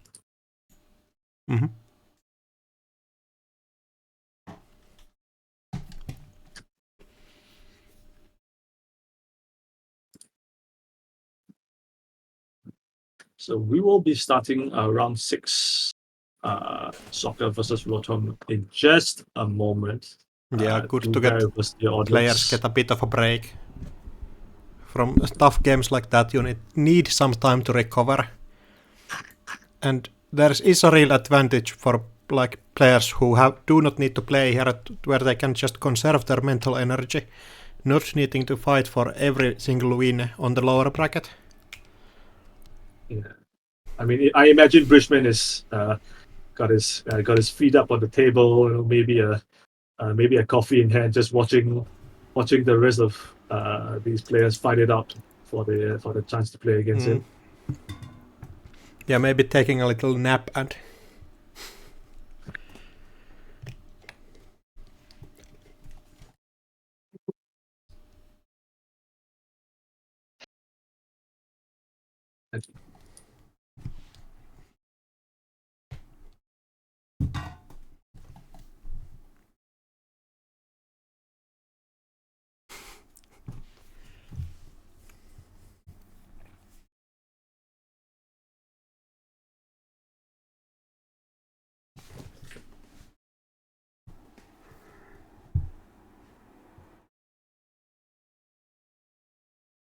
so we're just waiting for Sokka here.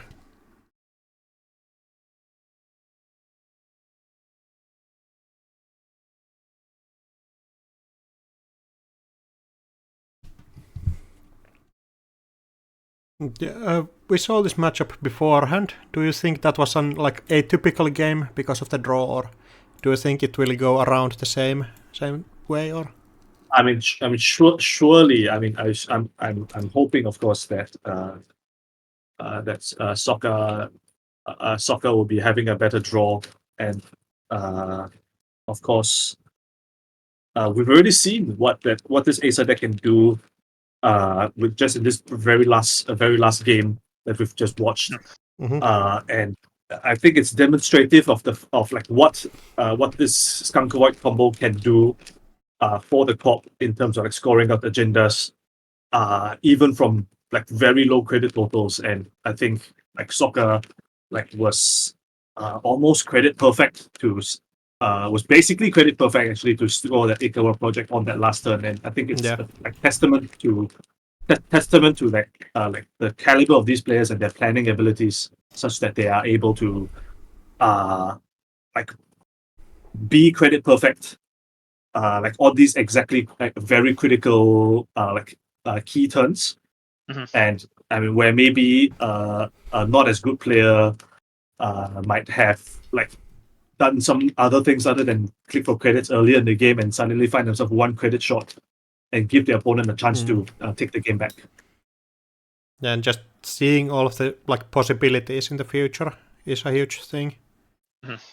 And Sake did elect to keep, which suggests that his hand is at least not terrible. And still taking the same line of play of just installing ice and drawing up. A draw first, as opposed to last time where I believe we saw click for credit as the... Yeah, I believe so. And falsifying Nico campaign right there. Excellent call out. Nico rezzed.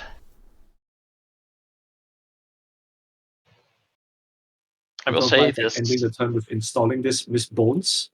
Like traditionally an excellent install against this kind of like upgrade based HP deck. If you get into the server once, you can just absolutely clear it out with no questions asked. Of course, the challenge will be to get into that server. I was about to say there are certainly any number of things that I'm happy to use Miss Bones to trash when I see them. Yeah, if you just can use them for anything, you're basically clicking for 10 credits by the install, so it's just an absolute powerhouse of a card. Click for 10 is certainly a lot better than Scrubber manages most days. Yeah, Scrubber is click for infinite, so it's a bit better. Eventually, but credits now are usually better than credits later. We see here actually Sokka drawing 4 cards of this fully operational. So of course, getting a double install on the second click, and probably installing another card on click 3. So even drawing 4 cards, not having to discard, unless of course you raise a Spin Doctor like this. So clearly the intent is to discard cards. Hand fixing, get the agendas out, get them back in R&D, force the runner to burn some clicks, forcing you to spin the agendas back. I mean, forcing the runner to spend some clicks. I see no click expenditure here. I see an archives mark on Rotom Appliance. Yeah, just basically getting the free check, forcing the Spin Doctor out. I mean, this is a click that the runner spent that they wouldn't have spent if there hadn't been a Spin Doctor to contest.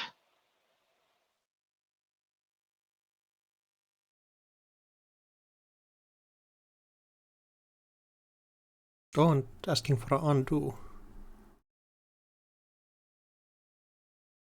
Maybe shuffling different cards back in. I think that's the only thing to change there. Yeah, and presumably the fully op is going back. Yeah, I could see like fully operational being a better thing in your deck than some other things. Then a gamble or... Yeah, fully operational going back, meaning that Biotic Labor stays in. Biotic Labor stays in. That's very interesting, because the Biotic Labor is the only card that can actually fast advance. I think Sokka's list barring some wage worker. You might be not needing Biotic Labor right now, but you're needing the fully operational to stay in the game during the game, and you get another Spin Doctor, and then you can shuffle back the Biotic Labor. True, this is not a gone forever necessarily. Yeah. And I'm certainly much more interested in fully operational than Biotic as my next draw. Mm-hmm. Maybe not as my 20th draw, but that's 20 draws away. Yeah, that's why you play 3 fully operational and only 1 Biotic Labor, right? Yeah. You just need to fight the Biotic Labor at some point during the game. If the opponent is not on more. Oh, and another Nico campaign, just raking in the credits. Shibboleth coming down.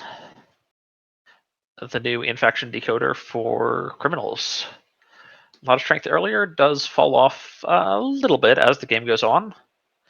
And the 3 base strength stops being quite so impressive. And here we see one of those immense high value fully operationals from... Yeah, getting huge amounts of value here, just drawing 2 and then getting hundreds of cards. And then potentially drawing 2 more. Yeah, I can see drawing 2 more here. But draw 2 and 6 credits is the floor of the output we're looking at here. Yeah.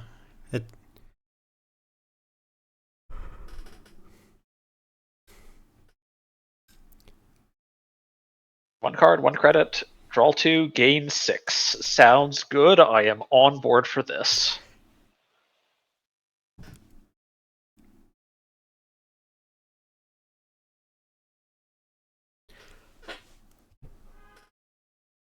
And then getting other install on server 4.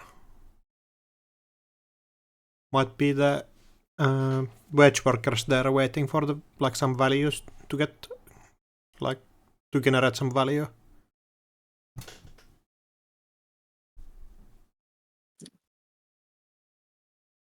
That here again we see that that flip switch install from Rotom, and I will remind that this flip switch did prove extremely crucial in their last matchup against each other back in round 2 of this same top 16, where Alright, the flip switch, the gatekeeper. A gatekeeper rest, which would have let Sokka shuffle out of that flood. Yeah, and also can save you from an Ansel hit or anything. So just really good eyes to allow you to face check more aggressively. And speaking of face check, we do see a Hagen rest on server 2. Luckily, Hagen stopping that threat. not taking anything down. No turtle or utility anything programs. like that.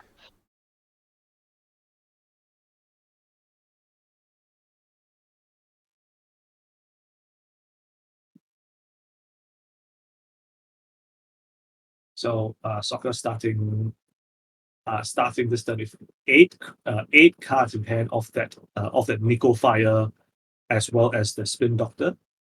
So Although you have it's to imagine that it's quite the Braintel's we have to, yeah, we probably will be seeing like him start to build this Skunk Void remote very soon, I suspect. If not icing up centrals.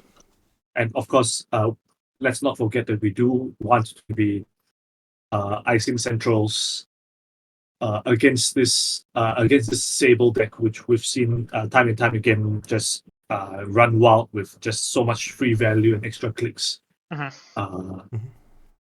with the Asa group, it's much easier to just dump cards out of hand because it does get that free install.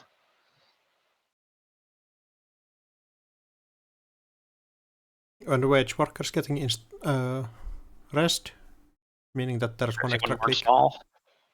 Extra click. So the legendary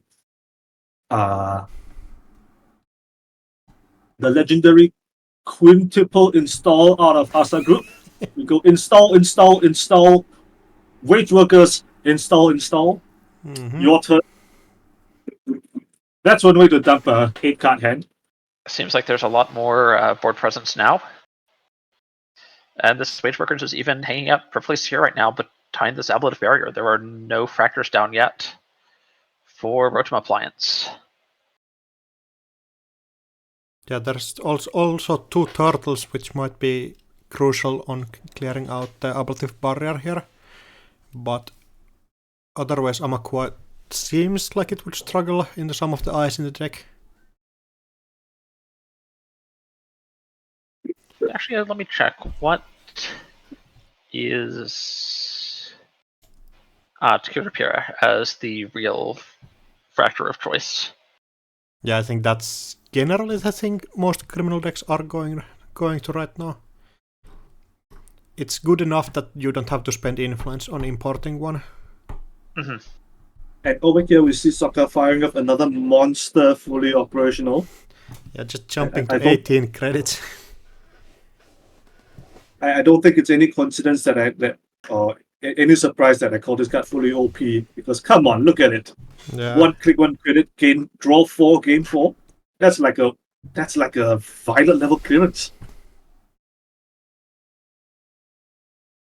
Looks like we have Rotom Appliance here also trying the triple install plan, but it does not appear to be generating extra clicks the same way it is doing for Asa Group.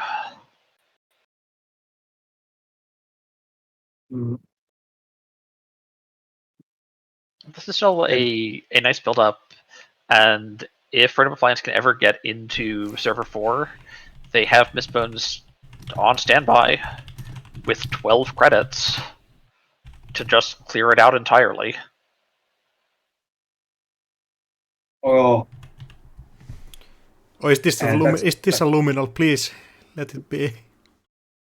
No, this looks like not a luminal. It's just a triple advance into Wage Workers, fully operational, gain 8 credits. Right. Eat your heart out, government subsidy. So is that the 4th fully operational right now? I believe that is the 3rd fully operational. Yeah, just the 3rd one. The first one was shuffled back. Yeah, still 3 fully operational is going to be a huge amount of credits here. Mm-hmm. Yeah, I mean, we saw what Soccer could do last game with just like a double ice server and 7 credits. Imagine what he can do now on 22. Mm-hmm. Now here we go, Rotom. Running archives and looks like a drafter. Ooh, that's a pretty decent rest. Although Rotom, of course, has the no free lunch to break with Carmen. and of course, as a last resort, you can of course flip switch out of the drafter fire, because you definitely do not want a fully operational going back into HQ at this point of the game. Mm-hmm. Although, as much as Carmen's one of the breakers of choice right now, Carmen does not line up especially well into drafter. I think almost nothing breaks drafter for really cheap without any support. Only stuff like Mimic comes to my mind.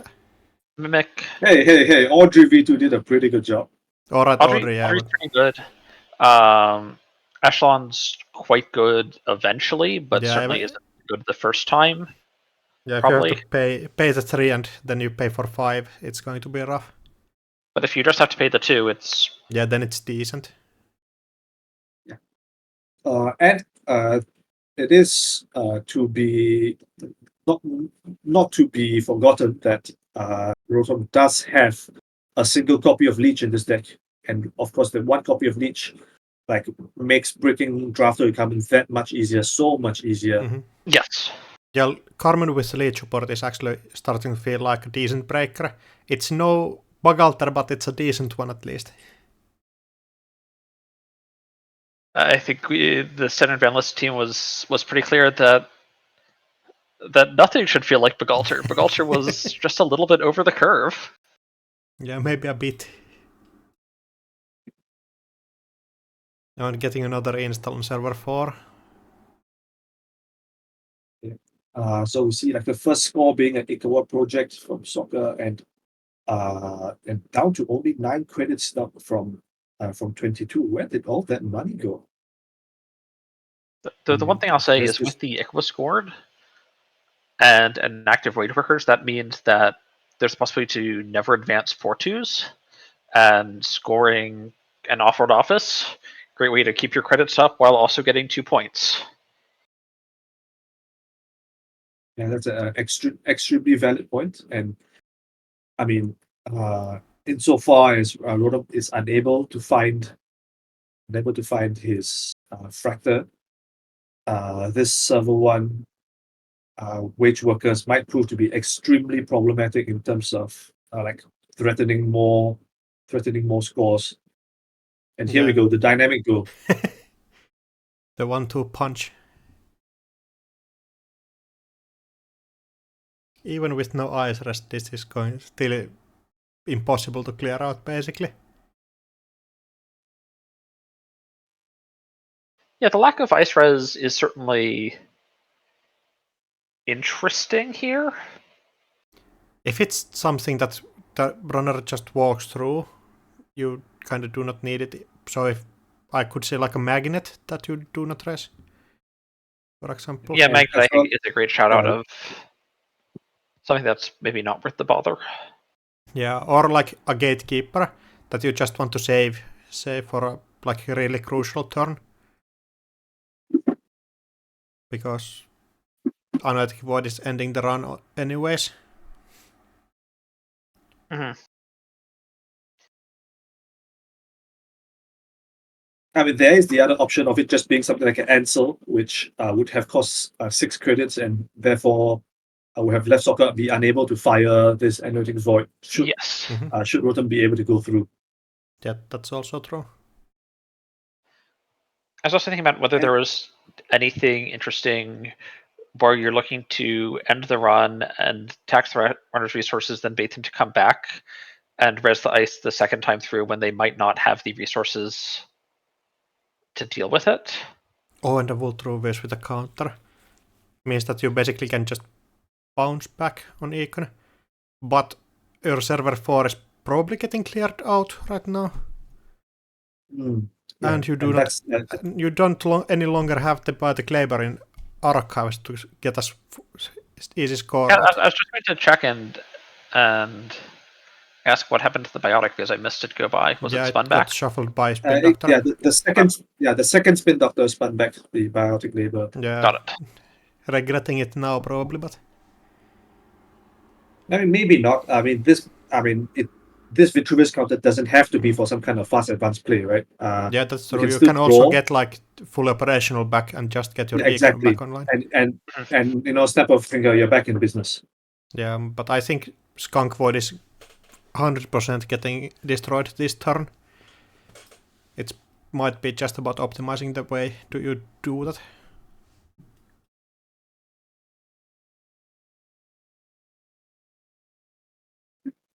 Yeah, so I mean, I imagine Rotom right now is budgeting how to balance the rest of his turn, and we see a Dream Mat come down, and yeah, that looks like a totally reasonable way to deal with it. Yeah, and Dirty Laundry, I expect he was just checking and double checking the math to make sure that he could pay through this this Skunk Works even without with paying for this Dirty Laundry. I mean to say. Yeah. There we go. All these upgrades sitting in a tree, blow up the tree. And using 8 credits to clear out the server. I mean, 8 credits. I see 0 credits to clear out the server. 0 credits to clear out the server. Yeah.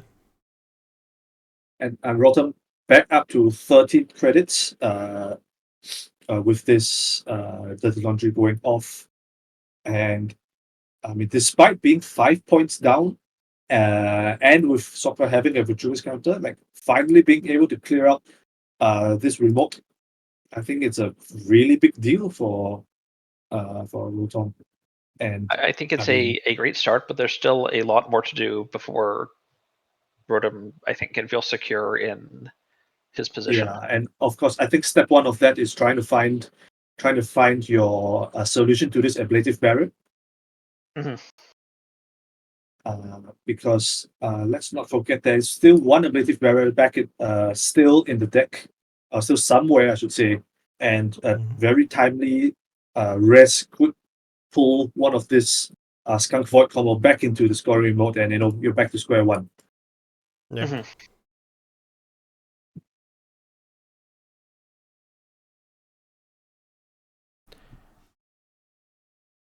So interesting thing Soccer might do here is install on server 4 and then use the fully operational just to get back up on credits, but using the Viltruvius token on not scoring might be a way that you cannot like guarantee credits anymore.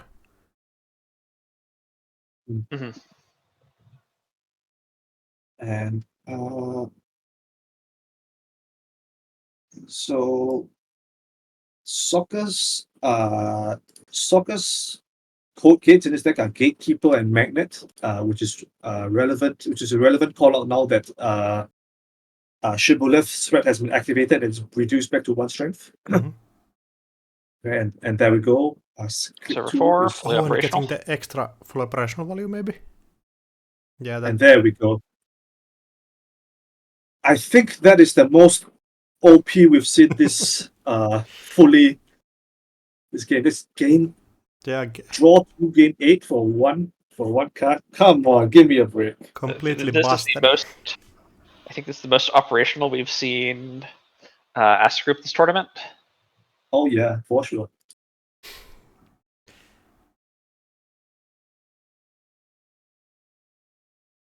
And yeah, and very wisely calling out from Rotom, the kind of Soccer with this play has managed to burst up to enough credits to threaten a biotic fast advance.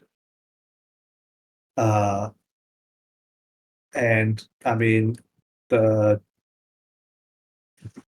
biotic label did get shuffled back into R&D quite some time ago, and between all these fully operationals, like there's a pretty reasonable chance that Soccer might have drawn back into it at this stage. And actually, with the wage workers, this is threatening to fast advance a 4-2 also, I believe, if I'm doing my math correctly. Yeah, that from 8 credits you can also do that. 8 credits you can fast advance a 4-2.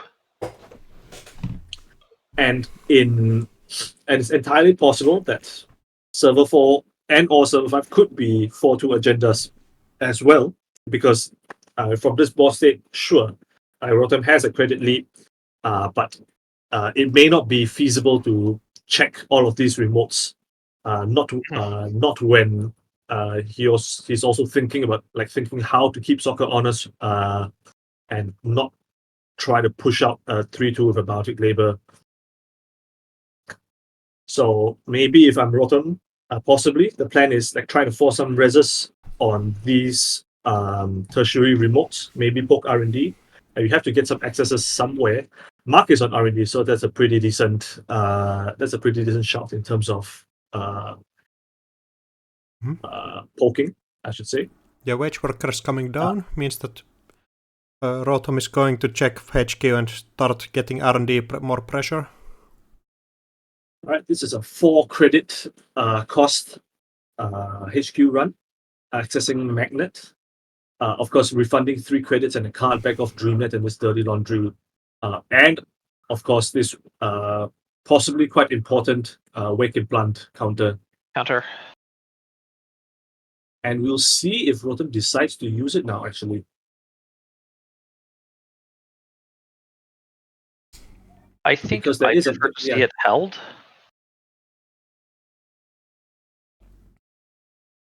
Okay, is opting. Gets the extra access, which actually funds the agenda. The additional access was that Project Vitruvius for 2 points. So that looks like I believe 2 3-2s left in the deck, or somewhere, I should say, for Soccer to Baltic Labor out. And there are also the off-road offices that you can score out. Mm-hmm. There's all the 4-2s also. Yeah, with no way to clear out the wage workers off the table right now. Yeah, so again, we come back to Soccer being credit perfect to Biotic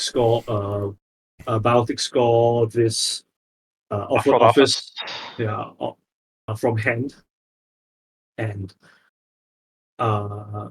once again, this is just indicative of the kind of like precise play that players at this top level are capable of achieving, right?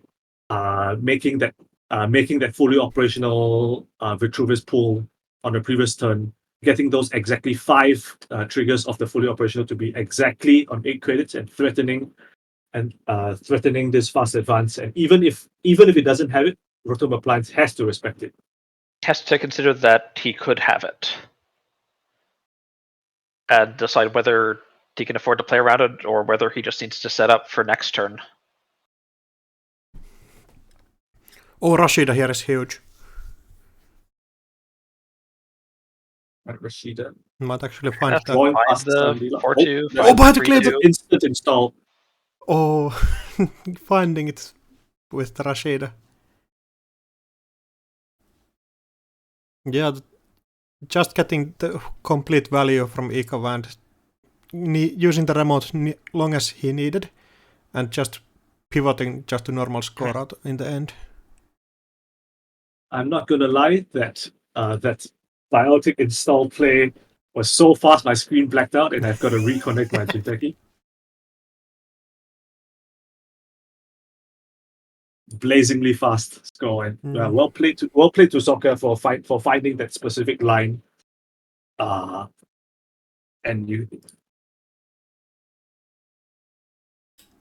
nothing in hand, but he did have the Baltic already, so that Rashida proven to be instrumental in the Rashida proving to be instrumental in drawing that last 2-point agenda.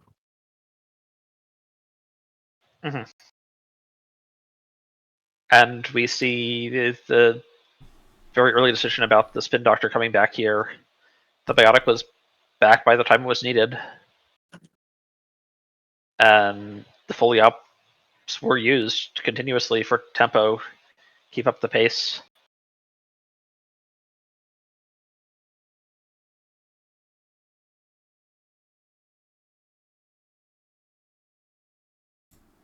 All right. So the next round will be starting just about 5 minutes. So do bear with us.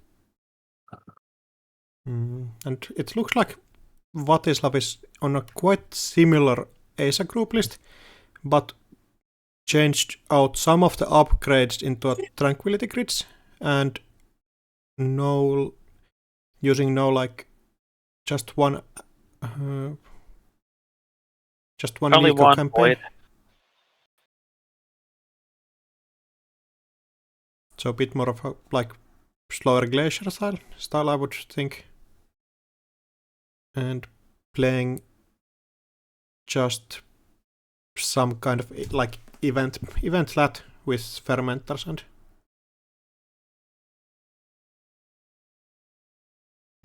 and using multiple different breakers.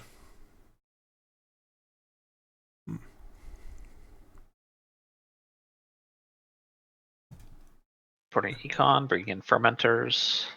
Yeah, looks like a kind of basic lat list using like turbine end board as a thing that you just roll over some corporations with, and I can see this list struggling in some early stage where you don't have all of your turbines and all of your breakers online when you need to break stuff from like outfit, for example, but then you have 3 Simulchip and 1 Cloth So to slow one them thing I'm down. eyeing is the one in Golo, which Ngolo is expensive to operate, certainly, but it can be a one breaker solution to quite a few things for a while if you can find the money.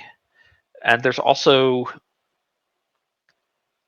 an include of one legwork to help sweep HQ out. Mm-hmm. And I don't think you should be struggling for money too much with 3 fermenters and 3 overclocks, 3 sure gamble, just huge amounts of econ in the deck. Mm-hmm. But Ngolo's still very expensive. The 2 to pain adds up. You don't want to break something like Drafter with Ngolo. That's going to be super not fun for you. 6? Yeah, 6. Like Carmen is already bad with 4. Paying 6 is going to be super nasty. Mm-hmm. I have flashbacks of breaking Turnpike with Ngolo for 7, which is not fun.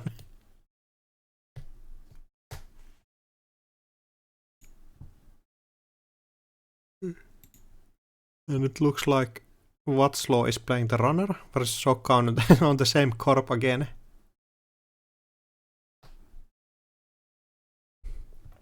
Just getting to roll out with Asa every time. So, I mean, this would have been 3 COP games in a row for soccer. Yeah, I believe so. Yeah, Sokka played runner on round 4.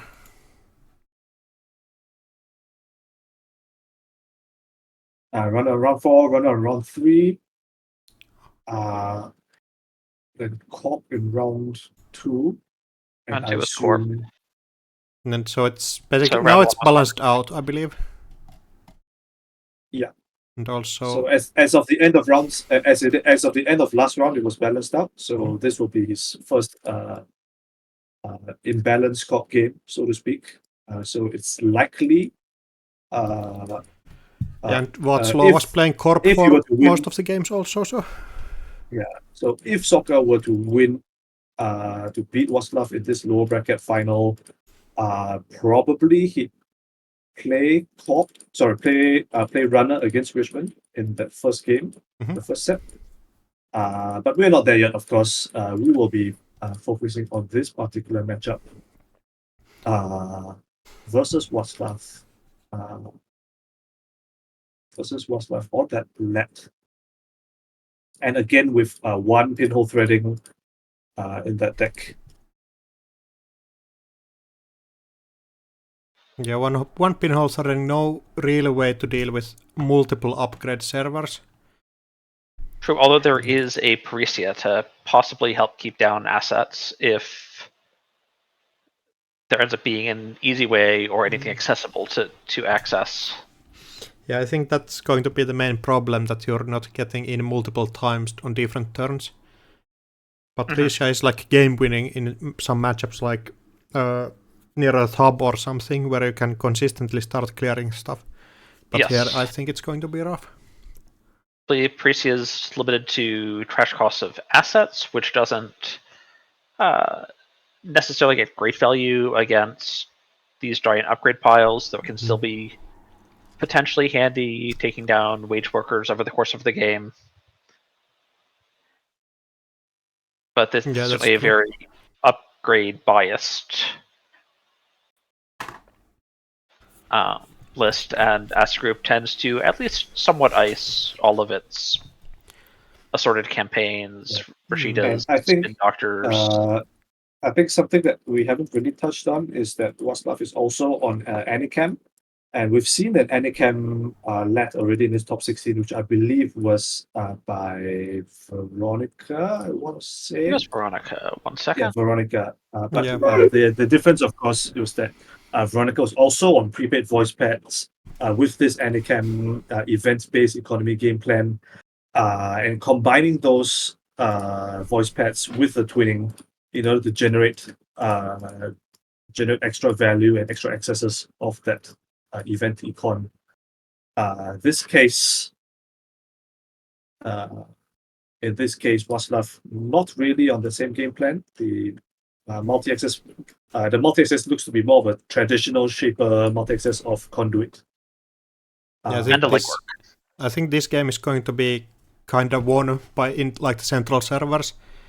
So Sokka is going to set up the remote again, and then it's going to come down on how aggressively Watslaw can check out the central servers, and can Watslaw get deep dives in with different conduits and legworks when it matters. Right. So one thing I'm noticing again, we are just starting the game actually. Oh, that was fast. Is Sokka's Ice Suite is fairly soft into Buzzsaw Cleaver setup.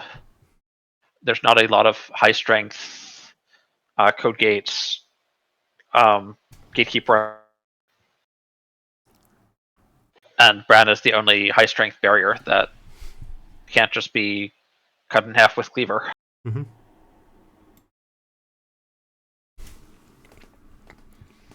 Yeah, that's a really good point. So, I suppose the concern for Waslav once the rig is set up is finding the economy to run back the Skunk Void combo multiple times in a turn. Once you've managed to invalidate the ice on the scoring remote, the next most difficult question is how do you generate the econ to deal with Skunk Void, and that's not an easy feat as with a deck as fast as this, or should I say with how fast Sokka has been playing this Acer deck. Mm-hmm.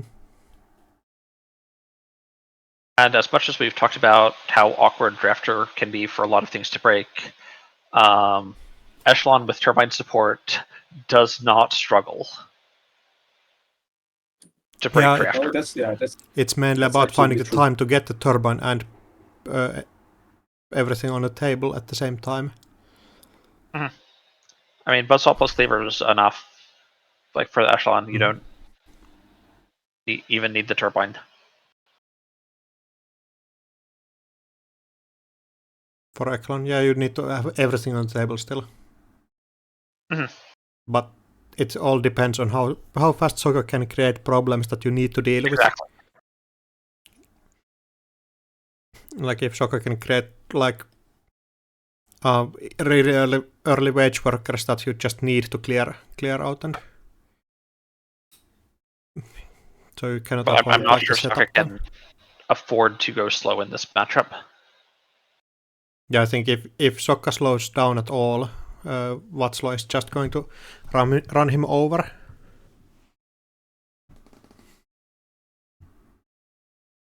And Waslav taking their time on this turn 1. All right, click on draw.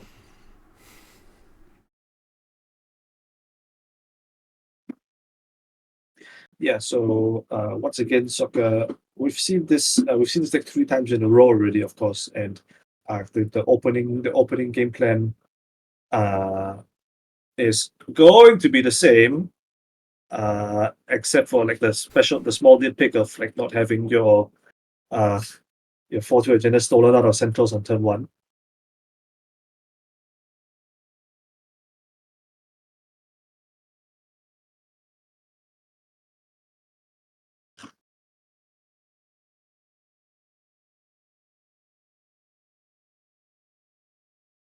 Yeah, a little bit of a chat going on between the two players. Of course, the let trigger drawing the card at the end of the turn if the number of cards, if the number of cards in the grip is the same as the corpse.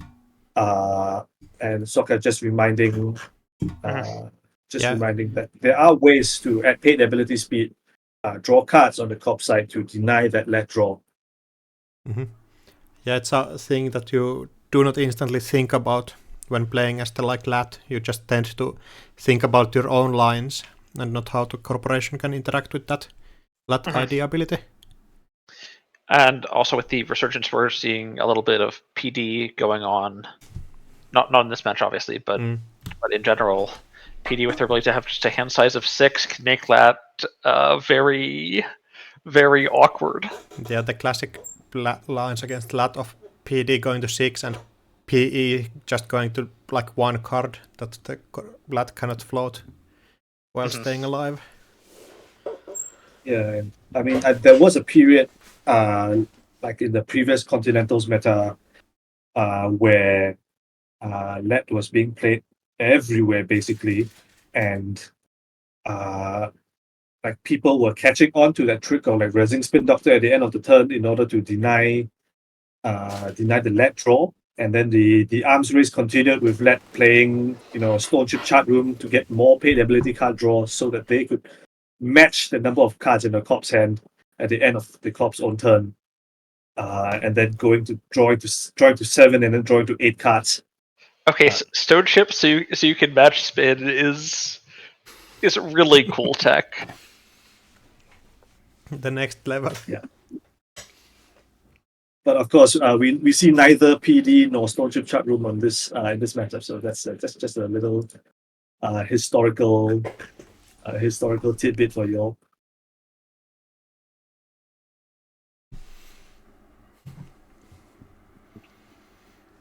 The fully operational coming down. That's a new campaign ticking. I think Sok is probably relatively happy with where his economy is at right now. Surely you can't be sad. You can't be sad after playing a fully operational ever. I gotta imagine. Okay, more servers going down. Like we got a nice 5x1 chain of ice from HQ through server 4. Of course, Soccer on 14 credits can afford to rest like a decent chunk of it. Probably doesn't want to have to res all of it, but I doubt Watchlev wants to run all of it either right now. Yeah. And lest we forget, there is a fully operational in the bin, so drafter fire on any one of these servers could be absolutely devastating. Oh yeah, getting a drafter and installing thing from archives. Like getting the Rashida, getting the ASA trigger, and next turn getting the fully operational. And getting fully operational back to hand, yeah. Hit a drafter, install Rashida, return fully op sounds like I'm on board for this. Yeah, so I imagine that Waslav definitely isn't interested in contesting any of these remotes until there's an actual solution for this hypothetical drafter that could be anywhere. And Pinhole going down. Pinhole is very interesting into spin because you could pop the spin ahead of time, in which case they'll pinhole something else. And at the point at which they choose the spin with the pinhole, it's too late to trash spin. So there's a lovely little game of chicken going on here. Yeah, and I'm not sure if Spin Doctor is the right target here. You probably go after server 4 or server 3. Yeah, I don't know either, but it's a very interesting wrinkle that I wanted to take a moment to shout out. And I think the that is a Vitruvius. So server 4 starts to look like wage workers here. Potentially. Although Vitruvius can be scored as a 3-2. The counter's great, but 2 points is also 2 points.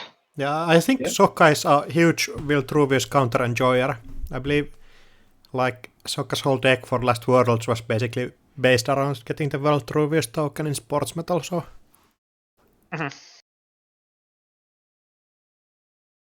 We'll see if Waslav is interested in contesting this Vitruvius. Oh, and there we go. Echelon going down. That's the drafted answer. and Satubola is Tatu. really annoying here. Okay. All right, and we'll see if server 4 is a Vitruvius. And there we go. Called it. Vitruvius counter on the board. I'm certainly not surprised by the wage workers into Vitruvius counter. And this looks really good for Sokka right now. Now just you can start assembling the clone car remote, and Watsla is going to struggle dealing with that. And Václav still has to contest server 4 at some point, probably.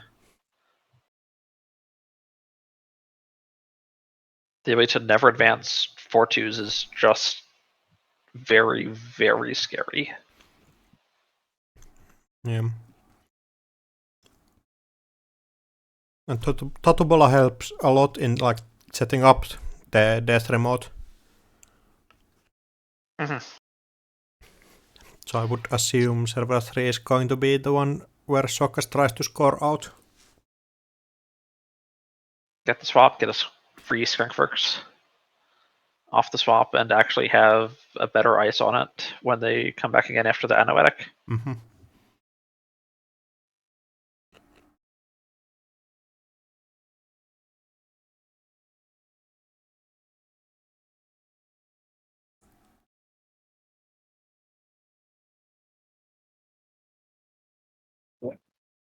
Sokka taking this time on this turn. So, I mean, we've talked about this Vitruvius token already, and we have seen it used to that devastating effect on folio operationals last game. And I mean, he isn't in the like that dire straits of an economic situation currently, but I mean, it's always nice to keep in the back of our mind just to be able to pull the trigger when the need arises. Yeah, having just a bunch of assets in this servers 1 through 4 could be just useful to have when the time comes and you need to play another fully OP. All right, here we go. Double install server 3, ice over server 3. Possibly install on server 1, get the fully operational setup, and then why not use a free click and just get yet more money? Wage workers click off triple install and play a hedge fund. Good value turn from Sokka, of course.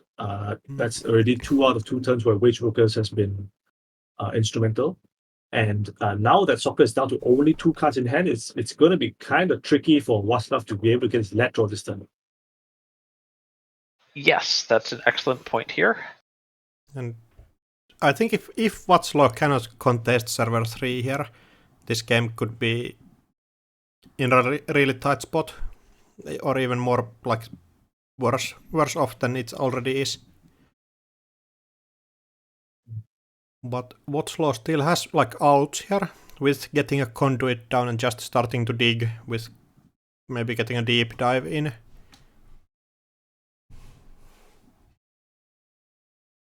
Sure, and Václav already on 2 points.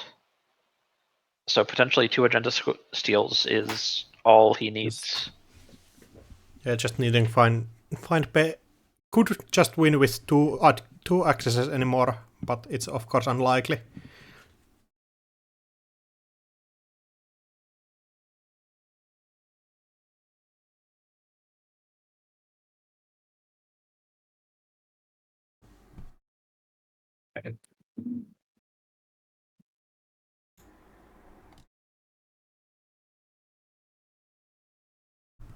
So it's pretty likely at this point that Server 3 has at least one Skunkworks or Anoetic Void in it. And maybe both, but you have to imagine that if Soccer had an agenda in Server 3, it's more likely that you would have installed it there as opposed to keeping it in HU, just for the threat of being able to wage workers it up next turn. Mhm. So if Waslav would be interested in contesting this remote, like now is like possibly like the best time to do so. Like before, like the rest of the clown card comes in and the server becomes completely unassailable. And Although the other map, Soccer doesn't have enough resources here to set up the full server. So you basically need to only deal with one or two things. no, there can be both. There can be Skunk Void here. Oh yeah, Because already the installed. one off Yeah. Tentabola. One installed, one in off Tentabola swap. Yeah, but then you cannot Sure, pop but- the Anotic Void trigger anymore. Yeah, because you don't have enough cards in hand. The Tattoo Bola will be back, and yes, there aren't enough cards. Correct, one short. Yeah. So it's going to be interesting what's actually in the server 3. This might be just a huge bait trying to waste Watslaw's resources. There could also potentially be another Spin Doctor in server 1. Oh yeah, that also could be true. Or technically in server 3, though that would be a touch surprising. Kind of defeat Server 3 Spin Doctor would kind of defeat the purpose of like defending it in the first place. I think so. If this server 3 is a Spin Doctor virus or something, just to get Watslaw committing resources there, that could be like huge. With server 1 being a ice and a magnet or agenda and a magnet.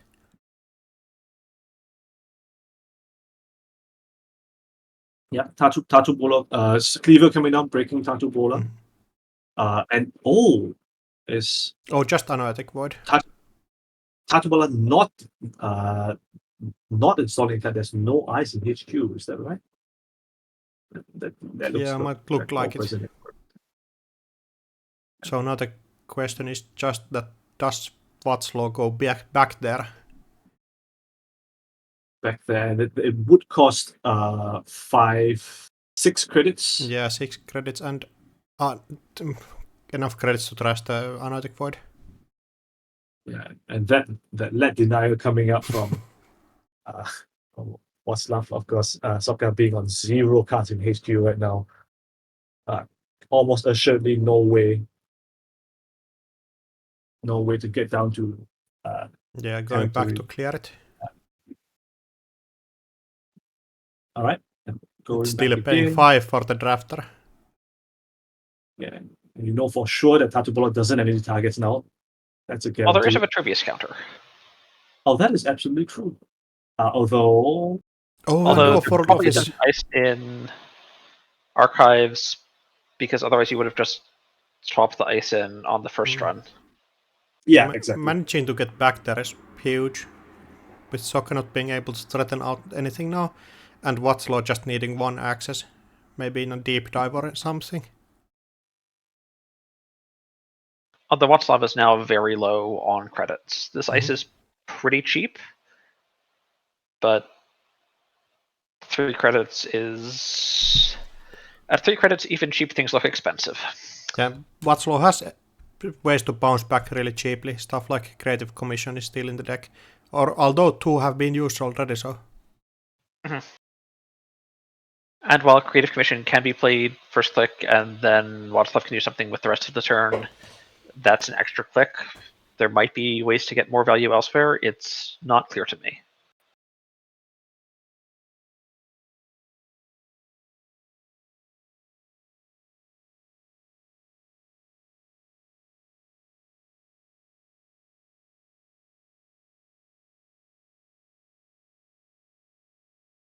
So Sokka contemplating the turn, double installing server 3 once again. Triple installing server 3. And there we go. Wage workers. wage workers fully OP coming in once again. That's four triggers. That is draw two. I guess the consideration is whether it's another draw of 4 credits. Yeah, getting more draw doesn't actually help with Anoetic Void at all, so getting more credits could be a decent option here.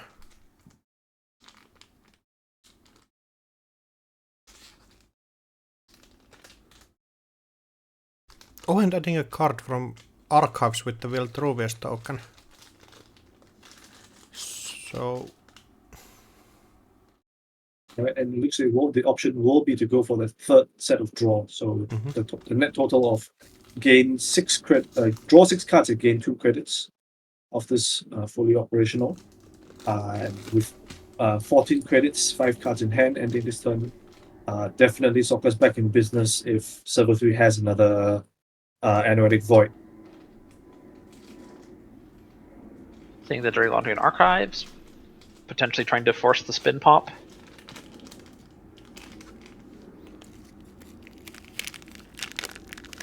And it looks like double Movirus in Archives now, so it's a guarantee that every other upgrade in the deck will be Anoetic Void or Skantworks. That is a great spot, actually. There's also one Anoetic Void in Archives as well. Yeah, no more bluffing here. And no more. I would have said no more like mini game of whack-a-mole in terms of like pinhole threading, trying to find the correct upgrade to smash. I would have said that, but the one and only pinhole threading in What's deck has already been used, so that will not be a concern for the rest of the game.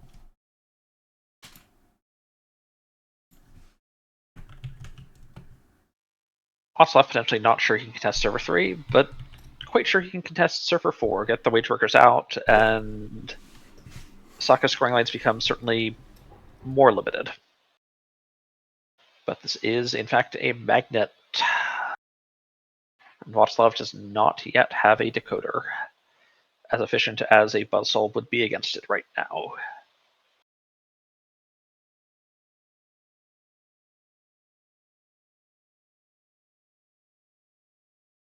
There we go. First fermenter of the game hits the table. Just getting the econ back up. Yeah, useful to have a board, of course. Now that you know that both Moviruses are in Archives, no threat of a random purge stymieing your econ halfway.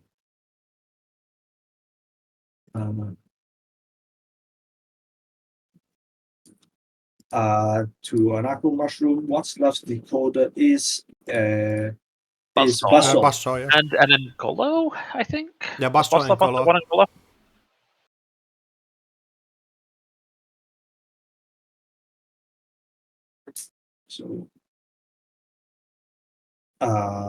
So Soccer just going with triple advance hedge fund.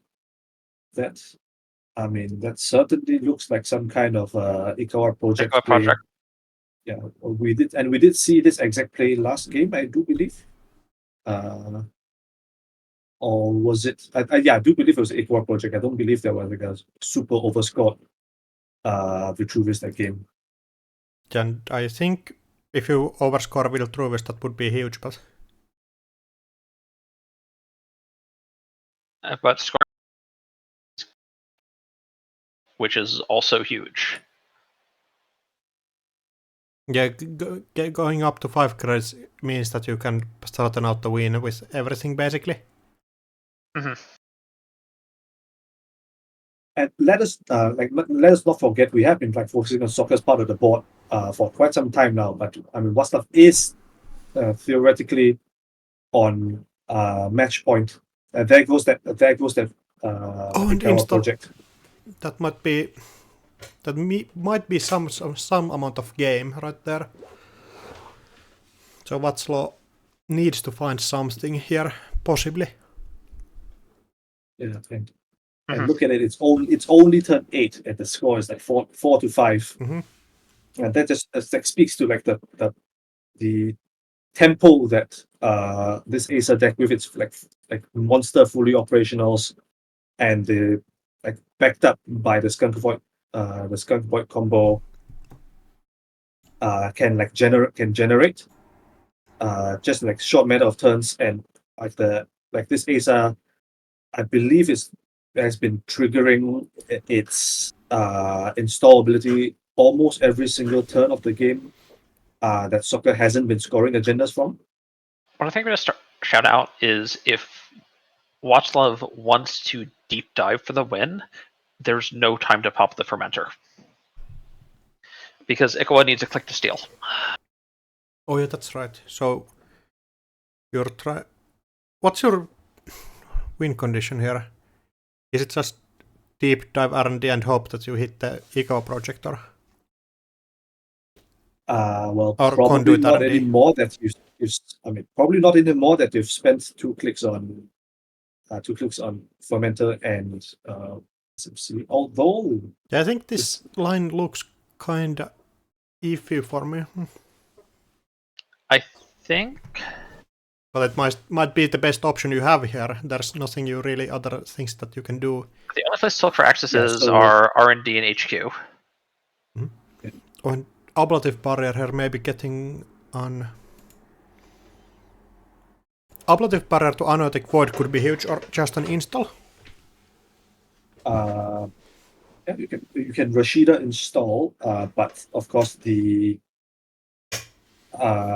bear in mind you can't ablative onto the server that's being targeted currently, so Anotic Void can't go on R&D.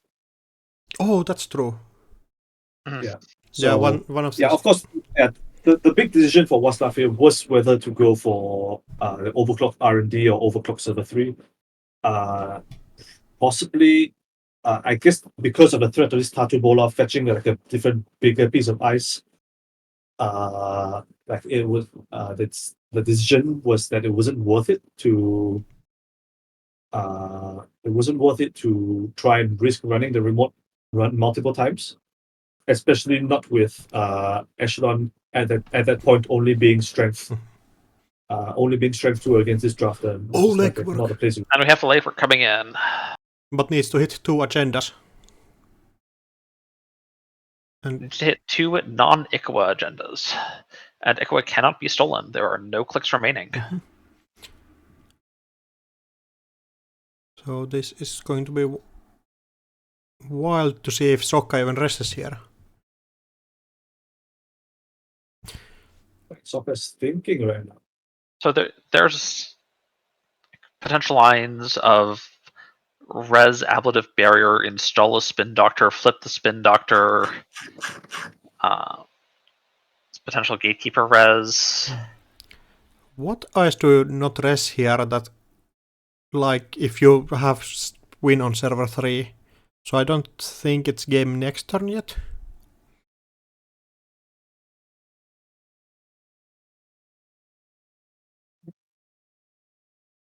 So gatekeeper res, going for this.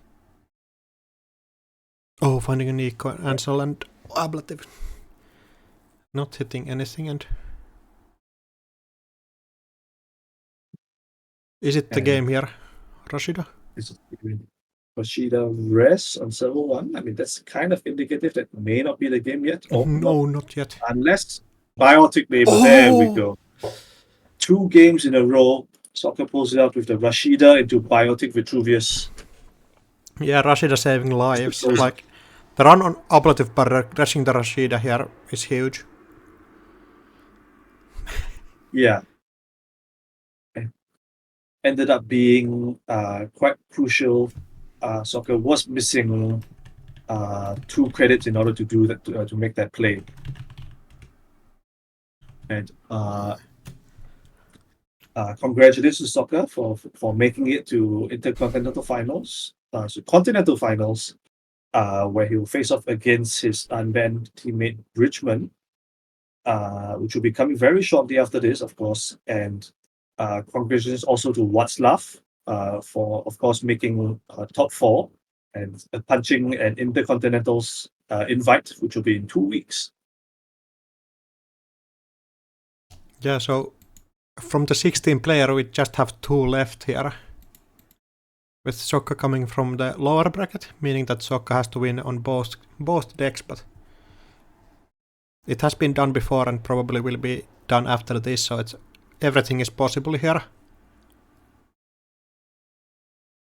And I don't believe Sokka and Bridgman have played in this tournament, but they probably have huge amounts of experience against each other. I'd have to check whether they played in the Swiss. I'm not sure if they ever encountered each other at the top of the Swiss somewhere. But I do not believe they played. I think Sokka was stuck in some mid tables at the start, and Bridgman went straight up to the top of the Swiss. So I would imagine they did not play there.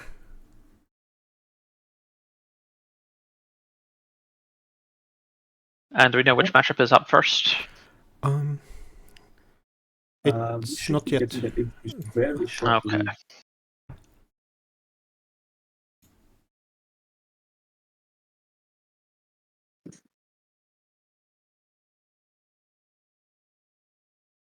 And I believe the finals are untimed, so both players have enough time to think about every line and every decision.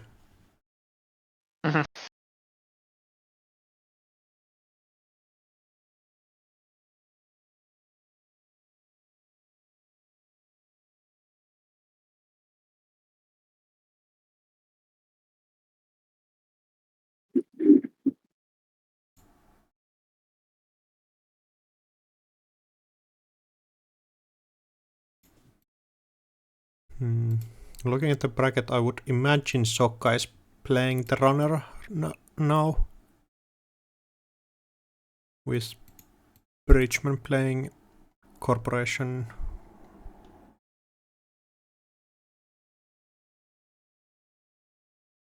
Both players have one on the runner side, more than the Corporation side.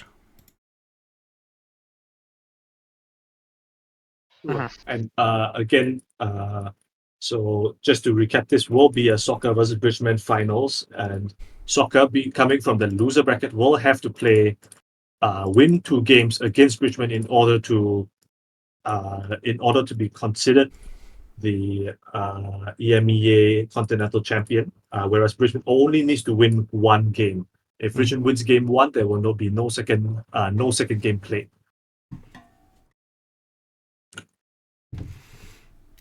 And it looks like our finals matchup will be Hoshiko on both sides. And oh, you just reminded me. No. Playing against Hasbiroid. We have we have seen like 5 Shaper games this tournament. You can play about 2 Hoshiko games more. I mean, I guess I'm complaining about Hoshiko winning 3 Continentals in a row, you know?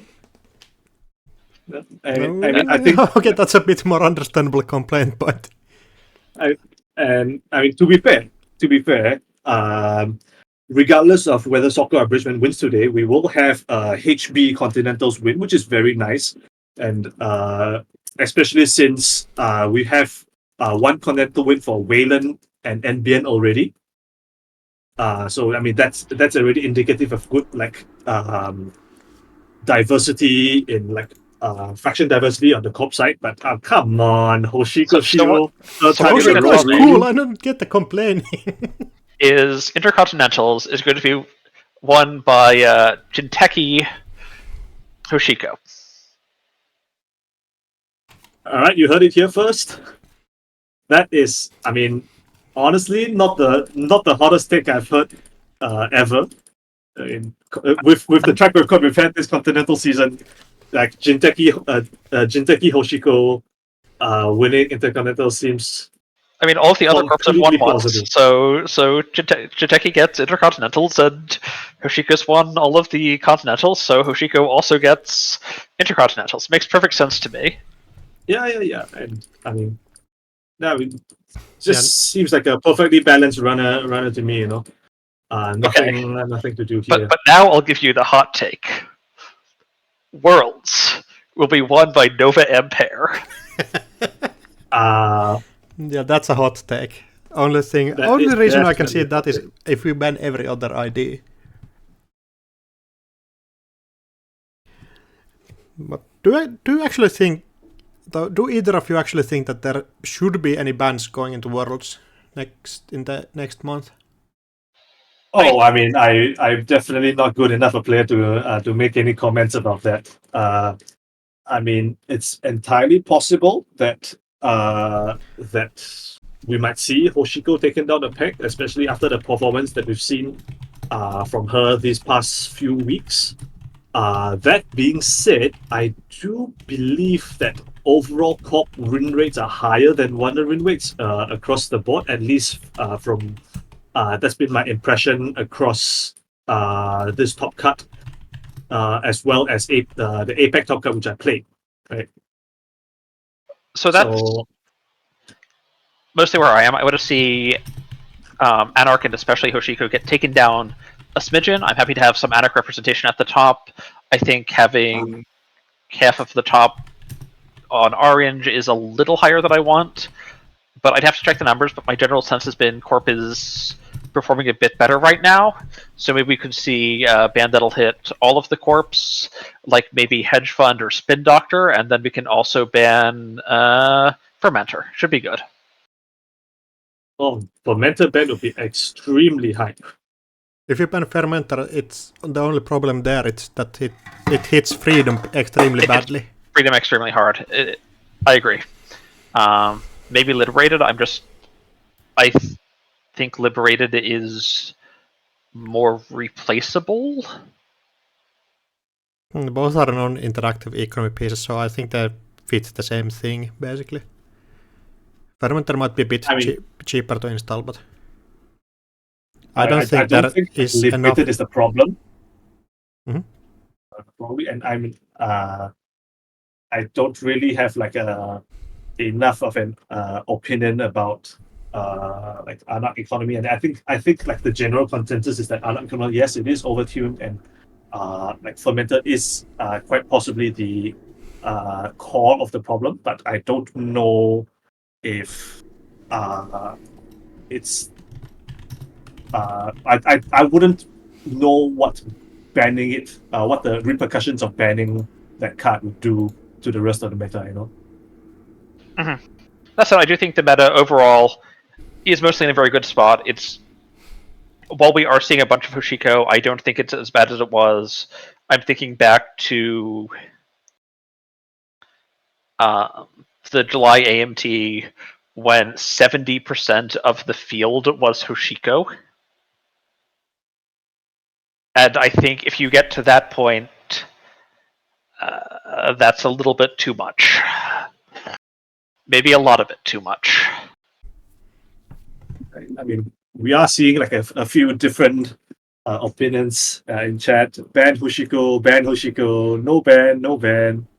Yeah, and the Sengun Jeff popping up with the hot stat, 55% movement for comp in Swiss. I mean, with 140 players, that's probably enough of a sample size that I'd argue that's like accurate data, right? Yeah, and I think that's the perfect balance with Corporation being slightly favored in like the Swiss rounds. So the game is like 55% runner favored in the cut rounds when it's open deck lists, and no, it's 55% corp favor. Yeah, but in like Swiss. But Swiss is traditionally corp biased. Yeah. So like then the cut is more runner favored. I mean, I do believe it's the same, if not even more corp favored in the cut. Actually, I mean, I'd have to run the numbers, but I mean, I'm seeing a lot of bracket capital C's in this top 16. It's in like general terms. Of course, there's tournaments where corporations perform better in the cut, but yeah, we will wait and see the information on the performance of corps and runners in the cut once the cut has finished, which will take at most 2 more games. And also we have been watching the world champion playing the corp, so That might explain some amount of the corporation win rate. And I believe we are off. Indeed, looks like we have begun. Sokka took a mulligan. Bridgman also took a mulligan. Mulligans for both players. These hands could be amazing. These hands could be completely terrible.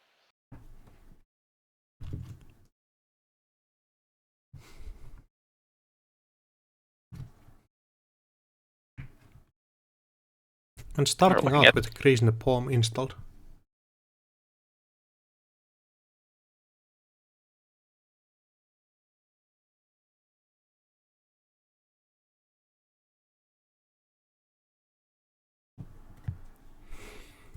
Yeah, Bridgman's PD list. Just calling it perfectly. All right, and ooh, that is a gatekeeper. Drawing here, maybe hitting a Rashida here is going to be huge.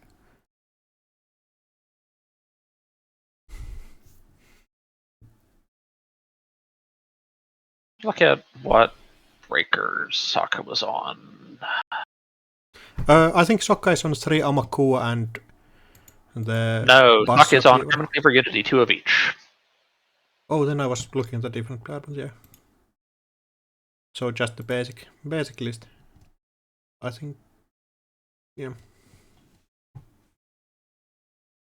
And Sokka, of course, on regular size Hoshiko, no big Hoshiko, not even any medium or slightly inflated Hoshiko. It's just a pure 45 cards.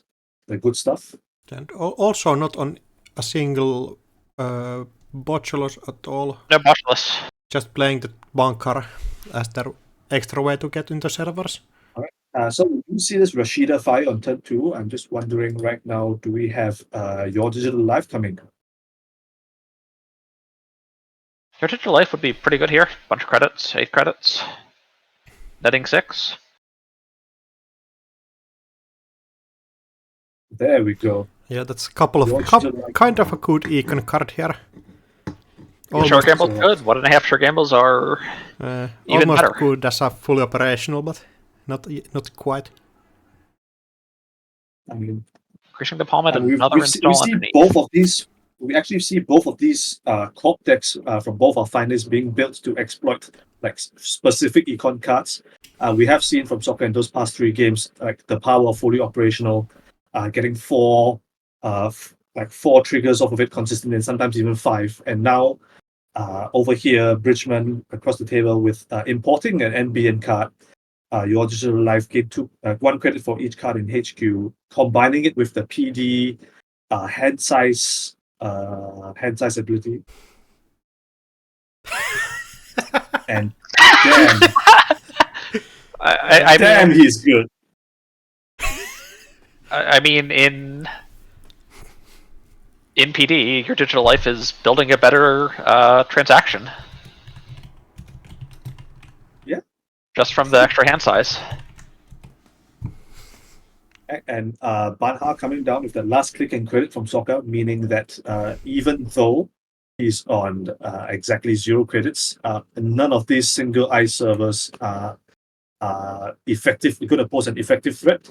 And looking at Bridgman's list, also on Skunk Void, so that's something to be aware of as well. Both of these lists are built to exploit this particular upgrade combination, but of course doing so in different ways with different operation synergies. Yeah, and Bridgman not playing any extra support on top of that, making it easier to set up. No tattoo bolas, no ablative barriers or anything. Because of the PD ID ability, doesn't fit that. Mm-hmm.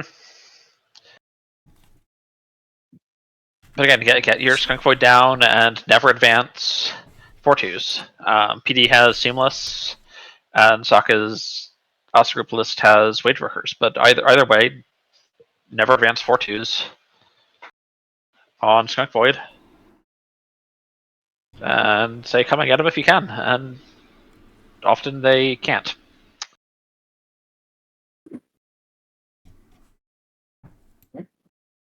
Sokka starting. Might have misclicked their server, bunker server. Yeah, that's probably the solution and the reason. Yeah, and it's easier to undo turn right here because you don't have to force the corporation to do the last click again. All right. So for contemplating this Banha target, both these servers, HU and server, semi-legitimate, I would say. Of course, the second ice on top of HQ indicates that probably Bridgman is interested in keeping soccer out, and as it turns out, yes, the Banha trigger will be on server 1. With the number of upgrades and assets in Bridgman's PD list, 3 Rashida and notably only 2 Spin Doctor, and 8 upgrades with the double Void, double Skunk, 1 Mirage, and 3 Tranquids. So I mean, just by process of elimination, you could make that educated guess that server 1 has at least one of these defensive upgrades installed in it already, in which case running it just to force a res and taking 2 net damage for the trouble from Banha maybe not the most appealing option for soccer right now. And here comes a score out. Our front office making sure that Bridgman has enough money basically for the rest of the game if you don't have to res in some pricey ice multiple times. Although with Sip It Down, I think there's at least some more ice reses in the future of Bridgman. And let's not forget, there is a hippo down for soccer, which means that if there ever comes a time where soccer finds his decoder and makes a run on this server 1, trashing this gatekeeper, it could be pretty nasty for Bridgman in order to try to have to defend the upgrades in server 1 against the aggression that will inevitably come out from Hoshiko. Also, the ability of Hippo to nibble off outer ice and potentially steal agendas. Right. This is why soccer is the world champion. in addition to really, really tight lines, like we've seen multiple credit perfect scores, but touching agendas is also an excellent skill to have. It's just the name of the game, you know? Yeah, agendas aren't going to steal themselves. I think it's somebody somewhere said that you need to be able to put yourself in a situation where you can be lucky. So basically play really good, and sometimes you just get those single accesses that really change out how the game plays. Mm-hmm. And even without that, Sokka still has a decent setup here. Bridgman, even though Bridgman has a lot of credits, still needs to do stuff on server 1 to actually threaten out anything. And also potentially there's a paladin, so on Sokka's next turn, install a card, run R&D with the twinning C3 like that. Yeah, that might very well be it. Might be it. Yeah, that's like just again it comes back down to excellent setup with this twinning, with this paladin poem, when it goes to show like how good of a combination it is when you see it so early in the game. And that's like part of the attraction of playing like regular size Hoshiko decks rather than the 50-60 card ones that we've seen in some other places. Just the consistency of being able to see your key multi-access cards. And whoa, Bridgman. No fear. Is there any NGO fronts or anything in the deck that other things that this could be? No, there are no NGO fronts in this deck. This is, without a doubt, an agenda. So, what's I mean, you have a seamless launch in hand. So, yeah, I mean, I expect that the calculus for Bridgman right now is that even a single ice on R&D is not going to protect against Banha twinning. So is there even a point to installing it? No. I mean, if there's no point to installing any RNDIs, just go push agendas. And and for as good as Soccer's board is, the one thing that's still kind of lacking is credits. And yeah, sure, you got 2 daily casts ticking, and maybe you can hippo this gatekeeper, but can you really afford to go through Skunk Void more than once? I don't think so. Then Bridgman still has so many cards in hand that getting through that is going to be pretty hard.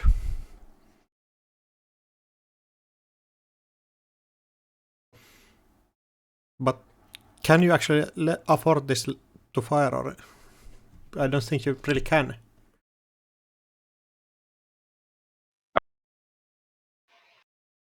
Right, Soccer in the tank here. 4 clicks and 2 credits will be going, of course, up to 6 credits of these daily casts. And Banha, the call is on HQ. Looks like server. He's going to let server 1 be for the moment.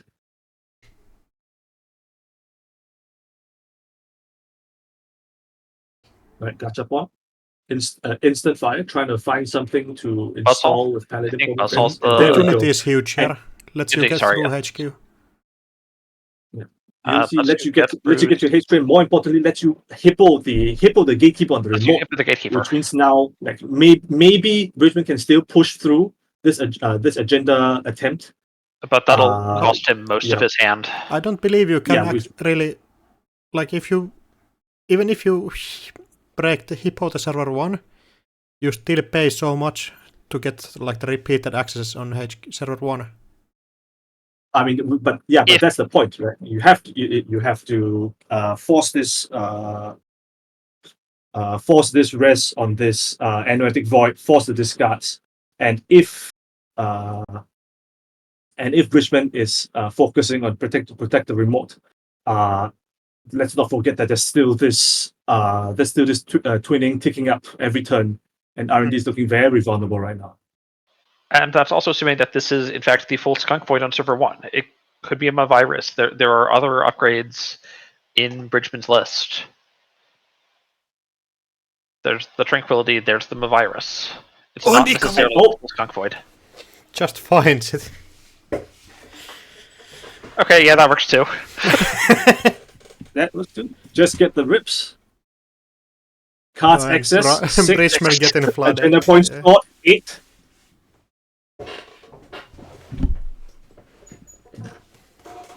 Yeah,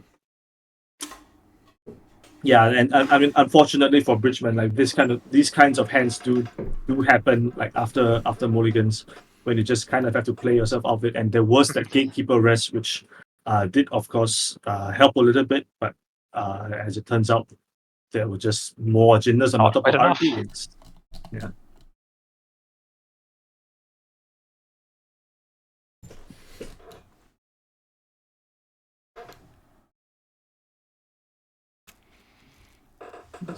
This looks like 1, 2, 3, 4. Yeah, 5 agendas. 5 agendas in the game. 3 in Soccer Scoria, 1 in Bridgman Scoria, 1 in Server 1, and then apparently 1 more in HQ. Confirmed there's 1 more agenda in HQ. Yeah, 20 cards through the deck. 6 agendas out of 8. That's extremely rough. Yeah, just 2 left on R&D.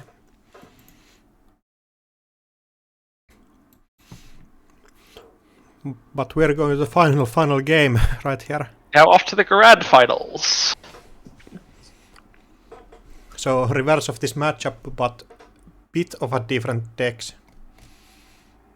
Both decks combine similar ideas, but Asa just creating a different way to create the same idea.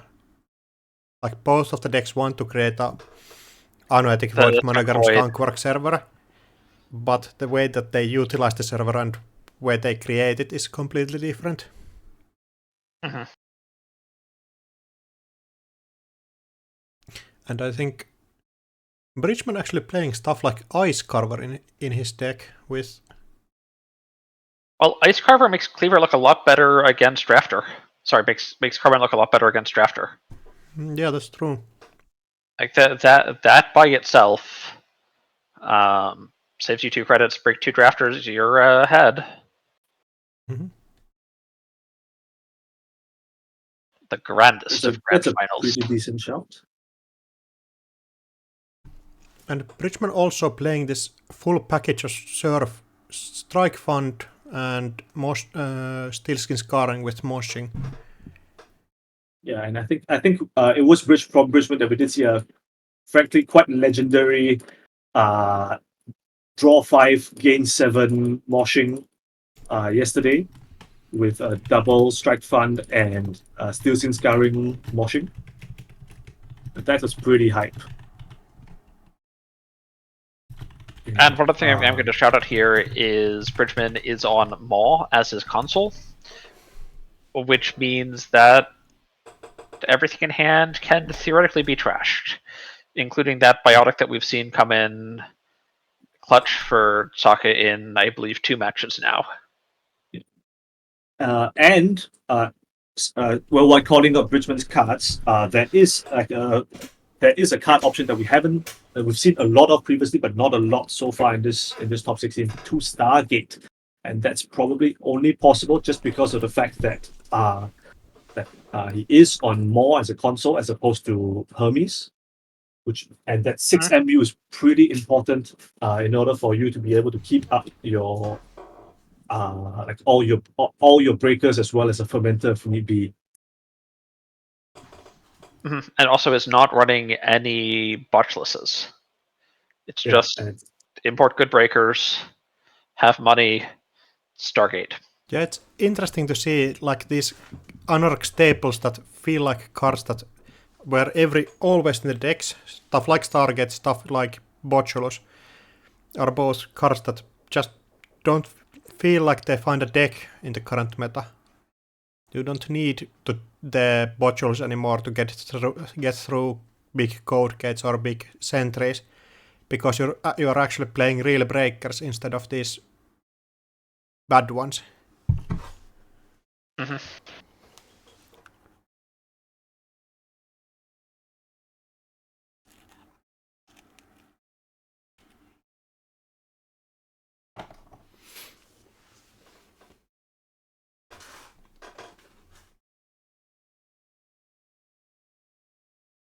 Right. Looks like Richmond will be going on a quick bathroom break. Mm-hmm. And of course, this finals, the last game of the EMEA Continentals tournament will be starting very shortly. So hold on to your seatbelts. Is that what you say? Seatbelts. Fasten your seatbelts. That's right. That's what you do. Seatbelts. Fasten your seatbelts, or potentially just hold on to your seats. Yeah. Do anything you can so you don't fly away. So one thing I'm looking to keep an eye on with this Hushiko list from Bridgman, it's a 45 card list. It's running 3 moshing, 3 the price, and 2 DreamNet. I think there's a very real chance that if this game goes extended at all, Hoshiko runs out of cards in the deck, and Hoshiko, with KT reads, lose a credit, is a much worse identity. Yeah, I'm not sure if it's going to go that long, but it is a real possibility.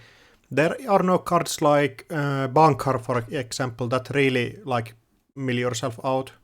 Moshing it is at least like 9 cards maximum, while Bankar could be like 15. But there's also the price, and that's another 12. I mean, I guess the idea with this particular build of Hoshiko is just to based on the principle that once you get set up, it's extremely difficult for the corp to keep you out.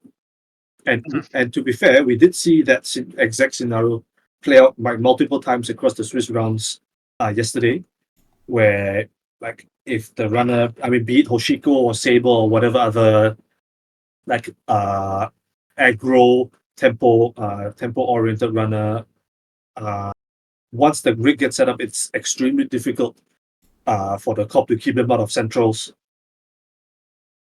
and it can be quite like I shall say, like domineering experience, and difficult to crawl back from for most players. So probably this deck is just trying to reach that state as fast as possible, and it's not as concerned with like getting the extended value of Hoshiko triggers once you're at the end of the deck. And let's not forget there is a DJ favorites in this list, so you won't be running out of value permanently, so to speak.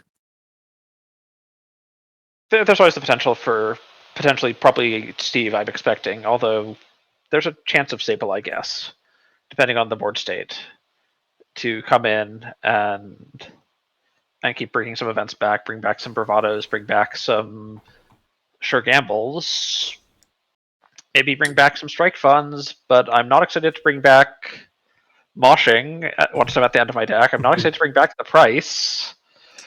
Still good scarrings. I guess what I liked about this DJ Fenris is like it has got utility in other matchups. We have seen the Stavka Half-Rune combo go off multiple times across these 2 days, and like DJ Fenris on your 2 commons, which got trashed by a Stavka, I mean, could like I can see that being critical in certain matchups. Yeah, so actually I was playing against Bridgman in like 2 days before the tournament, and this exact situation came up when I retributioned both of Bridgman's cleavers, and the DJ Fenris just brings it back in and still goes and steals the agenda. So like DJ Fenris as a recursion tool is actually quite a decent one. I think there are some potential awkwardnesses getting into HQ for the Steve trigger, depending on what gets rig shot, but that's going to be very board state dependent. But if you lose both cleavers and HQs behind an ice wall, I don't know how you're getting back, unless you have yet more auxiliary breakers elsewhere, have a boomerang, have a Banhar that can actually hit it. Yeah, it's not a guaranteed thing, but it brings some safety. Yes, I think it brings some safety. It can do some work, but I wouldn't say it's a reliable solution necessarily. Right. One other thing I'm noting in Bridgman's Hoshiko list, we have 1 copy of Hana Wheels Palintra, and as a group can make a bunch of servers. Maybe at some point Bridgman wants to run a bunch of them. I'm not sure that'll be the case, but if there's 3 servers with a face down card and a face down ice, Wheels can really help you find out what they are. Wheels also can really help in clearing out the Anotic Void Skunkwork server, when you can pay the click tax multiple times for the monogram. Yes. Just potentially having a 5-click turn to just come into an Anotic server. Yeah, and I think it's actually 6 turn if you can take the tag from the Wheels run. If you can take the tag from the Wheels run, yeah. That could be a lot to Anoetic out. Yeah, getting like 6 runs in a turn is going to be rough. If you just pay the click or the money for some of them. Pay the money for some, pay the click for others, just gives you a lot of flexibility. Yeah, opens up the lines that no other runner can really do without that tool. And I mean, if it's the game, the tag doesn't matter. I wouldn't say, because Bridgman plays Greasing the Palm, which actually turns into a fast advance tool. Oh, it's Sokka playing that. Yeah, Sokka's on Cork, I believe. Yeah, my bad. But Sokka is on. Yeah, Sokka is not on Greasing the Palm. Yeah, never mind. Yeah, streaming for 6 hours is not helping my brain at all. And I just cannot imagine what the players are going through after playing 6 hours of like this high-level Netrunner here. Absolutely. It's a long day, I think, for anyone playing, especially anyone still playing this deep into the cut. Yeah, and in like these cut games are basically all or nothing for both of the players. Like you don't have easy games that you can play like with not complete focus on the game. Like in Swiss, sometimes you can chill out on like couple of games and you can ID and 2 for 1, which give you more of a break. Here we haven't have More time. Yeah. And exactly. We haven't had even a like lunch break here, so it's just straight netrunner for Sokka and other people who fell in like the cut early. Exactly. And I think Sokka has played 5 games straight in a row and won all of them, which is like even more impressive. Sokka's been on an absolute tear in the last several rounds.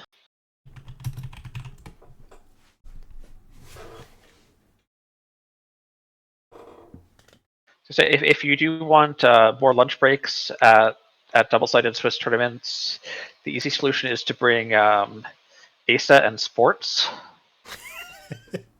Yeah, just get it over with and go and take a lunch break. Just take an extra lunch break every round. All right, and we are in. Welcome one and all to the final game of EMEA Continentals 2023. Bridgman on Hoshiko Shiro, the Anak, versus Sokka on Acer Group, HB, of course. And for those of you just joining us, Sokka already having fought through the losers bracket and winning the first game of this 2-game set against Bridgman. And now we finally come down to it. The best of one, winner takes all. And I believe Bridgman won last year's Intercontinentals, so it's Intercontinentals champion versus a world champion here. Both of the players have the, great accolades. And obelisk that was going around last fall, right? Yeah, and that's why Bridgman has the urban renewal altar. That is a prize in this competition. Which is currently, I believe, his Jaina profile picture right now. Oh, yes, so it is. That's true. It's a little small and pixelated, but there's some screen real estate limitations here. Mm. Hey, this doesn't look right. This looks like a turn 1 fully operational for only 2. It's not a fully operational. It's a red level clearance. That's only partly operational. Barely operational. I mean, this is like semi-operational at best. Come on, man. But honestly, even with this only one ice server, fully op is still good. Flexible card, like. Yeah, I don't know. I'm not sure what Sokka is drawing. This is not a start that you want to have. Wanted to overdraw to pitch agendas to spin them back. Yeah, basically, and worth noting that both players mulliganed their opening hands as well. Oh yeah, I think Sokka looked at this hand and said, "You know what? I just need a different one. Give me some different cards. I'll spin back anything dangerous." Mm-hmm. All right, Bridgman taking his time on this turn 1. Yeah, it's on time, so you can abuse the time limit however you want. Is potentially already suspicious that something is going on with Sokka's hand. Mm-hmm. But at least Sokka got some repair in with the spin doctor, so. Alright, there we go. Instant spin, fire. Oh, and not shuffling back the fully operational, so that tells a lot. Mm-hmm. Right. And we're going strike fund into liberated account into click liberator for 4 credits. Yep. Now we see. I mean, I don't think we've seen strike fund played for its actual printed effect that much this tournament. Like the times that we've seen it, it has been for the trash effect to gain 2 credits. So I mean, its base mode is just it's a basically +3 an easy map. Yeah. Yeah, it's not a card you really want to play, but sometimes you just have to. Yeah. It's a card that gets you the money for the Liberated, and the Liberated to get you the money for everything else. And Sokka actually getting a real fully operational online, so overcorrecting it somewhat the bad first turn, but when Stargate comes on. Whoa! That's a turn 2 Stargate. Biotic Labor, Gatekeeper, and Ablative Bearer are the reveals. Of course, no agenda here, which is kind of that's a hard choice. I was gonna say, I think I'd take the Gatekeeper here. Yeah, you want to keep R&D open for the next turn, and now Sokka is forced to draw again to get the ablative barrier to put on. Unless there's an ice in hand, there could potentially be an ice in hand. Yeah, and Gatekeeper, of course, is just a really bad face check if you run into it. Especially if I'm Bridgman and I'm still thinking Sokka's trying to fix his hand in some fashion. I definitely don't want to see the Gatekeeper fire. But there we go, Nico and Rashida fires on Sokka's side of the board, and definitely econ-wise he's back in business after that quite mediocre turn 1. And speaking of econ, Bridgman has a lot of offshore credits of the Liberated, but that's going to take time to get. Not too much time, but there's not a whole lot of money Bridgman has right now. Certainly at the end of his turn, he can be back up 14, maybe higher, maybe he has a hedge fund, maybe there's other econ.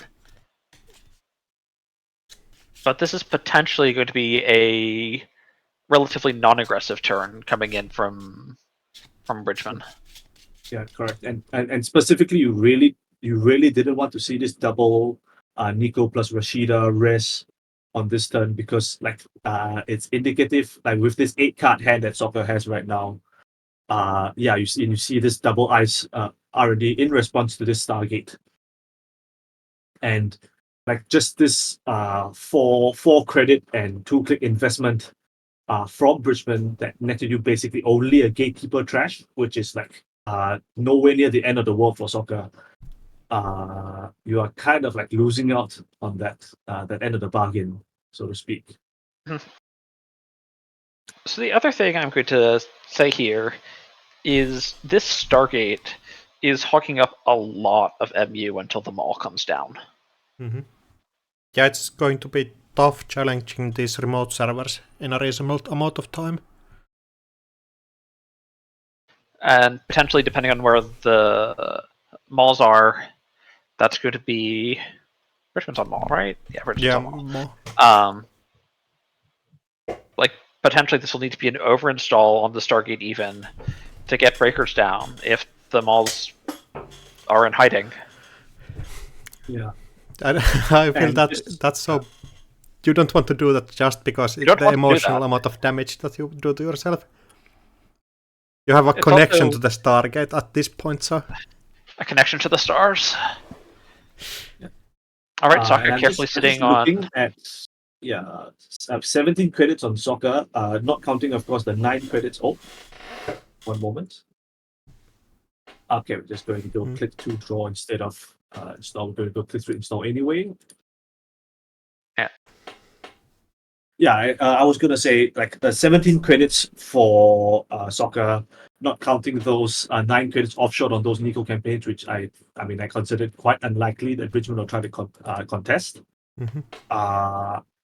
So that brings us to a total of 26 credits for the Corp side, and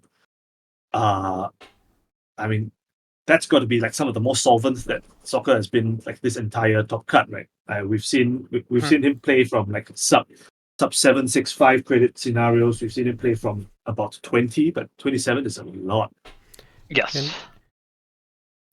despite Sokka's early bad start, he managed to stabilize really well here, with Bridgman using time to get Stargate online and then use Stargate while still on 0 credits, basically.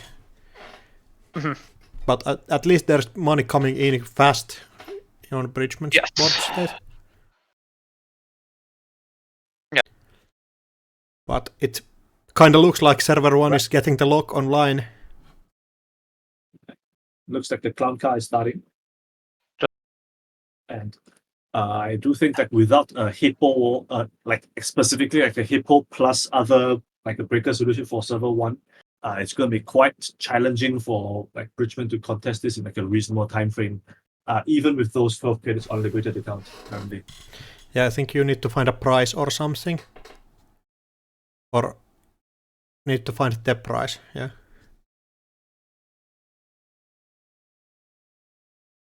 Well, Stillskin is kind of going in the right direction, at least finding some card draw. Just again. Nice Mystic to make it cheaper, although... Yeah, basically a diesel. Mm-hmm. And there we go. Like Unity into Hippo. Like just kind of like a good start for what you want to see from Bridgman if we want to be contesting some of these servers. But there we go, Sack Soccer, not wasting any time, double install server 1 and double advancing on one of the first cards to be in the remote actually, not the one installed this turn. So server 1 looks like it's Anotic Void Monogram, and is that Mavirus or a second copy of one of those? And entirely possible. Yeah, there are no pinhole threadings in Bridgman's deck, I believe. Bridgman, no pinholes. There are two bravados. So no pinhole threading makes me a bit suspicious that this is not like a second copy of Anotic Void or Monogram. I mean, without there being any pinhole threadings, the question is like quite academic whether it's a second copy of either. It probably just doesn't matter as long as there's at least one of each in server 1. It's simply like irrelevant whether there are more, and the only question is whether they're available to be trashed from centrals or not. That being said, yeah, we have Rotom Appliance in the chat saying Skunk Void too strong. Bridgman will have to try and win the centrals, and yeah, that is, I mean, definitely a valid viewpoint. And here we go, Bravado and Tattoo Bola into just being end the run eyes. Yeah, once again, Tattoo Bola like being extremely annoying in the early stages for the runner, forcing a fractal solution, and then bouncing itself off. Replacing with like a more substantial ice. Although, interestingly, the previous few games that we've seen Tattoo Bola res, it was on a remote, and of course we've seen this before with that Asa can pull these cool skateboard tricks where you flip another ice in and install your defensive upgrades at the same time. But if again, as we assume, that Skunk Void is already on server 1, that interacting doesn't seem necessary, and therefore Tattoo Bola is perfectly free to be installed on the central with no issues. And it still is a good end the run ice for cheap. So, and there are potential circumstances where you get flooded in HQ, and you might want to put Managarm on HQ when they pass the Tattoo Bola.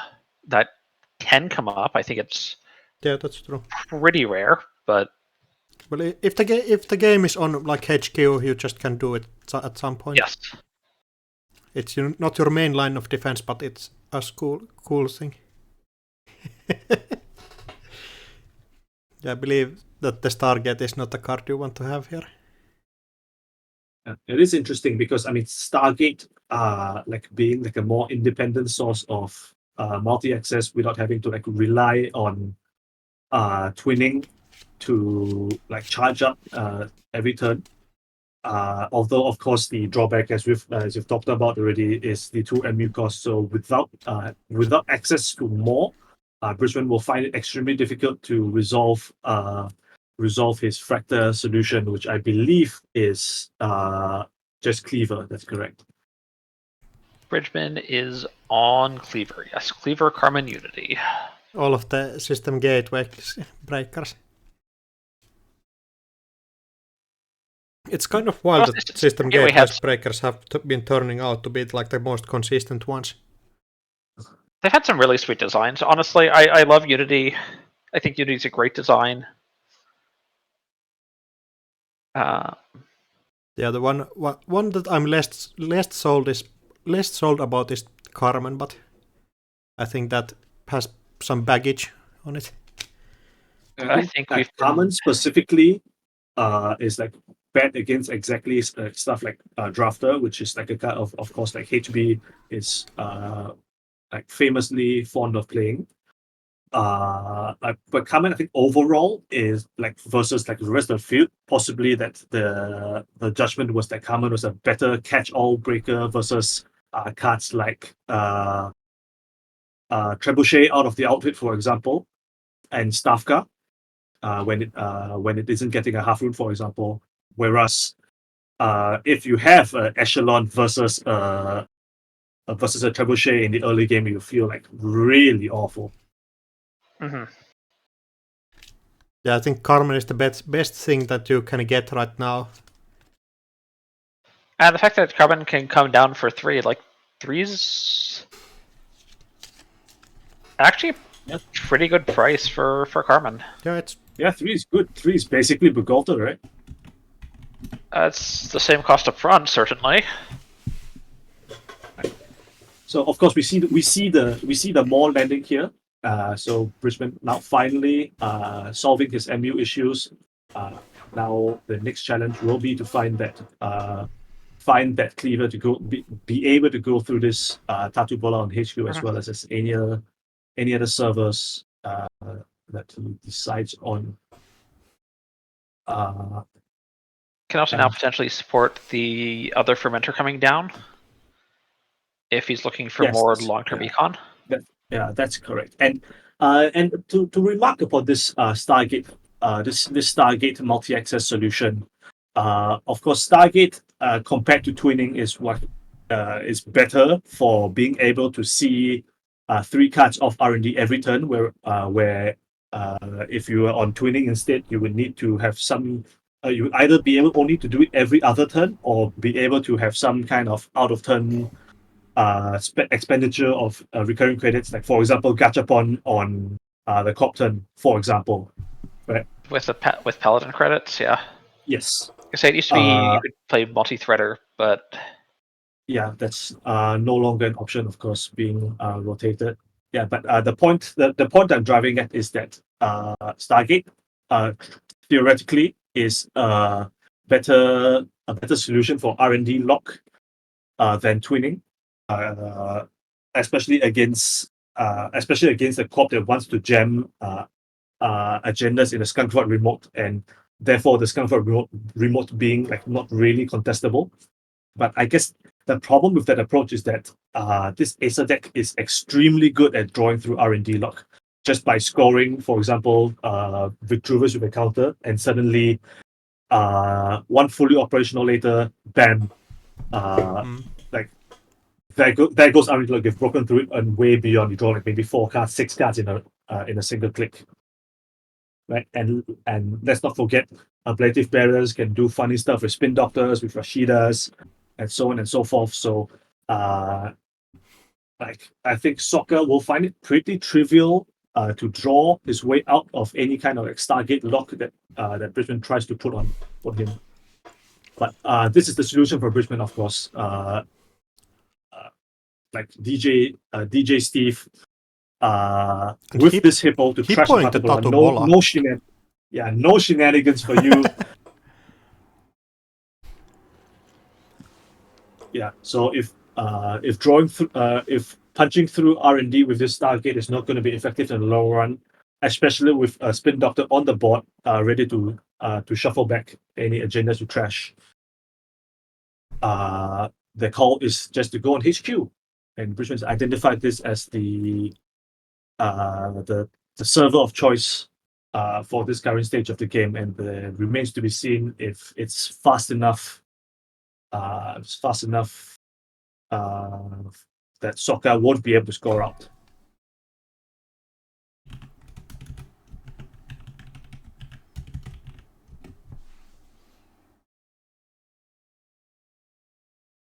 Dirty Laundry right back to HQ. That Dirty Laundry come from Steve? Is that Steve's Dirty Laundry? Yes. Yeah, looks like it.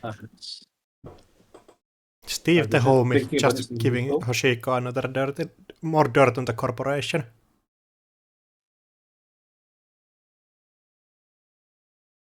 But Sokka probably scoring out here. And if this is the Ikawa, we're already threatening out the biotic labor score out again.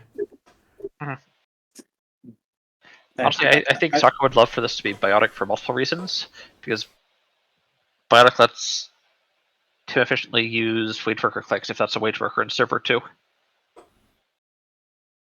Yeah, that's also true. If that's not wage workers, I think Sokka would prefer just a 4-2 here. And ice HQ backup. Oh, just the off-road office. And installing another threat on the server. And before we forget, once again, that if this is a wage workers in server 2, there was no need for Sokka to have revealed it this turn, because it was only a double advance was required on this off-road office, right? And now with this new install in server 1, you could go wage workers triple advance biotic, double advance, and score Ikawa project off the board with no advancements. Yeah, so that's that would be a total of 5, 9, 11 credits, and currently Sokka has 26, so more than enough. Although extremely healthy. There is a maul in hand, and there is a maul that can potentially hit the biotic in hand. Yes, that's correct. And of course, trashing a random card from HQ, and it is still not the biotic you know that for. Yeah, for a fact. So yeah. I really wish more would tell that what card you're trashing, if it's a face down or the card you access.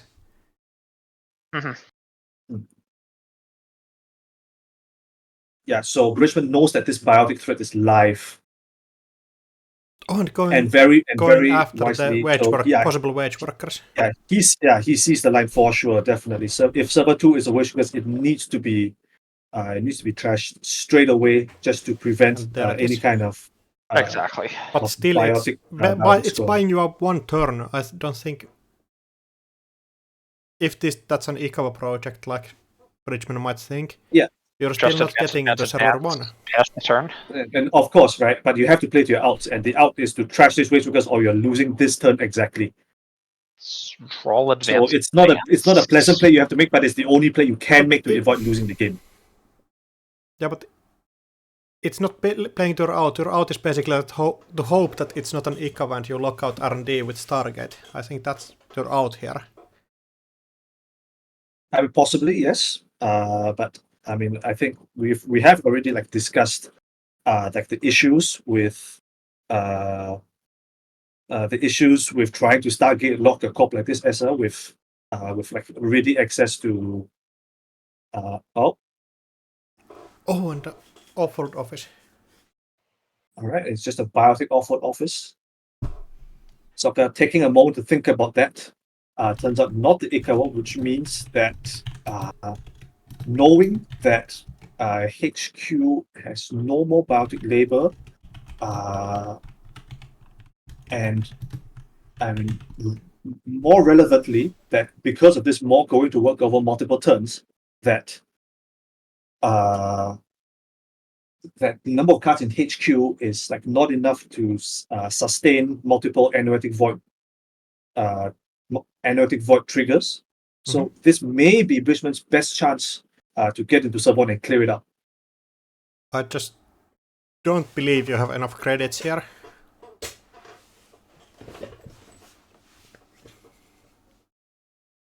It really depends on what the ice width is on server 1.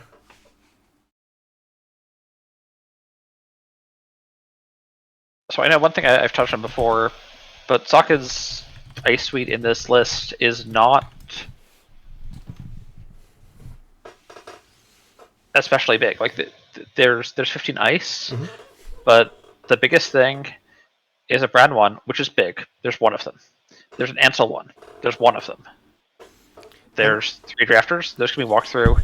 There's 2 gatekeepers, which are big ones. Agate dies to Cleaver, Magnet dies to Buzzsaw, Tattoo Bolas, a 1 strength barrier, Ablative barriers, a 1 strength barrier. These ice are cheap to break, with the exception of the Brand and the Ansel. But then you have to factor in all the 5 credits of. There's the Managram tax. Yeah. 5 credits of that, and then you have to actually trash the Managram, and yeah, I mean that's of course like all the calculations that Bridgman will be going through, in his head when he's calculating this turn, and playing around the fact that there will be no analytic void, because as we've already said, this is his like possibly one and only chance to do so, before like cards get drawn back up next turn, and they go wage workers access, but wage workers access, but yeah, correct. So we do know that wage workers is the last card remaining in HQ.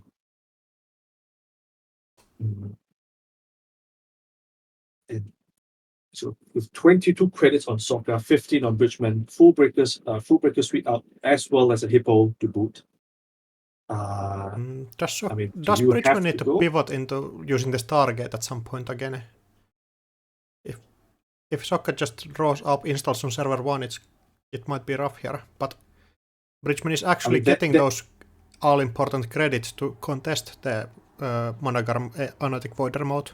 Yeah, I don't think it is. I think Bridgman has the credits to pay through Skunkworks twice, and oh wait, hold up. Also, that's a 7 credit motion. Yeah, some credits there. Oh, Wheels is going to be huge for the remote clear. Especially with Wheels and with the Ice Carver coming down. Like I think Bridgman can pay through the Skunkworks the 10 credits. And also break all the ice on the way.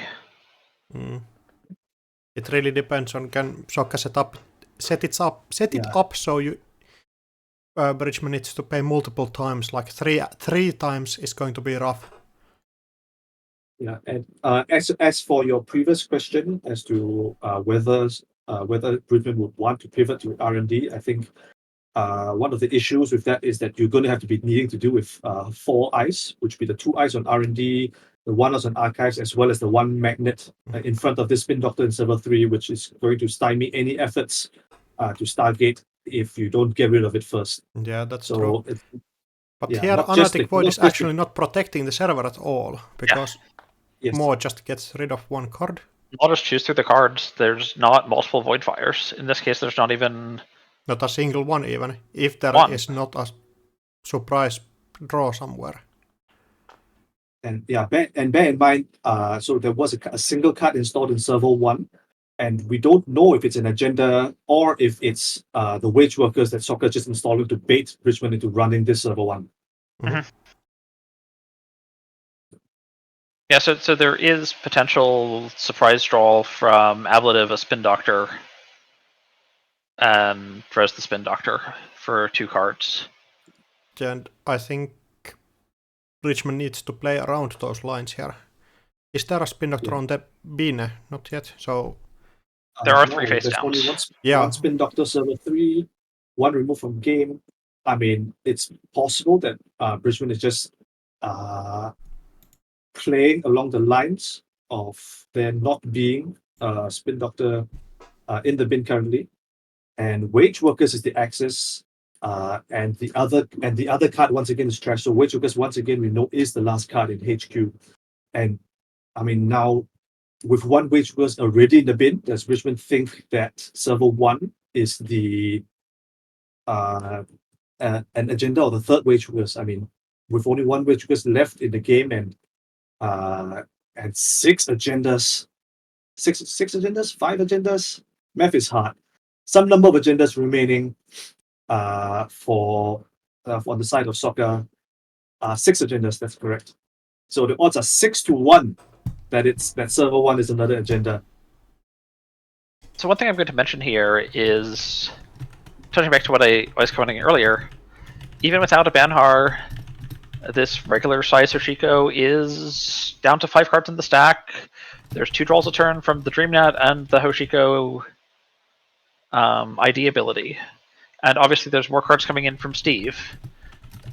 But there's not all that much deck left. And I think this game will be decided in the next couple of turns, in the next 3 turns, 4 turns. It's entirely possible.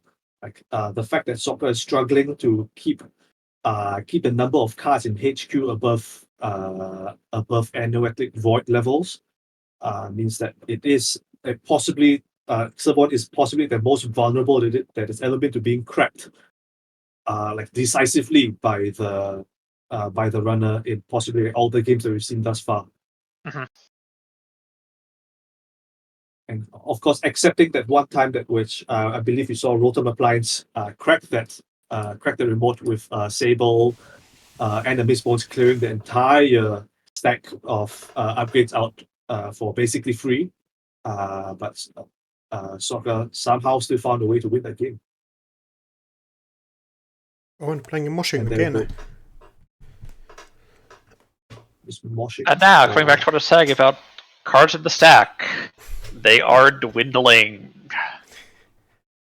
Oh, and Not contesting the remote this turn. If this is on Gen, this is going to be steal of the century. Oh, just Rashida. Rashida. All right. I mean, and that's like super important for Soccer, right? Mm-hmm. Just having Getting like back the up on cards number of is burst cards in hand, and we see a second Spinfire, shuffling Biotic Labor, of course. with the Biotic. Like, And oh, shuffle that we're looking at the one right No, here. this is not real. Biotic, How? Vitruvius. Yeah. there it is.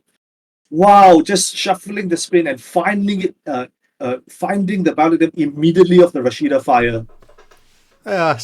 Soccer having it 3 times in a row.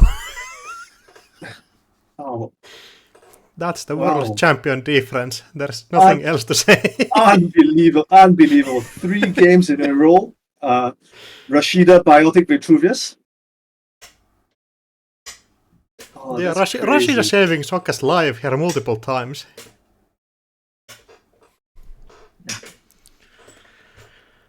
Oh, congratulations to Soccer, and of course, I mean, to both players, of course, for of course making it to Intercontinentals, and Soccer 234, our current world champion, of course, and our as well our EMEA Continentals champion, winning 6 games in a row to close out against like an incredibly tough field, beating Bridgman 2 games in a row.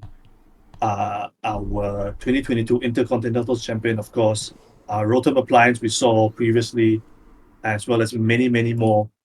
All amazing players in their own right.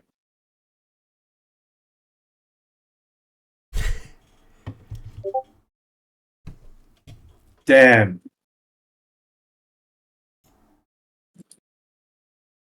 Yeah. I mean, what a deck. What a deck, right? I mean, I almost want to say this. I almost want to say this card is like this deck by Soccer is almost startup legal. Am I crazy? Sorry, not startup. Neo legal. I mean, I'm seeing like System Gateway, like Magnet, Hagen, Drafter, Brand, Ansel. Like all these eyes are legal in the startup format. So, Socket Stack does have one very, very important card that is not near legal, that has saved him on multiple occasions. I am, of course, talking about Rashida Jahim. Oh, that is absolutely true, of course. Yeah. The Rashida into Biotic. How can anyone forget 3 games in a row saved by this same combination?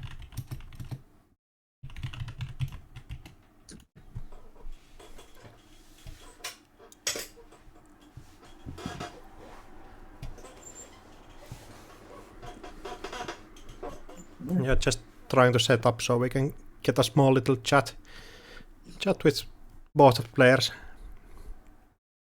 Sounds good.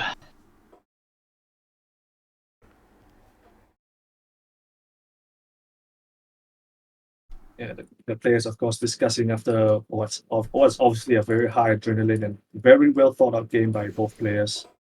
Yeah, I mean, I really want the to go. decision making that goes into these runs and this like install decisions, I think is quite something to behold, and it does bear like watching and rewatching just to get an idea of like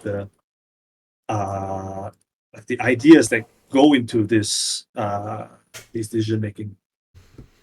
One thing I really want to go and check out is Sokka's reaction on the Rashida draw on the last turn. Oh, on his stream? Yeah. Mm-hmm. That is definitely something to check out when you have the chance.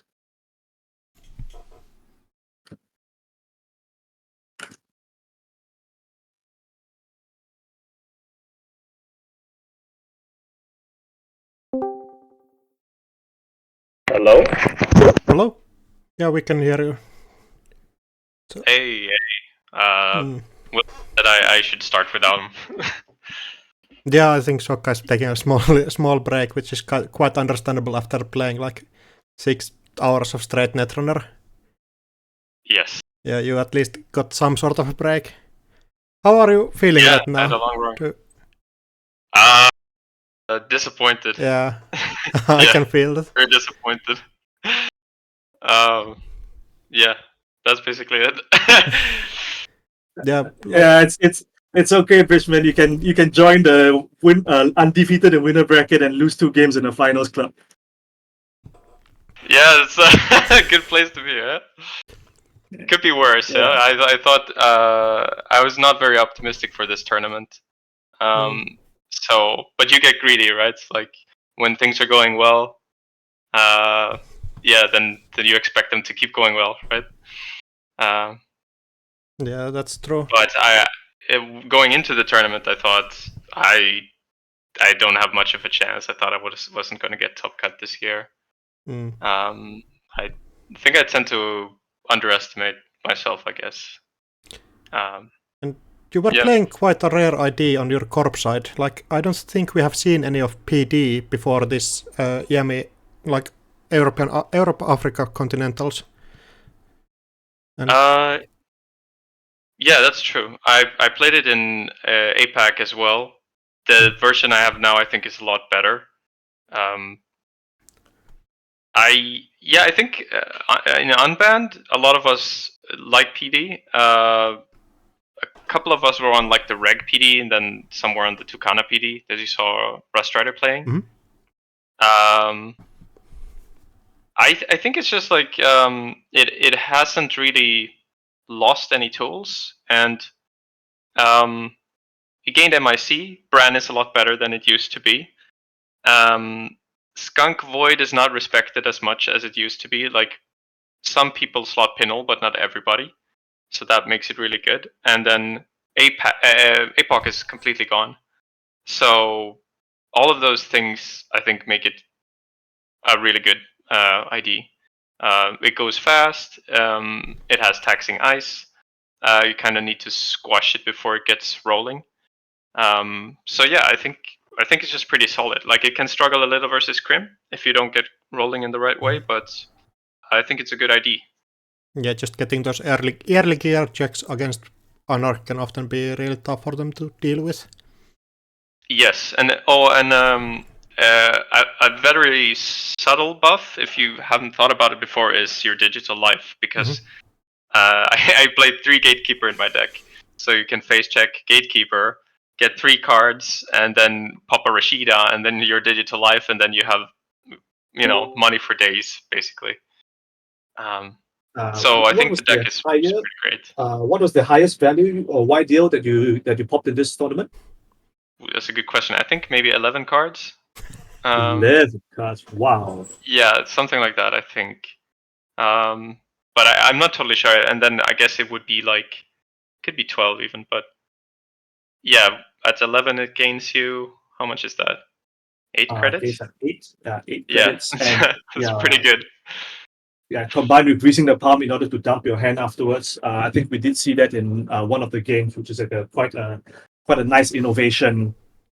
Just with your operation construction, like in the synergy that we see there, like making sure of course the big weakness of like big YDLs is that you end up having to discard, but PD combined with greasing the palm means that you're not losing any value on that front. Exactly. Yeah. That greasing the palm really helps a lot. Yeah, and you're able to overdraw more and stuff like that. And I think it seems to do pretty well against all the runners. I think it like I was expecting to win the first game as Corp against William, but just had terrible draw. Yeah, the but I draw think looked the really matchup, bad. yeah, I think the matchup is good. Seems pretty Corp favored overall at the moment. But yeah, you can't draw that many agendas in that little ice. It doesn't work.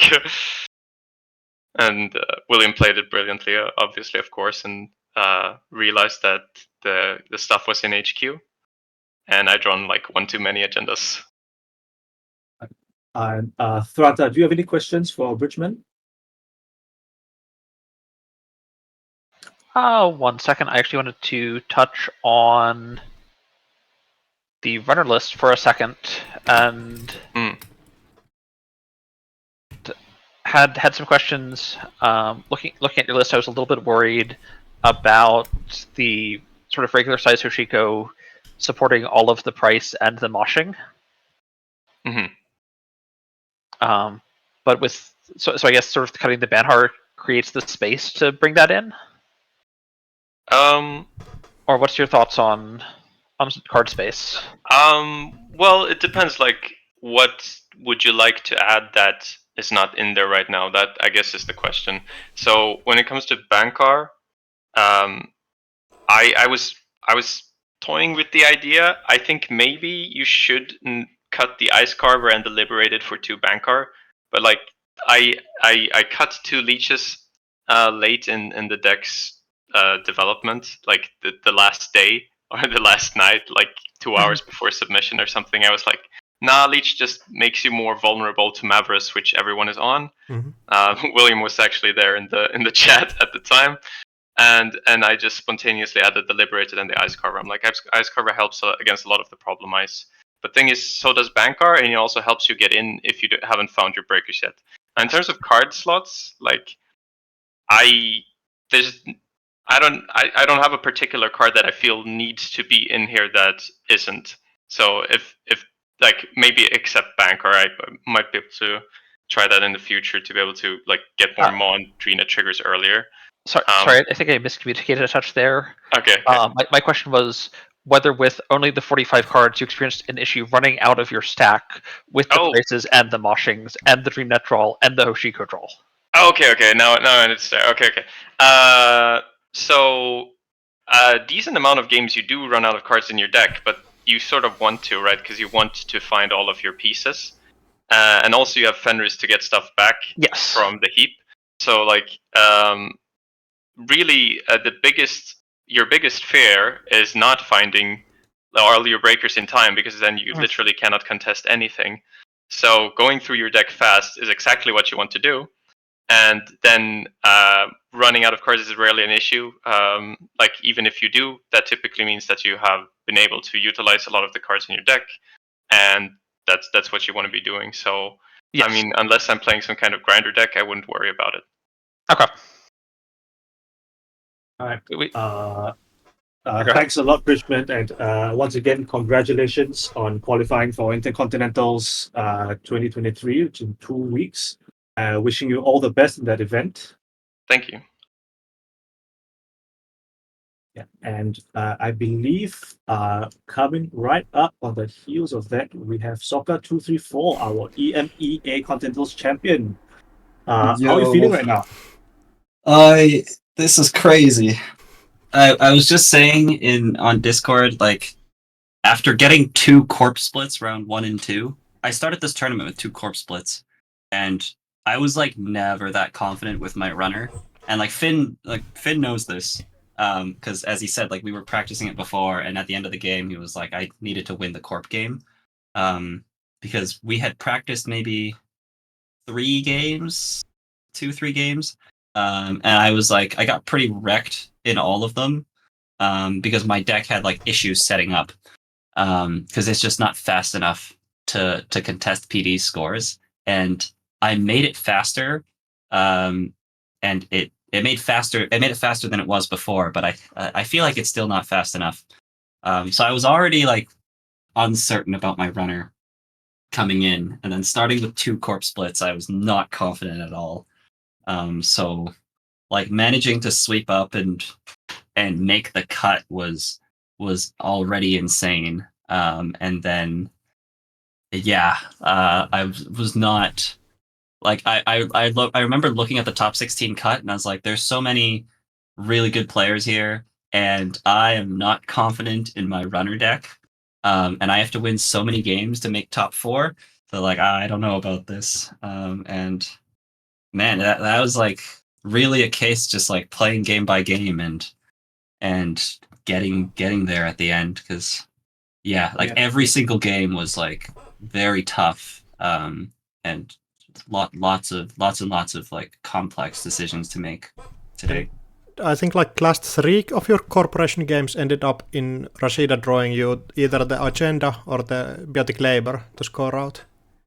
I think it was exactly. It was either the agenda or the biotic. Which I was saying on my stream, like that's kind of crazy because in Swiss, like this corp deck only lost 1 game in the whole tournament, which was to Rotom in the cut, where I had like a very, very rough draw against his Sable. But yesterday I didn't use Biotic basically at all. I didn't use it to score agendas. Like the one time I used Biotic was so that I could like hedge fund, play fully up and then Biotic so that I get the wage worker click. An extra click.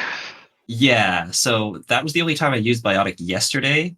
But then like Biotic really shined today, and it showed up every time I needed it.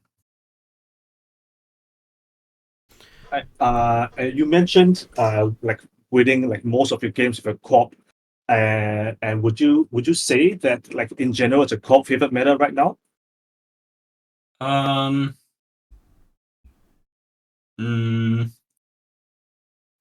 That's very tough. I don't think I used to think that when I was in American Continentals, I was saying it's a corp favorite meta. And it was very interesting because in American Continentals we played single-sided Swiss, and if after like round 6 or 7, there was 5 players that had more, that was like 5 players at the top, and then people below had less points.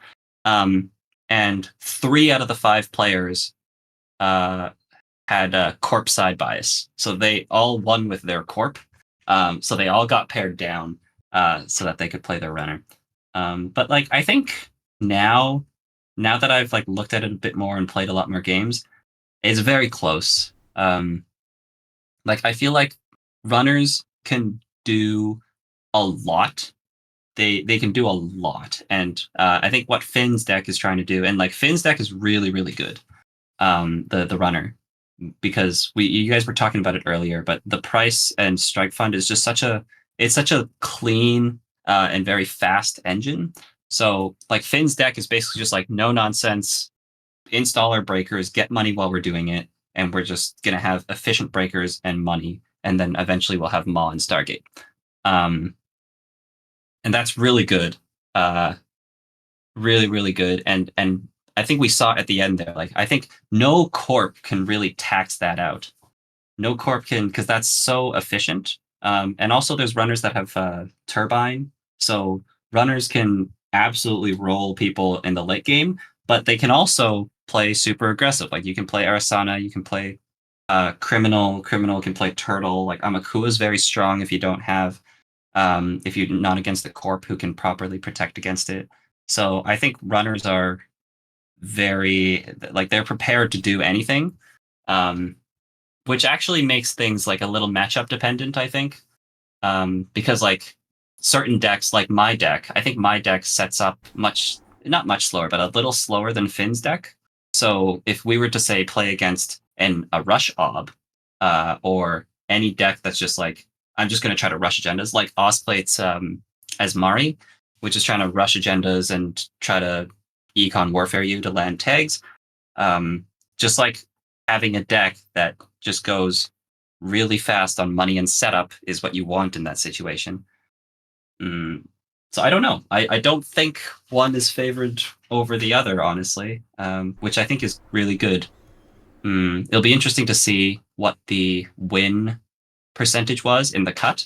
I think in Swiss, it's always Corp favored because Corp has all the hidden information, and that's the way that a healthy meta should be. Is that Corps should be favored with unknown decks, and then once you get in the cut, it should be even. So I think that's like the best place that Netrunner should be, and yeah, I think a lot of people are really liking the new set, and they're really liking how the game is right now, and I would agree with that. My understanding is that Thanks for the this very year we're detailed at answer. 55% Corp favored. Sorry, say that again? I said my understanding is that in the Swiss here for EMEA, it was 55% Corp. Nice. I think that's perfect. And then, I don't imagine you have stats for the cut. I don't have the stats for the cut quite yet, unfortunately. Okay.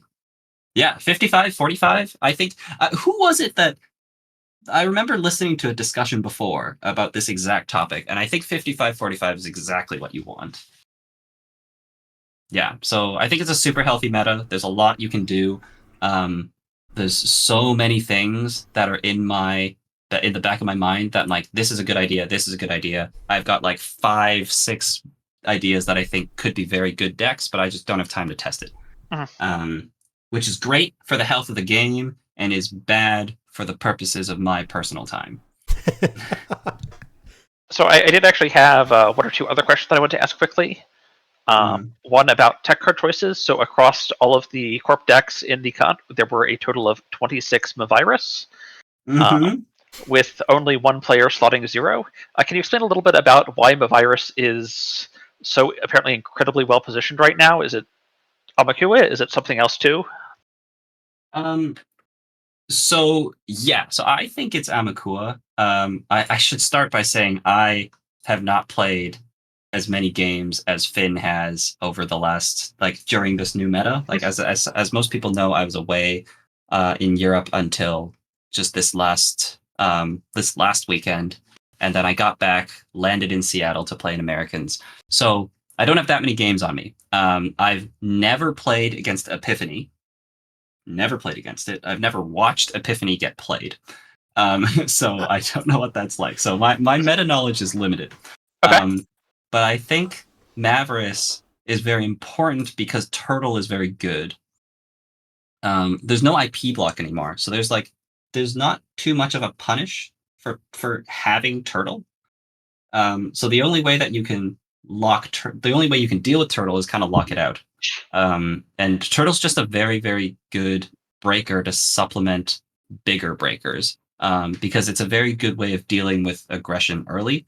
If Ob or somebody is trying to rush early, installing Turtle and making a couple runs on centrals suddenly means they have to deal with this Turtle somehow, because they can't just let you run the remote and pay a couple credits to get in. So it demands a response, and it's really good early. The other thing is so Mavericks basically means so you don't have to protect archives with a piece of ice. So you ice HQ, ice R&D, you got to pay your ice costs for it. But if you find a Mavericks, you can just put the Mavericks in the bin. You don't have to pay. That's a big deal. And then also Freedom. It also hits Freedom very well. Audrey was released. Audrey is very strong if that gets going. And there's not much you can do about that. So you just have to purge, and Mavericks is very important. Fermenter is a very good econ card. You can purge that. You can purge Botulus. Botulus is kind of just a side thing, I guess, because most people are not playing Botulus anymore because Magnet kind of is everywhere. HB is very good, and all the HBs I think should be playing 3 Magnet just because I think it's a good ice. Yeah, and Arisana happens to be hit by it a little bit, so Magnet is just good. So Botulus isn't really around. But yeah, Mavericks just strong, and it also happens to be good in Ob, because you could pop it and search for a 2-coster. It's a key component of the half room combo, or it can be.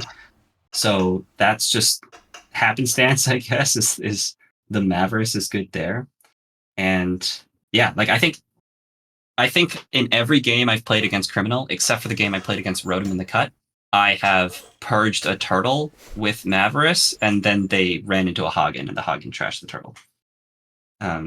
So it's really good. And yeah, you just really need a purge ability. And there's another thing I was going to say too. Right, there's a bunch of 1 strength barriers that were released. So there's now like an injection of low strength and the run gear checks. And that's another thing that Turtle just deals with really well. I do think we have a question from the Twitch chat, Ice Cream College. Could you ask Soccer what he would change about the runner list, if at all? I'd probably play Arasana.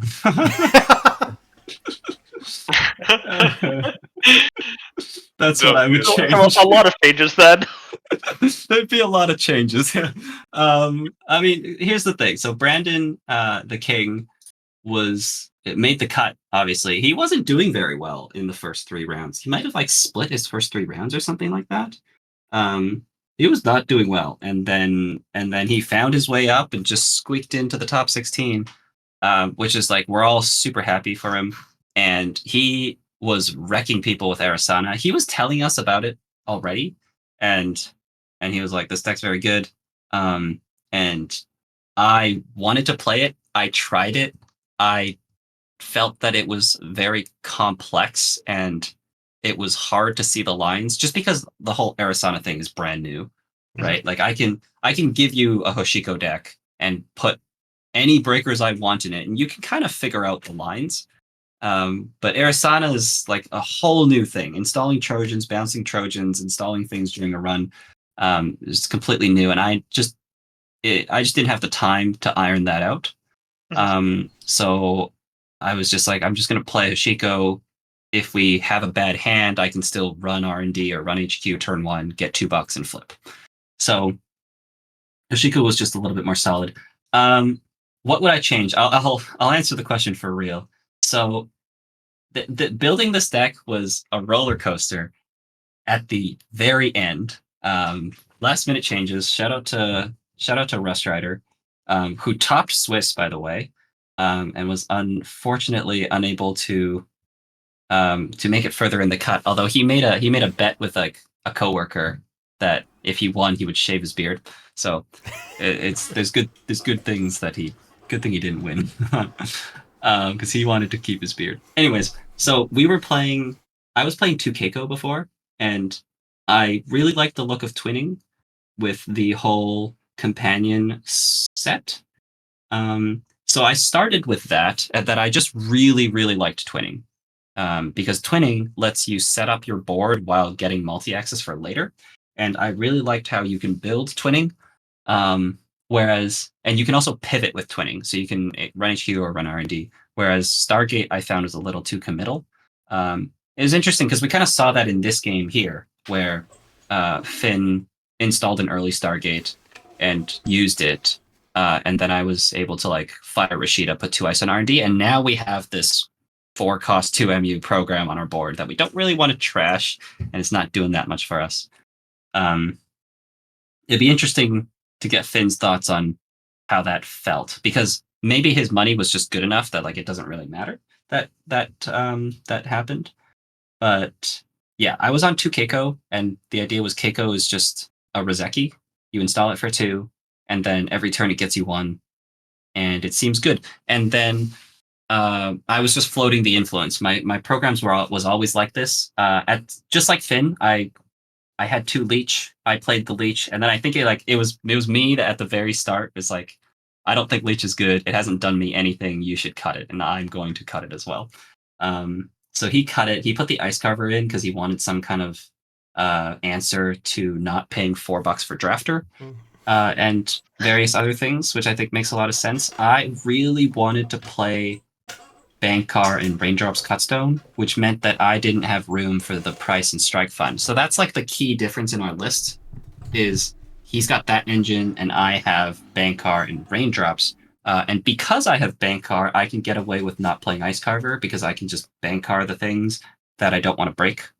And that worked out for me in a lot of games. So I was just going to play no console. I was just going to play no console at all and just play other cards. And then my 1 Bravado became a Hermes. And that was such a sick decision. Like Hermes is really good, as I'm sure we all are well aware of. And it was just like, well, if I find it early, then my deck is busted, and if I don't find it early, then like my deck is just like it was before. So yeah, I like the Hermes. I think it's a really good influence suite. 1 Hermes, 2 Bones, 2 Carmine, 2 Unity. There's a bunch of resources in here. The Earthrise was really good. Maybe a Liberated could go, but Liberated is really good at the start of the game because if you don't get a good econ start, then the deck can kind of like be at 0 credits for a long time. And we saw that against Osclate, I think, but I was lucky enough to draw my daily cast, so that worked out. Yeah, the deck can be a little poor, whereas Finn's deck has a 3rd moshing, 3 price, and 3 strike fund. So like Finn's deck definitely has more money than me. Yeah, I think if I were to play Hoshiko again, I would probably play Finn's list. Because I think his list is just better. Just because I feel like I underestimated the need for setup speed. I underestimated that because I was like, I could just install 2 of the 3 breakers, and then Gachapon will find me the 3rd. And sometimes that's what happens. But other times it isn't what happens, and you just have to dig. And when you have a 3rd moshing and 3 price, that helps you dig. And because Finn's list can get through his deck faster, he's at much less of a risk to just not being able to run because he doesn't have a breaker. And that happened quite a few times today and yesterday. Like in my game against Gray, I think, yeah, against Gray, otherwise known as Beans, they're playing an Ob deck with double Stavka, double Drafter. No. Wait, what was their ID? Asa. They were playing Asa with 2 Drafter, 2 Stavka. Stavka, Yes. wow. Yes, there's 2 Stavka in there, and I have no idea why. Because there's no other synergy in there aside from the fact that just like Stavka costs a lot of money to break, I guess is the idea. So at the start of the game, I was like, Stavka's really weird. That seems inconsistent, and maybe there's better influence out there. But then we started the game, and guess which 2 cards was in the bottom 12 of my deck? My 2 Carmines. Oh, no. And then like both of my Bankars was in the bottom 16. Like I had to draw until there was 16 cards left in my deck, and then I found the first Bankar. And there was basically a turn where they had an agenda in the remote, and they were threatening to win the game. And I just had to run the 3 deep server with Unknown Ice. And I had the Bankar down, but I only had a Cleaver and a Unity. So if they res the outermost ice and the innermost was either Drafter or Stavka, I would have lost. But luckily for me, it wasn't. So I was able to squeeze out a win there without ever installing my killer. But if I had 3 copies of the price, that probably wouldn't have been an issue. So that's my thoughts off the Hoshiko. Despite doing well with it, I still lack a little bit of confidence, but there's probably something here. There's probably something here that we can work with, because obviously Rust Rider played essentially the same list and made top of Swiss. So both of us did very well with the same list. It was like a 4-card difference, but pretty negligible. All right. Thank you for your answers, Soccer. You've been extremely thorough, and I think this interview has been like extremely educational for everybody involved in terms of learning more about the mentality of the deck and like the testing that goes into unbanned preparation for major events. Yeah. I want to say, yeah, there's a lot of HB. We played a lot of HB. So like most of my games was against HB, which was fine. Like I ended up playing against a lot of HB, but I definitely could have had more testing games, and I definitely play more leading up to most events that I play in. So it'll be interesting to see what this next week looks like, because 2 of us are in intercons, like Finn and I are in intercons, and I don't don't really have the time to test. So we'll see what happens. Right, and of course, congratulations once again for winning EMEA Continentals. Let's not forget the largest online continentals I think we've ever had in the history of NSG. And I guess last thing is, do you want to shout out anything or anybody while we're on this platform? Yeah, I think it's as repeat what you just said. It was amazing that so many people showed up. A lot of people showed up for APAC, for North America, and for Euros. And I think like Worlds is selling out, or no, Worlds sold out already. That's crazy. Yes. Yeah, Worlds sold is out sold out. already. Yeah, Only- I'm so excited. I'm gonna be at Worlds. We're gonna be there from October 11th to the 18th, so for a full week to be there for the tournament, see a bit of Barcelona. It's going to be such a great time. I always enjoy hanging out with Netrunner players. I shout out to couple shout outs to my team for Unbanned who tested and played games with me. I was very, very, very close to bringing 6 Agenda Punitive Restoring Humanity. Very close. And yeah, it's always a great time hanging out with them. Shout out to Arndt for last minute changes with this Hoshiko deck.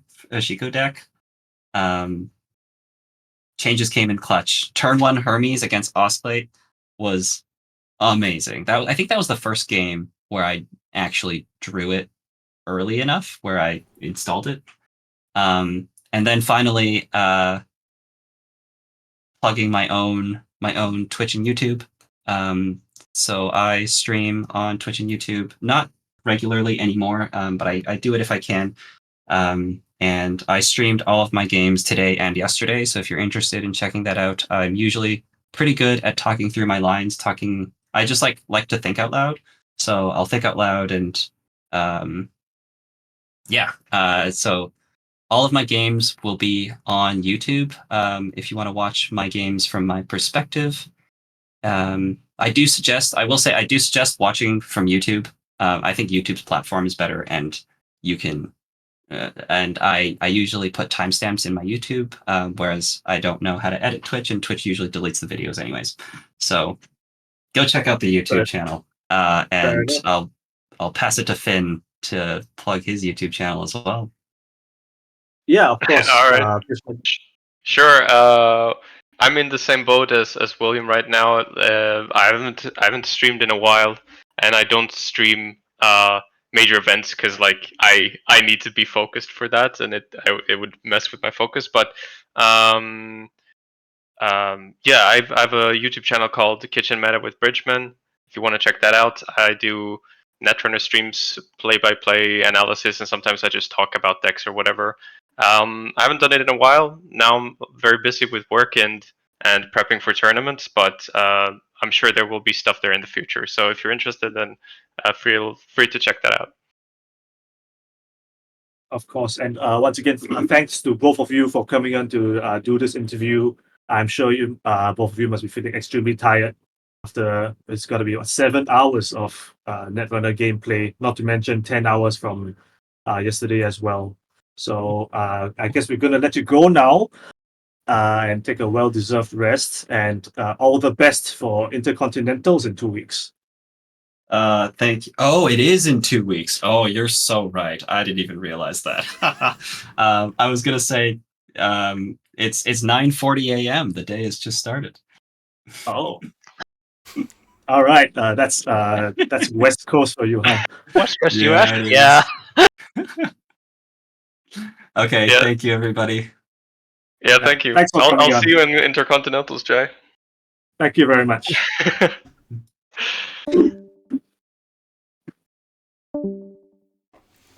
All right, Do, and that do either is of you have about anything to it. shout out? Yeah, I guess I got a shout out. Check out Aksu's YouTube channel, No, I don't think so. That guy doesn't do any content anymore. Yeah. I got nothing. Just I just enjoy, like, coming in and playing. The only thing better than playing Netrunner is talking about Netrunner and not actually playing it. So like this casting gig is kind of perfect. You get to like sit around and talk about other people's Netrunner for 2 days straight. So yeah, this is pretty good for me. Don't really have a Twitch or YouTube channel. Don't really do any of that streaming stuff. But anything's possible in the future. Anything from previous rounder? I don't think so. I'm just going to shout out. I believe there might still be some various nationals still going on. I have to go check the ABR page. But even if Worlds is currently sold out, there is a wait list, and I think, although I'm not sure, there are still a couple tickets still up for grabs at nationals around the world. Although I'd have to go check on where exactly. I think Danish nationals is next week, and then French nationals is also at some point. So there's a couple of spots that you can still grab a world spot. Go on a nice vacation, travel abroad, play some Netrunner, and then this will enable you to later travel abroad and play some Netrunner in Barcelona, Spain. That sounds like an excellent deal to me. Yeah, what better thing to do? I'm also going to shout out the Run Together initiative that Dan B has put together. If you're interested in going to Worlds but can't afford it, there are a couple of reserved tickets, and there is an application process for some tickets with transportation, I believe, through Dan B and the Run Together program. And yeah, I mean, when you're interested in, and you are experiencing financial hardship that impedes your ability to do so, you might consider looking into it, and there might be some options there. All right, and let's not forget, while we are still at the back end of this stream, let's not forget to shout out the amazing NSG judge and back end team. Of course, our judges, PSK from yesterday into the front half of today, and going into Yasengrin, Jeff, for the rest of the event, culminating, and of course, in our final two games. I mean, shout outs to y'all. We couldn't. I mean, this event just straight up can't run itself, and we are extremely fortunate to have an organization and people like yourself, guiding us, Netrunner players, into a 7-round event over 2 days. That's no mean feat. Yeah, and I would like to thank everybody who played in the event. These things don't happen if there's no players, so... Yeah, definitely shout out to all the players, all 144 of you. How many players did we have? I think that's I think near enough, at least. Maybe. A shout out to the 150-ish players for coming out yesterday, for showing up, for making it one of the largest online events in Netrunner history. And I mean, last but not least, shout out to you, dear Twitch viewer, for putting up with our nonsense for 7.5 hours almost. And yeah, that should be all. And for the support of viewers like you. That's right. Yeah. All right, I'm closing the stream. No more nice talk.